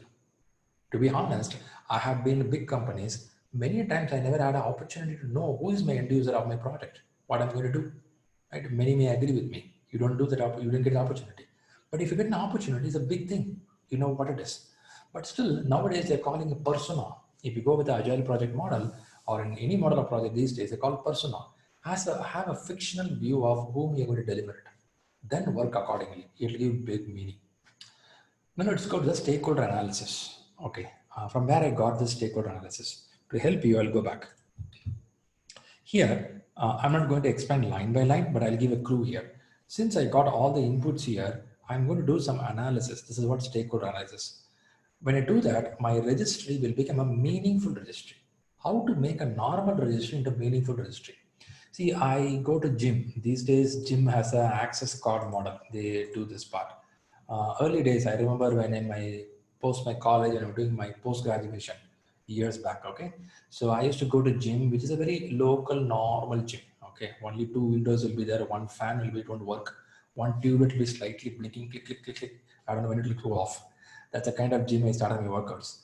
So I used to go to this gym morning 4:45, and that guy sitting there at the table will have a big note. In the note, we have to fill our name and we'll have to fill our number. The number will be given to me. And I have to fill the time when I came in, when I'm going out. That is nothing but a stakeholder register, a list of register who is coming in, going out. Right? It's a daily process happening. There, nothing will be there except your name, time, what you came up. Now, this cannot be used as a stakeholder register in a project, but it's a register to record what are happening on a floor. Now, if I take that and I want to do some analysis, I can do analysis because I'm just a visitor to do exercise. On the same register, there'll be a gym master who help people to do workouts. He will fill his name and his number. Now, if I know his role, what he's going to play there, I can give a special category for him to handle in the project. Now, why I quote that example is, when you see the stakeholder register, a list coming out, there'll be a lot of names. Not all the names are important in the project at the current stage. Maybe later, not now. Now, we have to know whom to talk. Even though we have 1,500 people in the project, doesn't mean all the 1,500 to be connected to the right this moment.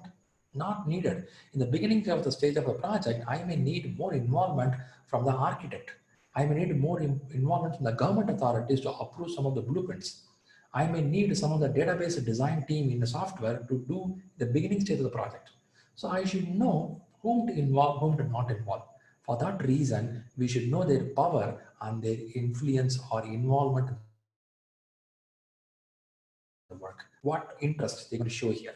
There are a few ways of analyzing. They call us power interest, power influence, salience model. There are 3-4 models available, but primarily in exams, you see power interest grid. The interest grid here talks about who has what role. If you look at here in this diagram, okay, in this diagram, if you see here, you have a power. The power is going high and the interest is also going high here. This is a high point. and this is a high point. Okay, now high point. Somebody high in power, high in interest. This can be a high in power and what? High in interest. If somebody is high in power in the project, who is high in interest in the project, we have to give more involvement or interest to them, manage them closely. Who generally falls in this category? Can you tell me who will fall in this category? Who will be high in power and high in interest in a project? Just make a guess.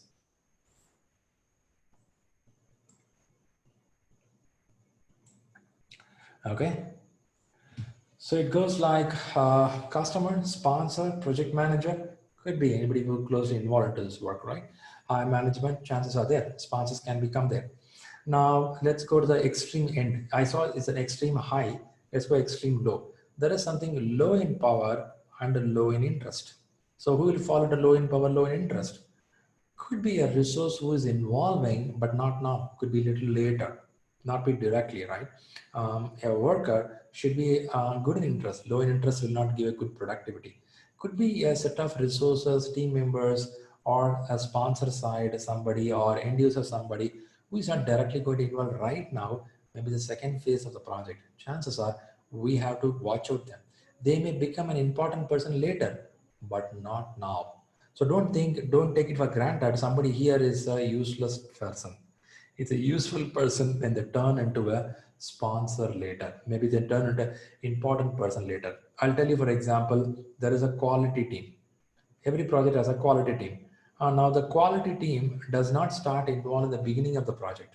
Maybe a little later, maybe after the first phase, get ready, they come here. They may have low power, low interest at the beginning stage, but later they become the high power, high interest. When the quality team don't approve your work, it will not go to production. It will not go to the customer. It will get blocked. So a person can move from this place to that place. But at this point of time, what is your level? So message here is your stakeholder register will be keep updated regularly. Okay, let's go here. So keep informed. There are some people who are high in interest, whereas they are given low power. I usually see the architects are low in power, high in interest. The architects who shows involvement in the work, they're so much passionate about the work, what they want to do, but generally they don't get much of the importance here, right? So they keep it low power, high interest. This coding example. I'm seeing Ashraf is telling that VPs can be like that, right? Could be. It's all depend on your model. There is a place here they call as high in power and low in interest. Who can be high in power, low in interest? Look at this guy, huh? Forming cloud formation happening. Okay, now high power, low interest could be a person, could be the top high CEO. The CEO can be high in power, but low in interest. Now you can question me why a CEO be low in interest. For a CEO, there will be 200 projects running in a company. He or she cannot spend time in all your work. They can just listen to you. That's all. There's a move away. So now talking that, this is the power interest model. I'm just throwing an example for you how the model look like. There are a lot more model also available in the market. Don't worry too much about the model. First get an idea. If there is a register, how to group them. The grouping can happen primarily by their power, by their interest, by their influence, and some more external factors also. Ideally, this is a grouping model. If you know this, well and good. I'll give an example of your mobile. Take your mobile, you have an address book. In an address book, you'll have 1,000 numbers. I remember the days when we had this Nokia phone. You all remember the Nokia phone? 1100? Do anybody know the phone 1100? Shakes, man. People make sure that I'm not the only old fellow here. Thanks, guys. If I say this statement, many stop answering. Oh, I'm not old. Okay. 1100 is a fantastic phone, right? It is being also used in the border as an instrument to throw on one another to harm them. I'm just throwing that point. So it's a very nice device which can be used. Even if you throw it, it'll be the same way. It's a fantastic phone. It will survive for a long time. Life was so beautiful when that phone was there, right? Because no smart screens and no nonsense stuff what we do these days, right? It was so nice.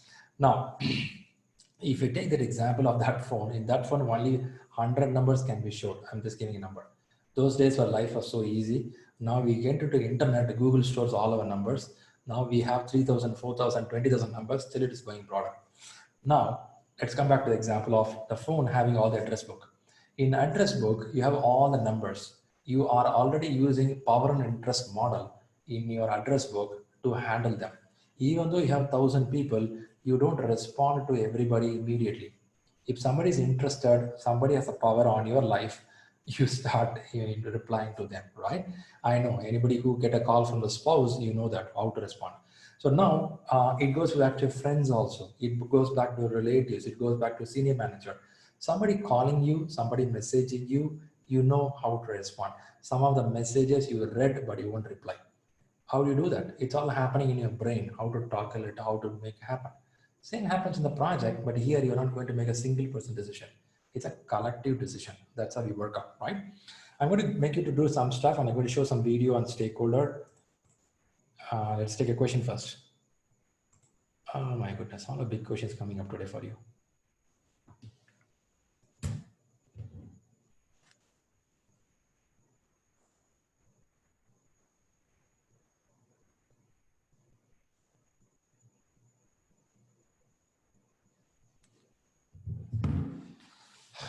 Let me read the question.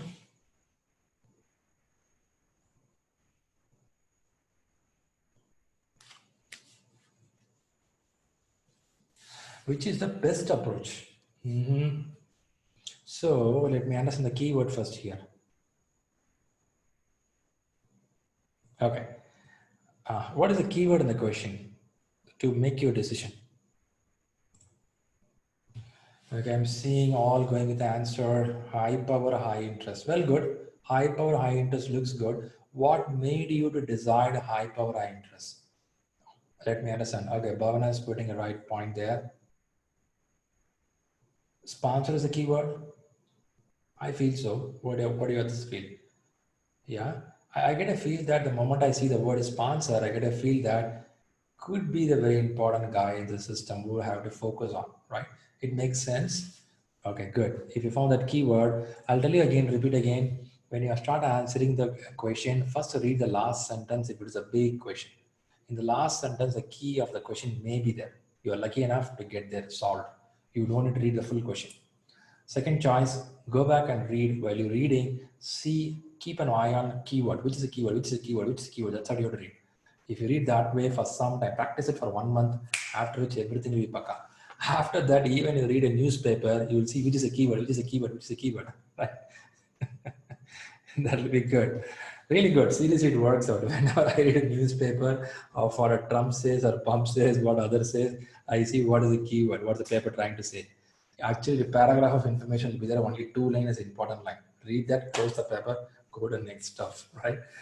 Well, good. That's a good stuff here. You all made a good job. Fantastic. Right, here I have an exercise for you. You have to do this exercise with me. Exercise, take 100 push-ups. Let's start the exercise. Okay, here we have some sort of action here. There is a music festival happening in the locality. Let's imagine this music festival is happening somewhere in UK. Let's take UK. There are some people from UK here in the class. Let's take it UK, right? Okay, now we have the music festival. I have put a few stakeholders here. What I did is I put local authorities of individual, okay, or could be a government department. This can be department or this can be of individual. Both can be here. Residents, of course, it's individual. And shops, companies, it's organizations, right? And I have a government, which is a department or government authority is going to be here. Now, taking this, I want you to help me one by one. Don't jump faster. I know some of you so eager to give all the answers. Let's go one by one. Let's help everyone. So first thing, I'm going to put it here. Let's first design this high power, high interest, right? So this is high power, high interest area. And the opposite to that, this is low power, low interest area. Okay, now this will become high in power, low in interest area. Now this will become what? Low in power, high in interest area. When you understand this carefully, now you can start plotting your answer. Now let's go with the first one. I'm giving a location of UK. UK is a place where people like to live a better life with the human being around. I'm talking about a countryside. Don't talk about anything on the downtown. Downtown doesn't work out anywhere in the world. Let's go with countryside, where people love to be happy, have a good lead, pleasant life. Imagine yourself a green field, happy, cold weather, nice place. Now, the local authorities and council, for running a music festival, what will be their role? Will they be where they stand? Now you talk. You have the imagination of that and talk how they'll be there. Okay, so you have high power, high interest. Okay, they're going to play low here. Okay. Okay, I'm getting a word. They're going to be high power, high interest. Okay. Okay, as many of them telling that they have a high interest and high power to make it happen. Okay, let me take your words and let me put it here. Okay, local authorities are high in power. They can decide something can go and stop. Also, they're interested because they want the community to be happy. That's a meaning here. Okay, very good. Thanks for the answers. Now let's go to local residents. Local resident, what will be their involvement here in this kind of stuff? First of all, they'll be low in power. They can't do anything. Now talk about the rest of the stuff. High in interest, of course, they want the festival to happen. They can have a lot of fun when it happens. Well, great. Now I come to the next area. This is a very controversial area.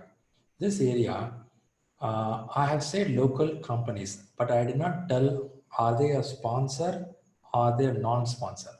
Let's go with the two scenarios. First scenario, they are not sponsors. They're just local shop in that locality, right?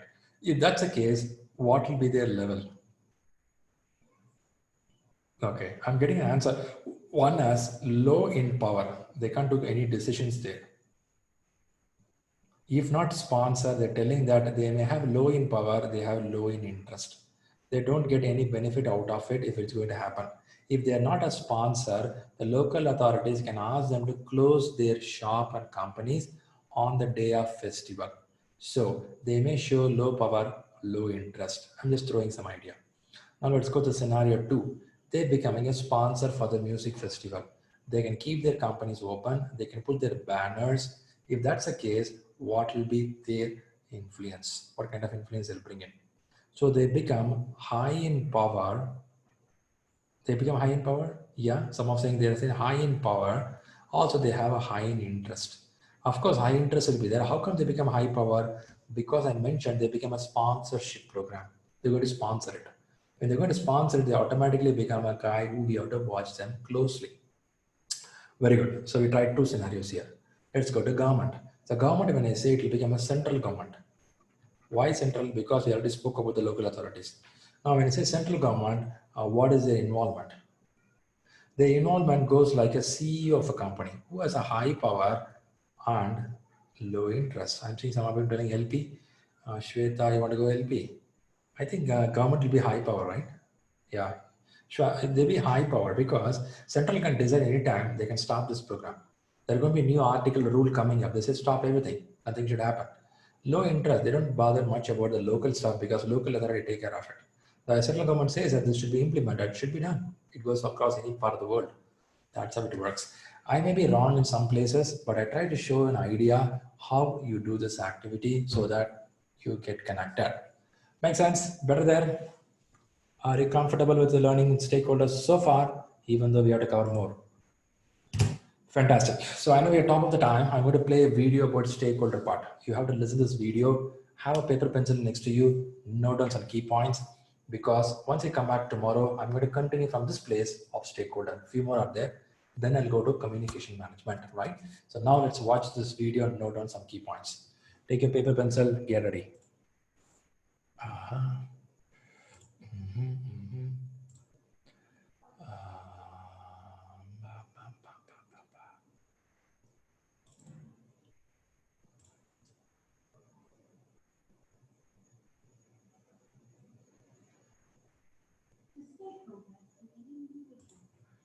Okay, my volume is pretty low. Sharing the content. Okay, let me see audio is shared. Okay, just somebody confirm if AV is good. Sound will come, it will take a little time. A stakeholder is any individual, group or organisation with an interest in the project who may or may not be needed in the decision-making process.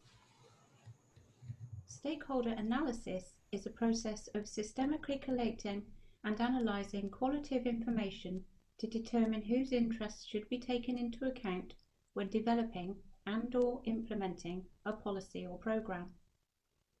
It is used to identify the key stakeholders based on their attributes, interrelationships and interests related to a given issue, organisation or resource. It should be one of the first steps you take in any project. It aims to identify everyone with a concern or interest who needs to be involved. The process is a four-step process. Firstly, you need to identify your stakeholders. In this stage, you should think about all the people who are affected by your project, who will be influenced or have an interest in its successful or unsuccessful conclusion. Stakeholders can be internal, such as managers, employees, trade union members, or external, like customers or suppliers. Stakeholders can also be primary and secondary. Primary stakeholders define the business and are key to its continuous process, such as customers, suppliers and employees, while secondary stakeholders are those who could ruin the relationship with the primary stakeholders, such as business partners, competitors and regulators. The second step is to prioritise your stakeholders. In this stage, we use a power interest grid to classify the level of interest your different stakeholders have in the process or the organisation and their power to affect or be affected by it. For example, your boss is likely to have high power and influence over your projects and high interest, whereas your family may have high interest but are unlikely to have power over it. Someone's position on the grid shows you the actions you have to take with them. High power, high interest stakeholders are your key players who should be fully engaged through full communication and consultation. They could be recruited to the project team. Those with high power, less interest, are the people you need to keep informed and satisfy, as they are powerful enough to cause problems. Stakeholders with low power and high interest can be useful supporters, so involve them in low-risk areas and consult them on their interest area. Low power, less interest stakeholders are probably the least important. They're not very powerful and they are not as interested in the organisation or project. The third stage is to understand your stakeholders. This stage is knowing more about your stakeholders, and the best way to find this information is to talk to your stakeholders directly. Key questions to help you understand them could be: what interest do they have in the outcome of your work? Is it positive or negative? How are they likely to feel about and react to your project? What is the best way to engage and communicate with them? What motivates them most of all? What information do they want from you, and how do they wish to receive it? What would encourage them to support your project? Who else might be influenced by their opinions? Do these people become stakeholders in their own right? The information gained from your questioning can be added to a stakeholder register for quick and easy referencing. Here you will record your assessment of each stakeholder.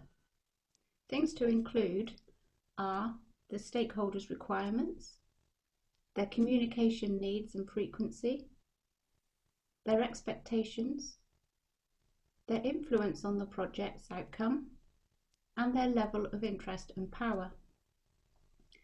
The stakeholder register must be updated when any new stakeholder is identified or any change is observed. This document may contain some sensitive information, therefore its access should be limited. The fourth and final step is to manage your stakeholders. After conducting your stakeholder analysis, the project team can devise an action plan that sustains supporters' interest and commitment and wins round the doubters. Communication and engagement planning should be informed by your findings from the stakeholder analysis. This short video was brought to you by ProAction Development.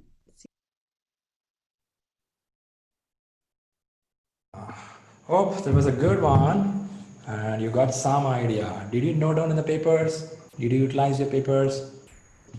You've written there something? Well, some important factors are there, right? I know she spoke a bit slow, bit low voice, but if you got something, that's good.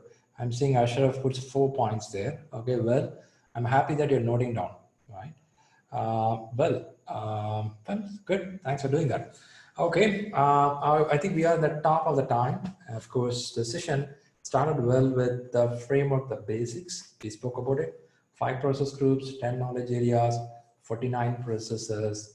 I was giving some heads up on start to end, right?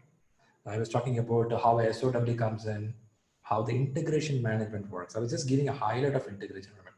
I didn't go deep inside. I was just trying to show you what is integration management all about. And once I do that, I was able to show you how the PMO works. I was showing something on factors of project, all the stuff. Then we started learning something on stakeholder. Of course, there are a lot of content, but I try to be a little at the high level to explain things. Slowly, we're getting inside a process, make you to understand what is the process, right? When you start understanding all the process, it's going to help you better, right? Are you maturing day by day? Do you feel comfortable better than yesterday? Are you feeling grown up from yesterday? Yeah, we are, right? We're getting mature. Okay, good. It's time to say thanks to everyone. So it'll be good to see you all if you're comfortable to come on the cam.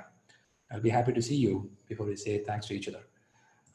You can switch on your cam. Right. Well, good. I can see some of you already in this off sleepy mode. It's 11 o'clock. Initially, we used to have very late time classes, 11 or 12 o'clock. Now we changed it to 10 p.m. IST so that you can sleep well, right? Some of you should be early in the morning, so day starts from the classes. Well, good. Hope the session went well in the sense that tomorrow we're going to cover something more on stakeholder and more on communication management, right? Theoretical stuff going to happen more. And some time permits, we'll go for a sample project again to see how we can implement this into the project. If not, I'll try to assemble this and put into a project on the next week where you'll work on stakeholder communication and requirement gathering. That is called WBS, work breakdown structure. How do you do that as a project in the system? We will try to do that stuff, right? If not, we are learning in the right way. And I would expect you to do the process what you do now. Sitting 4 hours is not easy. Is it tough? Yes, on the same place, very tough. You keep moving. Once you stand up, the sofa will tell, thank you, please, don't come back again, right? That's how it will be. It's not easy. I know you're doing a big effort. You're doing something growth for your life.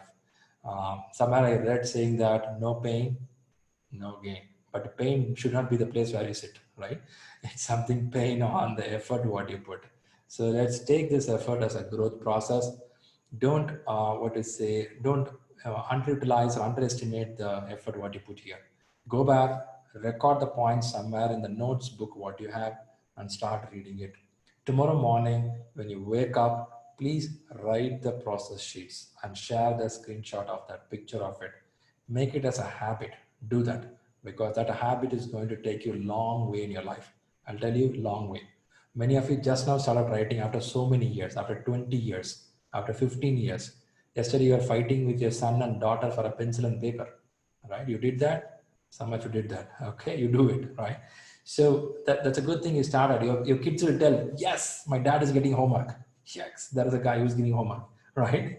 So do that. Yeah, somebody, Kapil is showing something there. Okay, good, Kapil. Scribbling is there. Well, good. So let's do that. Keep up the momentum. It is easy to be bottom 80%. You can sleep 10 hours. You can wake up late. You can don't read anything. Don't expect anything in life. Easy to be bottom 80%. It needs effort to be 2%. It needs passion to be top 2%. Right? It needs effort to be 20%. It needs passion to be top 2%. So decide, you're going to put the effort, you're going to put the passion. Show that, excel, it's going to be a great job. Great here. With this, we come to the end of the session. I'm going to stay here for another 5 minutes. If anybody has any questions related to the topics, I'll try to cover up in the time. Rest all, go home, sleep well, happy. We'll catch up tomorrow. Thanks all. We are at home only. Thank you. Yep. Bye-bye. Okay. You can wave hands to each other. At least when you log off, you can smile. Yeah, that's good job. Good job. Good job. Wave hands, smile, and go. The rest all can stay. If anybody has a question, I can listen to you. Vaibhav was asking, sir, is a stakeholder register is a confidential document? Yes, that's how they say in the videos, a confidential, classified, because a lot of information will be there. We don't want to expose to anybody outside of the project. Inside the project, they should know, right? In the name of confidential, you cannot switch off your monitor in the computer. You have to open it and work it, right? Go confidential, switch off the camera. I'm working in a secret project, the monitor is off. Man, you have to open and work. Something should be there, but there is a limitation for it. Okay, Jimmy is saying, okay, yes, Jimmy, will connect on that. Any more questions? You can open your mic and talk if you want. You're free to open a mic and talk. Hi, Shriram, this is Shweta. I just wanted to, if you can hear me, I just wanted to ask, I'm not from PMP background, but I have little experience of how PMO works and all. So I mostly work on the programs which are like, taken in our company as such, like, while filling up the application form, what kind of instance of, program management experience should I put in there? For PMP, you don't need to put a program level. We have to put in a project level. So what you do is reach out to me. You are in our WhatsApp group already? Yes, I am. Yeah. Okay, reach me in the WhatsApp. I will give you some samples to you. We'll connect to okay. It's simple. You don't need to go for program. We'll go in a project level. Okay, project level. Okay, fine. No problem. But should be an example of what's happening with me like currently, or it is something like, I have to pick it up from some anonymous, like, project, something like that. How does it work? It should be something which I have done. Yeah, you should be part of it. It's not recent, right? In the last 8 years, they're asking to fill it. I'm sure in the last 8 years, definitely you would have involved at least a few months in some project. In last those were from 2012. 2012 was a good Salman Khan movies used to release. It's a very old time. Okay, from that, definitely you've done a lot of project. Let's go back in your memory, catch up some of the good projects. Take that. Okay. It'll help you how to streamline it. Okay. Okay, sure. Yeah, thank you. Perfect. Great, Shweta. Thank you. Shomas Kar is putting a question. I have a question related to operations and project. When you are coming back after 6 months to Goa, with office people, it is project. If I say that you are coming back every week with office people, it will be project again. Yes, every week you said, right? It is going to be different. Every week the timeline changes, cost factor changes. Requirement also changes. You will not come with the same requirement every week, right? Is something going to be repeatedly same process of blueprint stuff that goes into operation, right? If there is a lady sitting in the hotel reception, whoever calls, she will tell that our hotel charges are 11,000 plus taxes, food included, cab service separate. If she says the same dialect to everybody, that's going to be operational activity, right? She talks to each one in a different language, make them to understand their process. It's a project for them. Let's take Rahul and our executive team handling number of people every day. So they have a different requirement coming up. I won't call it as operations, right? It's a project for them. Every one resource come to them and talk to them for half an hour, 1 hour to understand what is PMP all about. So that's about the project for them. That's how it works. Okay, Ashraf says these days filling the fuel is also a project. Every day the price changes. That's good, right? Operation is doing the maintenance after the project completion. Very good, Jimmy, right side. Good, fantastic. Any more questions? Anybody want to sing a song here today? No? Okay, that's great. That's great. Okay. Some people are very serious. They say, okay, I want to sing a song. I don't know why. After we grow elder and elder, we get so serious, right? The face turns so very serious. When you're children, we smile and laugh a lot. I've seen some of the senior officials in the organization always Smile, yeah. You are just an official for next 5 years. Then you'll be thrown out as a retired fellow. You have to sit with the Times of India news. Then they laugh. Yeah. See, today you're a CEO, director. Another 5-8 years will throw you out. You have to sit with your old paper in the corner of the room, start reading. Right? Better smile where you are. Great. Coming back. Any questions here? I can help out. Well, you know one thing in this group, everybody will wait. Somebody will ask some question. Let me listen that.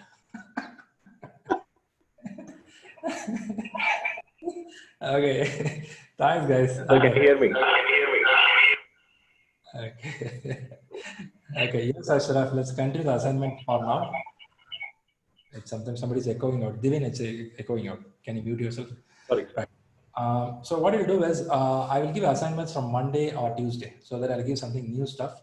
For now, continue what you're doing now. In fact, it's going to continue for a while. You're going to write this process for a while until it's settled. Until then, let's go on this. Okay, with this, I'll wind up. Morning, I have an agile classes, PMI-ACP. Let me do that. Okay. Let me go back to sleep, take rest, get back in the morning. Tomorrow evening, I connect with you on stakeholder plus communication. Have a good sleep. Catch up soon. Thanks. Thank you. Thank you. Thank you. You. Thank you all. Yeah.